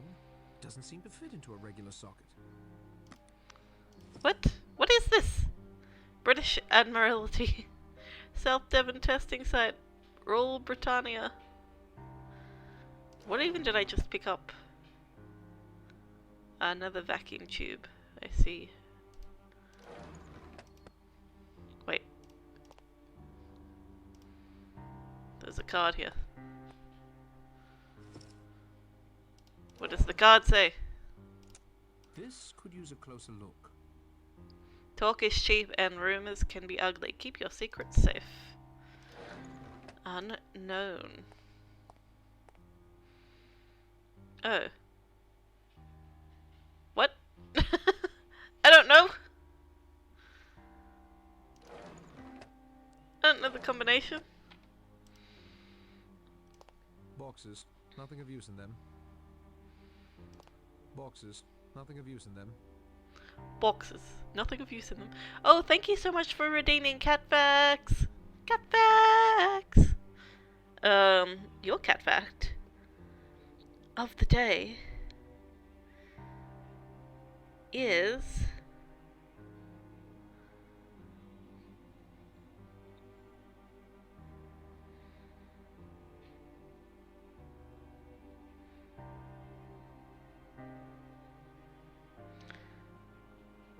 that cats can retract their claws or extend their claws at will, and so if a cat bats you with retracted claws, it's trying to play with you, but if a cat bats you with its claws out, it is trying to get away from you and trying to hurt you.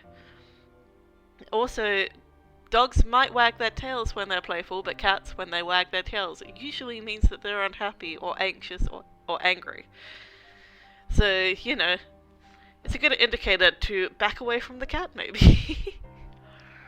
Point and click games like this one I struggle with. That's fair. They're not always easy or very straightforward, but I find them enjoyable. Boxes, nothing of use in them. Although I find it very frustrating when there are these clickable options and they are just like, oh, this is not anything interesting. And it's like, well then why did you make it clickable?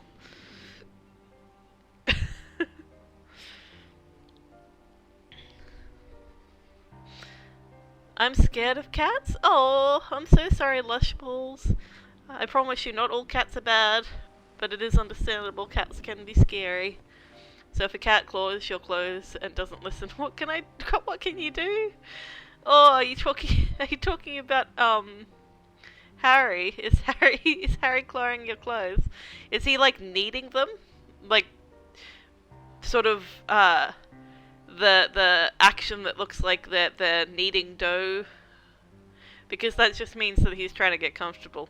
And a lot of cats don't listen to you. They're not overly trainable creatures. They tend to be very independent. They tend to be just like, you know, I do what I do, and you just have to exist in the space that I do that in.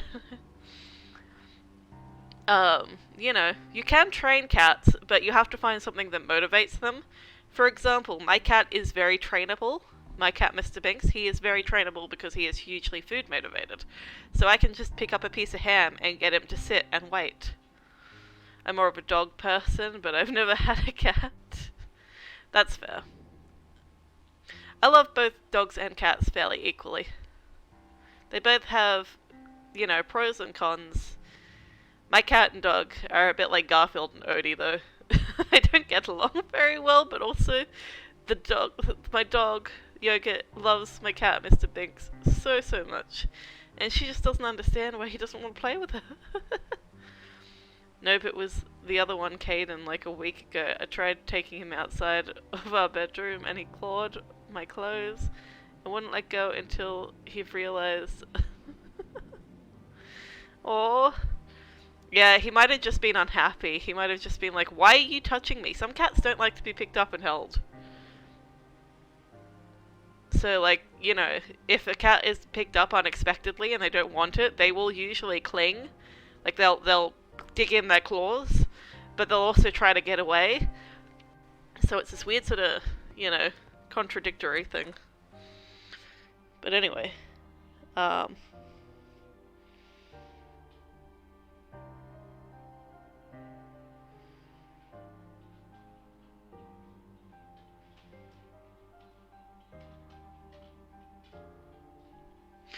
Okay, so apparently to get into... Hang on, let's go back here.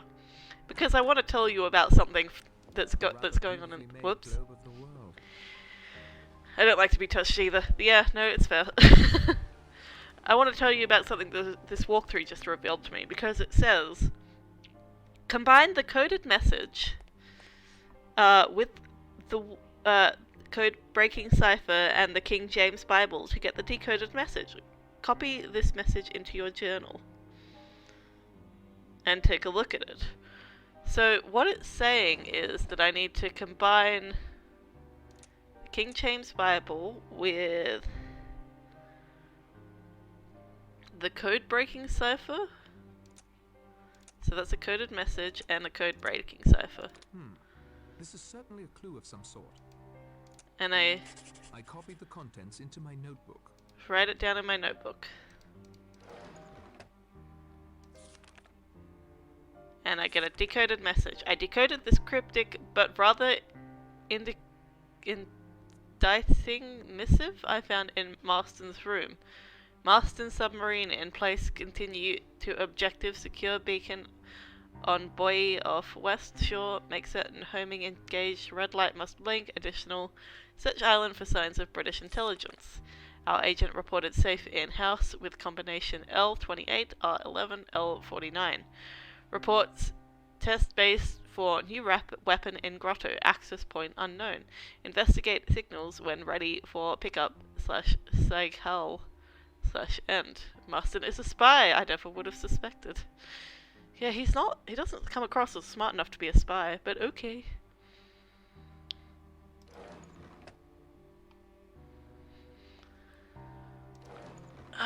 Okay, so, wait, there are letters here?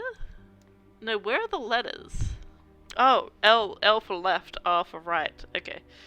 So, left 28? No. Left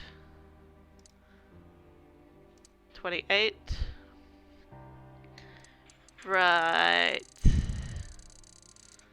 11. Left 49. The handle jiggles but won't open. Okay. I must have dialed in the wrong combination. I must have gone the wrong direction.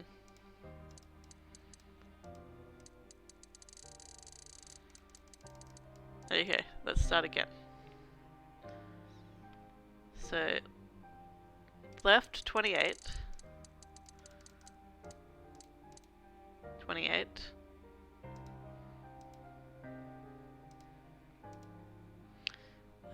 Right 11.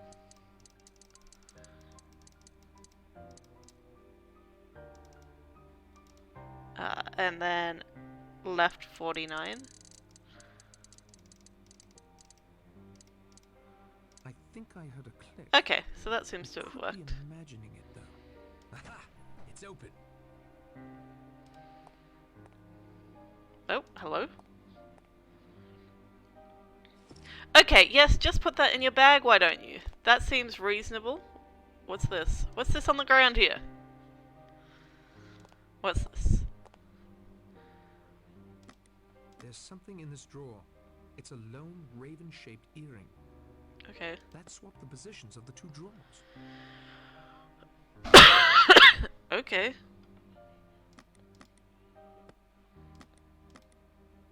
There's something in this drawer.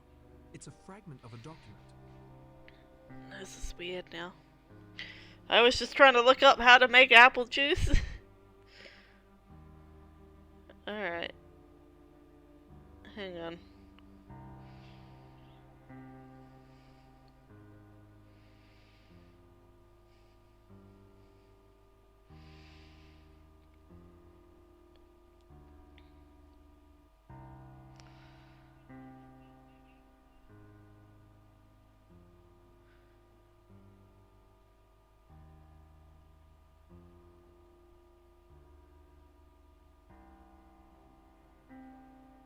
It says select the cheesecloth, but I tried that because the cheesecloth...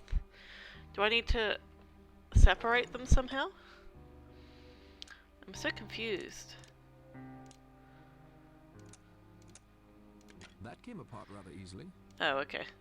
Well, fuck me, I guess I'm just stupid.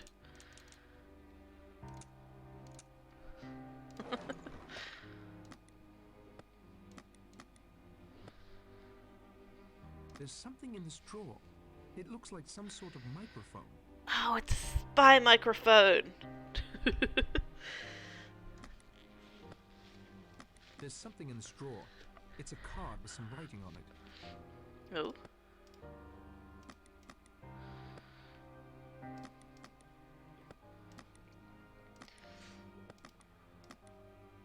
Rule the waves. Rule the waves, of course. This? A secret door. Hilarious. Let me examine this further. Oh, I already looked at this one. I want to look at this one. This bears a closer look. Row your boat gently down the stream unless the fishing boat and the sea is mean. I can't see anything of interest. It's just a microphone. Where's that earring that looked like a raven? Did we not pick it up? Oh, this one. Nothing else to see about that. Okay. What about this? This could use a closer look. Awesome! So much information to be gained from that. What? I'm surprised the electricity still works in here. Oh my gosh. Spooky. Wait, there's apparently another thing that I can get out here before I move on.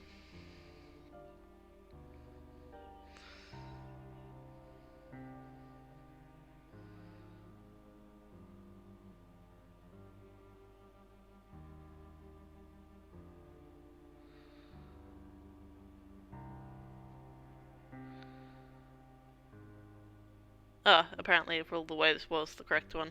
I just thought it was funny. I thought it was the funny option. Oh, a cutscene? A slight cinematic? Just a slight cinematic. I'm gonna go back and make some apple juice before I go any further with that. That's kind of scaring me.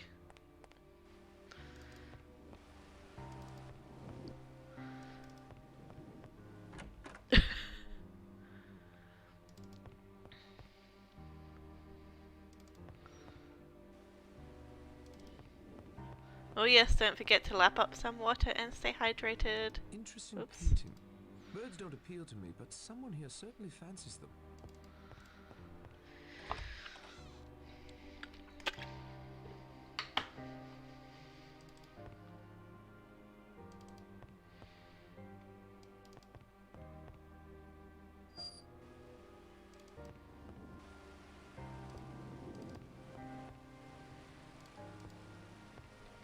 Okay, so we've got the cheesecloth and the apples.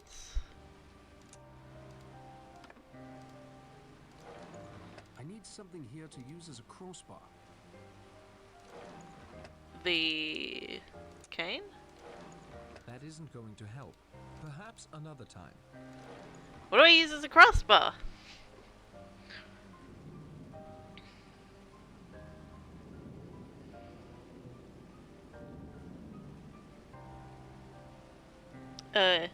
Apparently I need to go to the grotto first.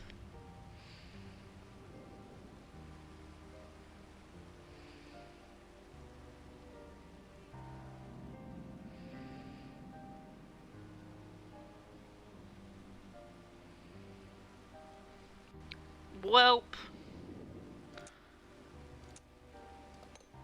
I'll just leave that there for now, it's all prepared.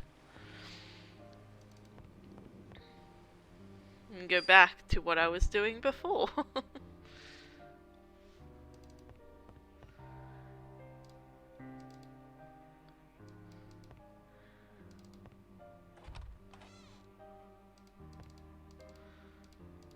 It's so awkward to move around in this game.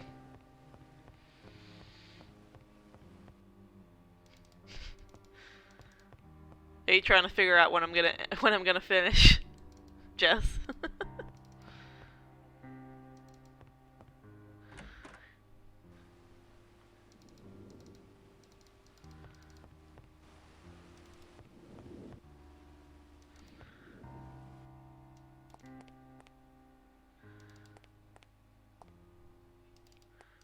No! Why would I turn the lights off? The electricity still works in here. Go down there!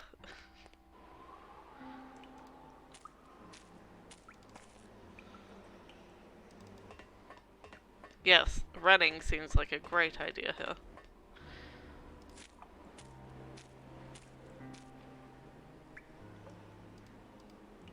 Oars! Well, ain't that useful. Oh, hello. Hello? This panel seems out of place. Oh, it's a door. Hello?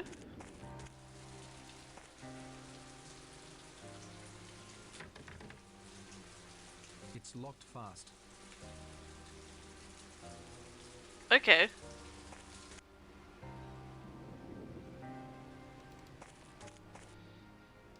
Oops, wrong direction. Oh, pliers! Those will be useful.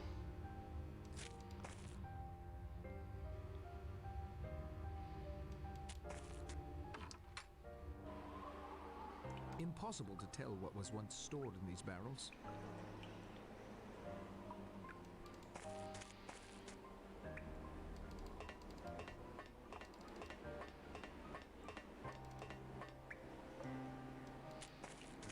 Oh, can I go this way? Oh, hello. Aha! Propeller! Well, I got that. Now I can squish some apples! Okay, hello. The water here is rather calm compared to the waves crashing against the rest of this benighted tip. Alright. Let's go back now.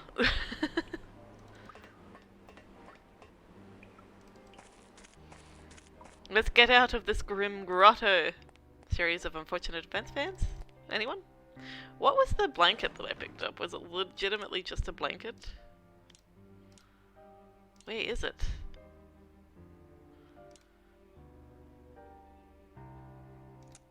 Slippery. Oh, sturdy rubber raft. Okay. So I got a raft. Interesting. Okay, I can go back to the kitchen now.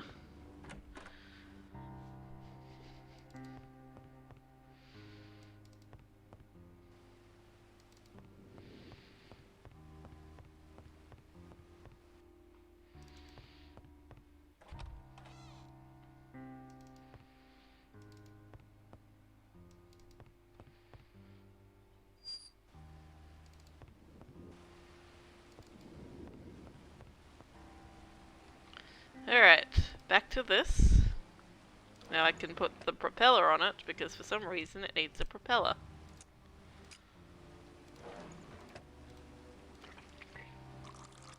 Ah, a nice fresh glass of apple juice. I'm half tempted to drink it myself. All those apples and only one glass of apple juice?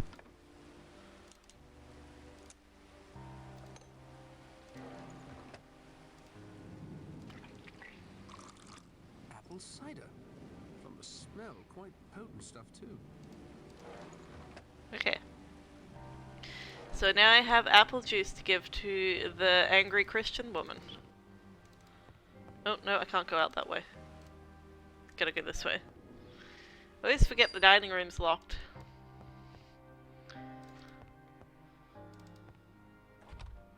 Also, I wonder, is the what's-his-face in his room with his dead wife? I should check.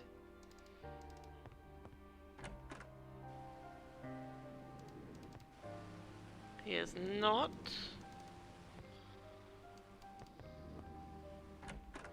It would be funny if I walked in on him in the bathroom, and I just did. I literally just walked in on him in the bathroom. My god. How goes the investigation, Blore? Better than yours, I'll wager. Oh, he's the detective. Who do you think the killer is? Rogers, of course. In my experience, is almost always a servant. And he's the only one still standing. Roger's background seems like an open book. He may have had a motive for killing his wife, but why kill the others? The judge thinks it's a maniac. That's motive enough. Even maniacs have motives that make sense to them. Perhaps. Not being one, I wouldn't have an opinion about that. Any idea who Mr. Owen's next victim will be? I'm the biggest threat to him. A professional investigator. He's lucky he's gone undetected this long. I'm closing in and he knows it. Are you though? Mr. Blore. Oh, frig. I accidentally cutscened it. I was going to give the apple juice. Asleep by now. Those still awake must certainly be up to no good. Present company excluded, of course. I was gonna give the apple juice to Miss Blunt person. I missed my opportunity. I wonder if I can get this to work now.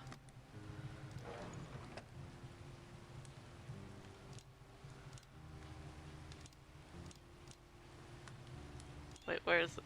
This one? That doesn't make sense.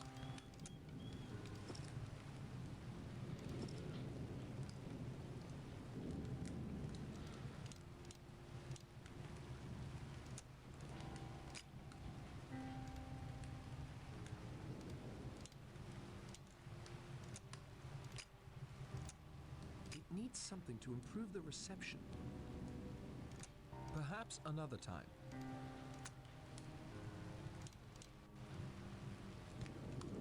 That isn't going to help. I don't know. What's going to improve the reception? That doesn't make sense. An antenna?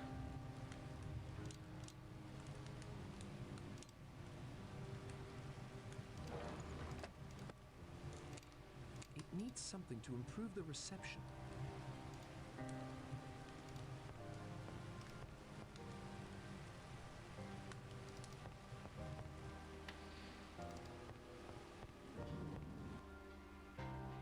What exactly am I supposed to do during these nighttime expeditions?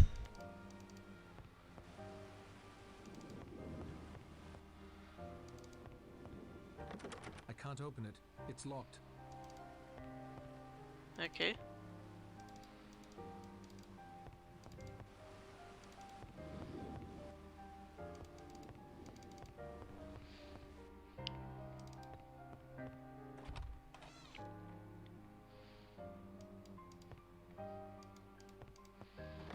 It's tightly locked. Okay, well, he's locked his bedroom door.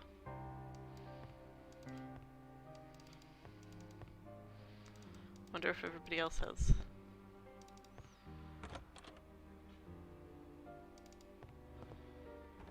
I can't open it. It's locked. Locked.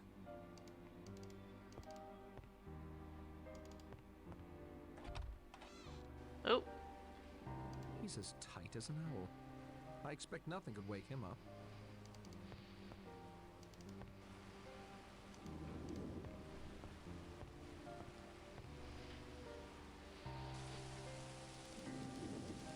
Wonder whether I can go back and enter them this way. You didn't lock your balcony door. You Dumbo? It would certainly be noticed if I rifled through his luggage. I better not.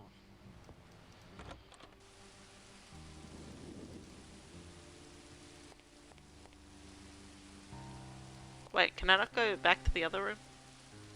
Does that not have a balcony? Okay.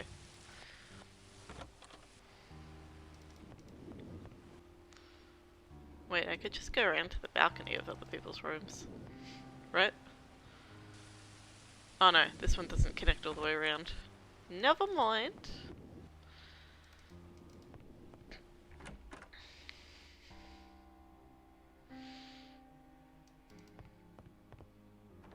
Locked. Good, people are being responsible, although I bet they haven't locked their balcony. My god. Oh! Somebody's not in their bed! I don't remember whose room this is, though.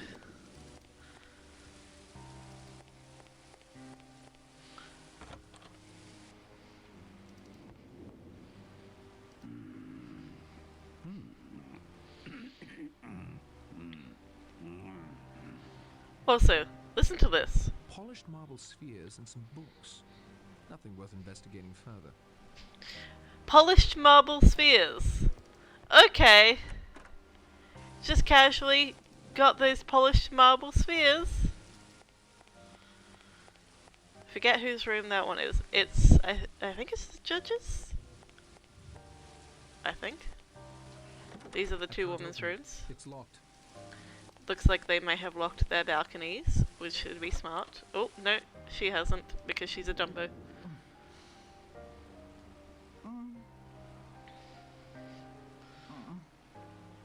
Well, she's asleep.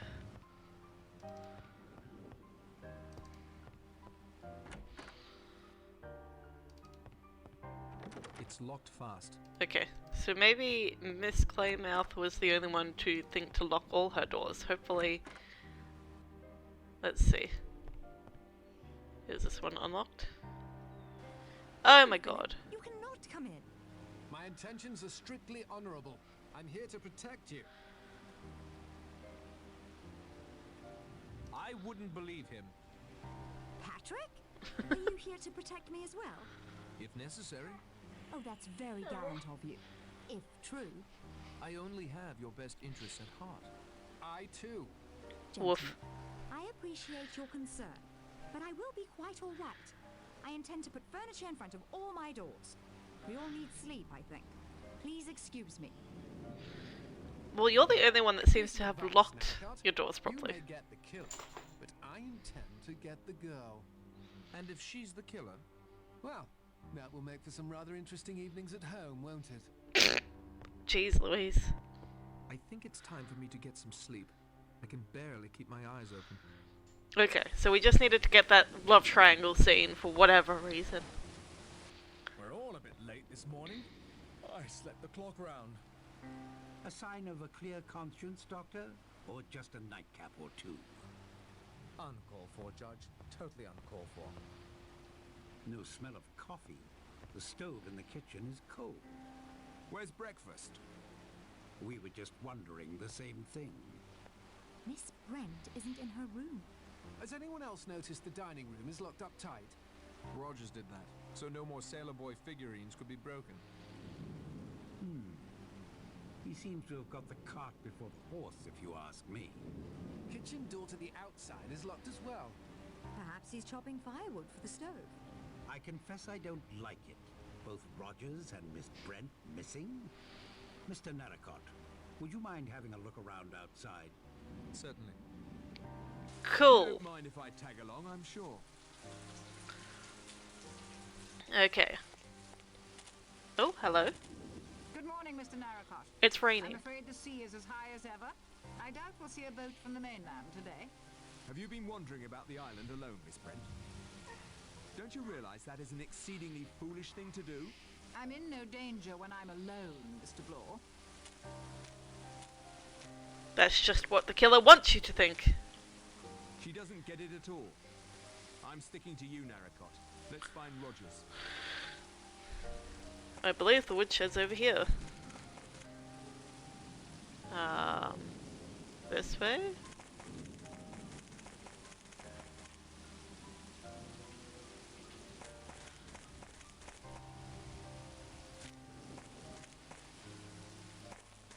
Oh, hang on. Let me go over here first. Bucket water?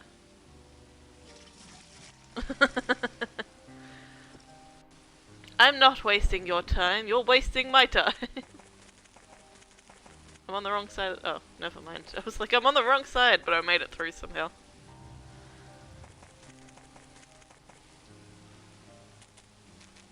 Oh! Oh no. Rogers. Blimey, either he's a good 5 feet taller or... His legs are here, In half. and his Dead, of course. top is here. Yes, we don't need Dr. Armstrong to tell us that. or to fix the cause of death. Axe looks cleaned off. A tidy chap like Rogers would have approved. Dining room key, I expect. He was holding it. Rogers is now in his bedroom. Look! Chapter 5. 6 little sailor boys playing with a hive. A bumblebee stung one, and then there were 5. My compliments to Miss Claythorne and Mr. Blore for breakfast. We have to eat to keep our strength up. I'm a domestic sort of man. I don't mind. Since it is now certain the killer is following the rhyme over the fireplace in the front parlor, our course is clear. Miss Brent, you have an allergy to bee stings. The next little sailor boy is meant to lose his life in the same way. We will do our utmost to protect you. Glad they called attention to that. Something I'd like to say, since Mr. Owen is undoubtedly here in this room keeping his strength up. The others may have done what your recording claimed, but I am not guilty of anything. Beatrice Taylor died of her own sins, not by my hand. I feel certain you now see you were in error when you invited me here to face your judgment.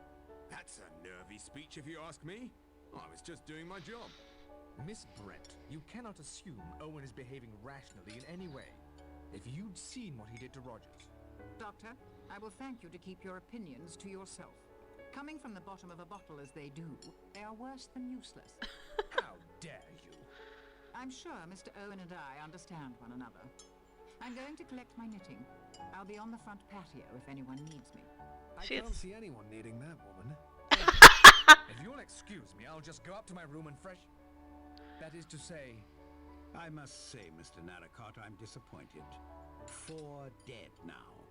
My confidence in you seems to have been misplaced. I may have to take more direct action. There's been a murder.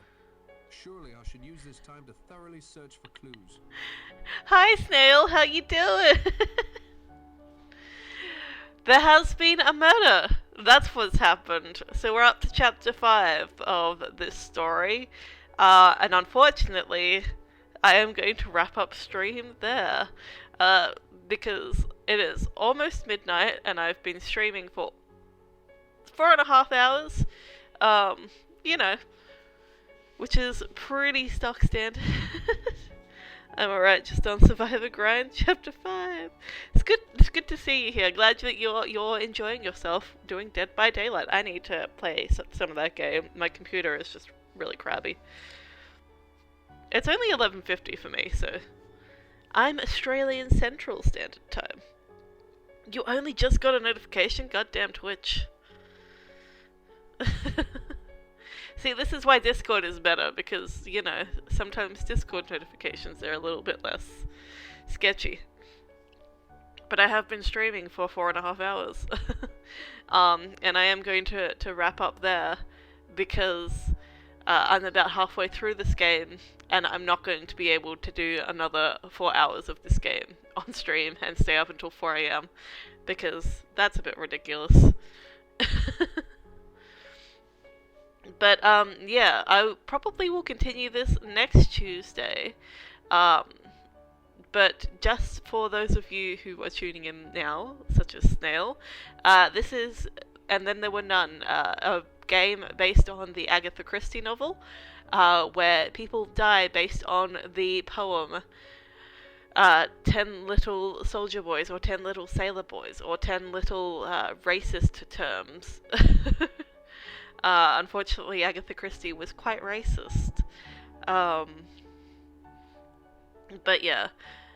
And so people have been dying one by one, and so far we've had 4 people die. All the people that have been gathered here this weekend have been responsible for somebody's death in one way or another, but not in a way where they would be held legally responsible. So somebody has gathered them here to enact justice in a very Jigsaw sort of way.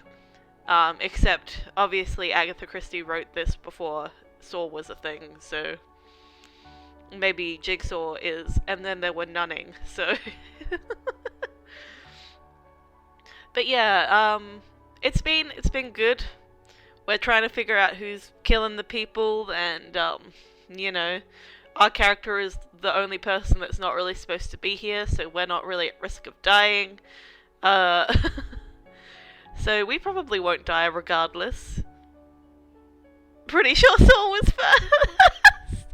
Okay, sure. It's not like Agatha Christie, you know, was alive in the 1920s or anything. Anyway, yeah, so I'm gonna end here on this note of chapter 5. She just copied, sure. Whatever you want to believe now. So I hope that you enjoyed it, what you may or may not have seen of it. I hope that you come back next week for me to continue, and I will finish this game next week. Or the week after, depending on how my schedule works out, but hopefully next week. On Tuesday, same time, it'll be around 6 or 7 p.m. my time that I start. You need to acquaint yourself with the face. It's the I'm clearly trolling face. Okay, sure. But yeah. So I'll be continuing this next week. If not, it'll be the week after. And tomorrow I will be playing Littlewood, and on Thursday I hope to be playing Little Nightmares, finally, because I've been meaning to play that for a while. And on Saturday I'm starting a new series on Frambow, because that is also a game I've been meaning to play for a while. So that's my schedule for the rest of the week. I hope that you've enjoyed what you've seen of And Then There Were None today. If you missed any of it and you wish to watch it back, of course the VOD will be available for 14 days. I will also upload this to my YouTube channel as soon as I can, so you will be able to watch it there as well. But I hope you've had a grand time, and I will see you next time, my chill cats and killer kittens.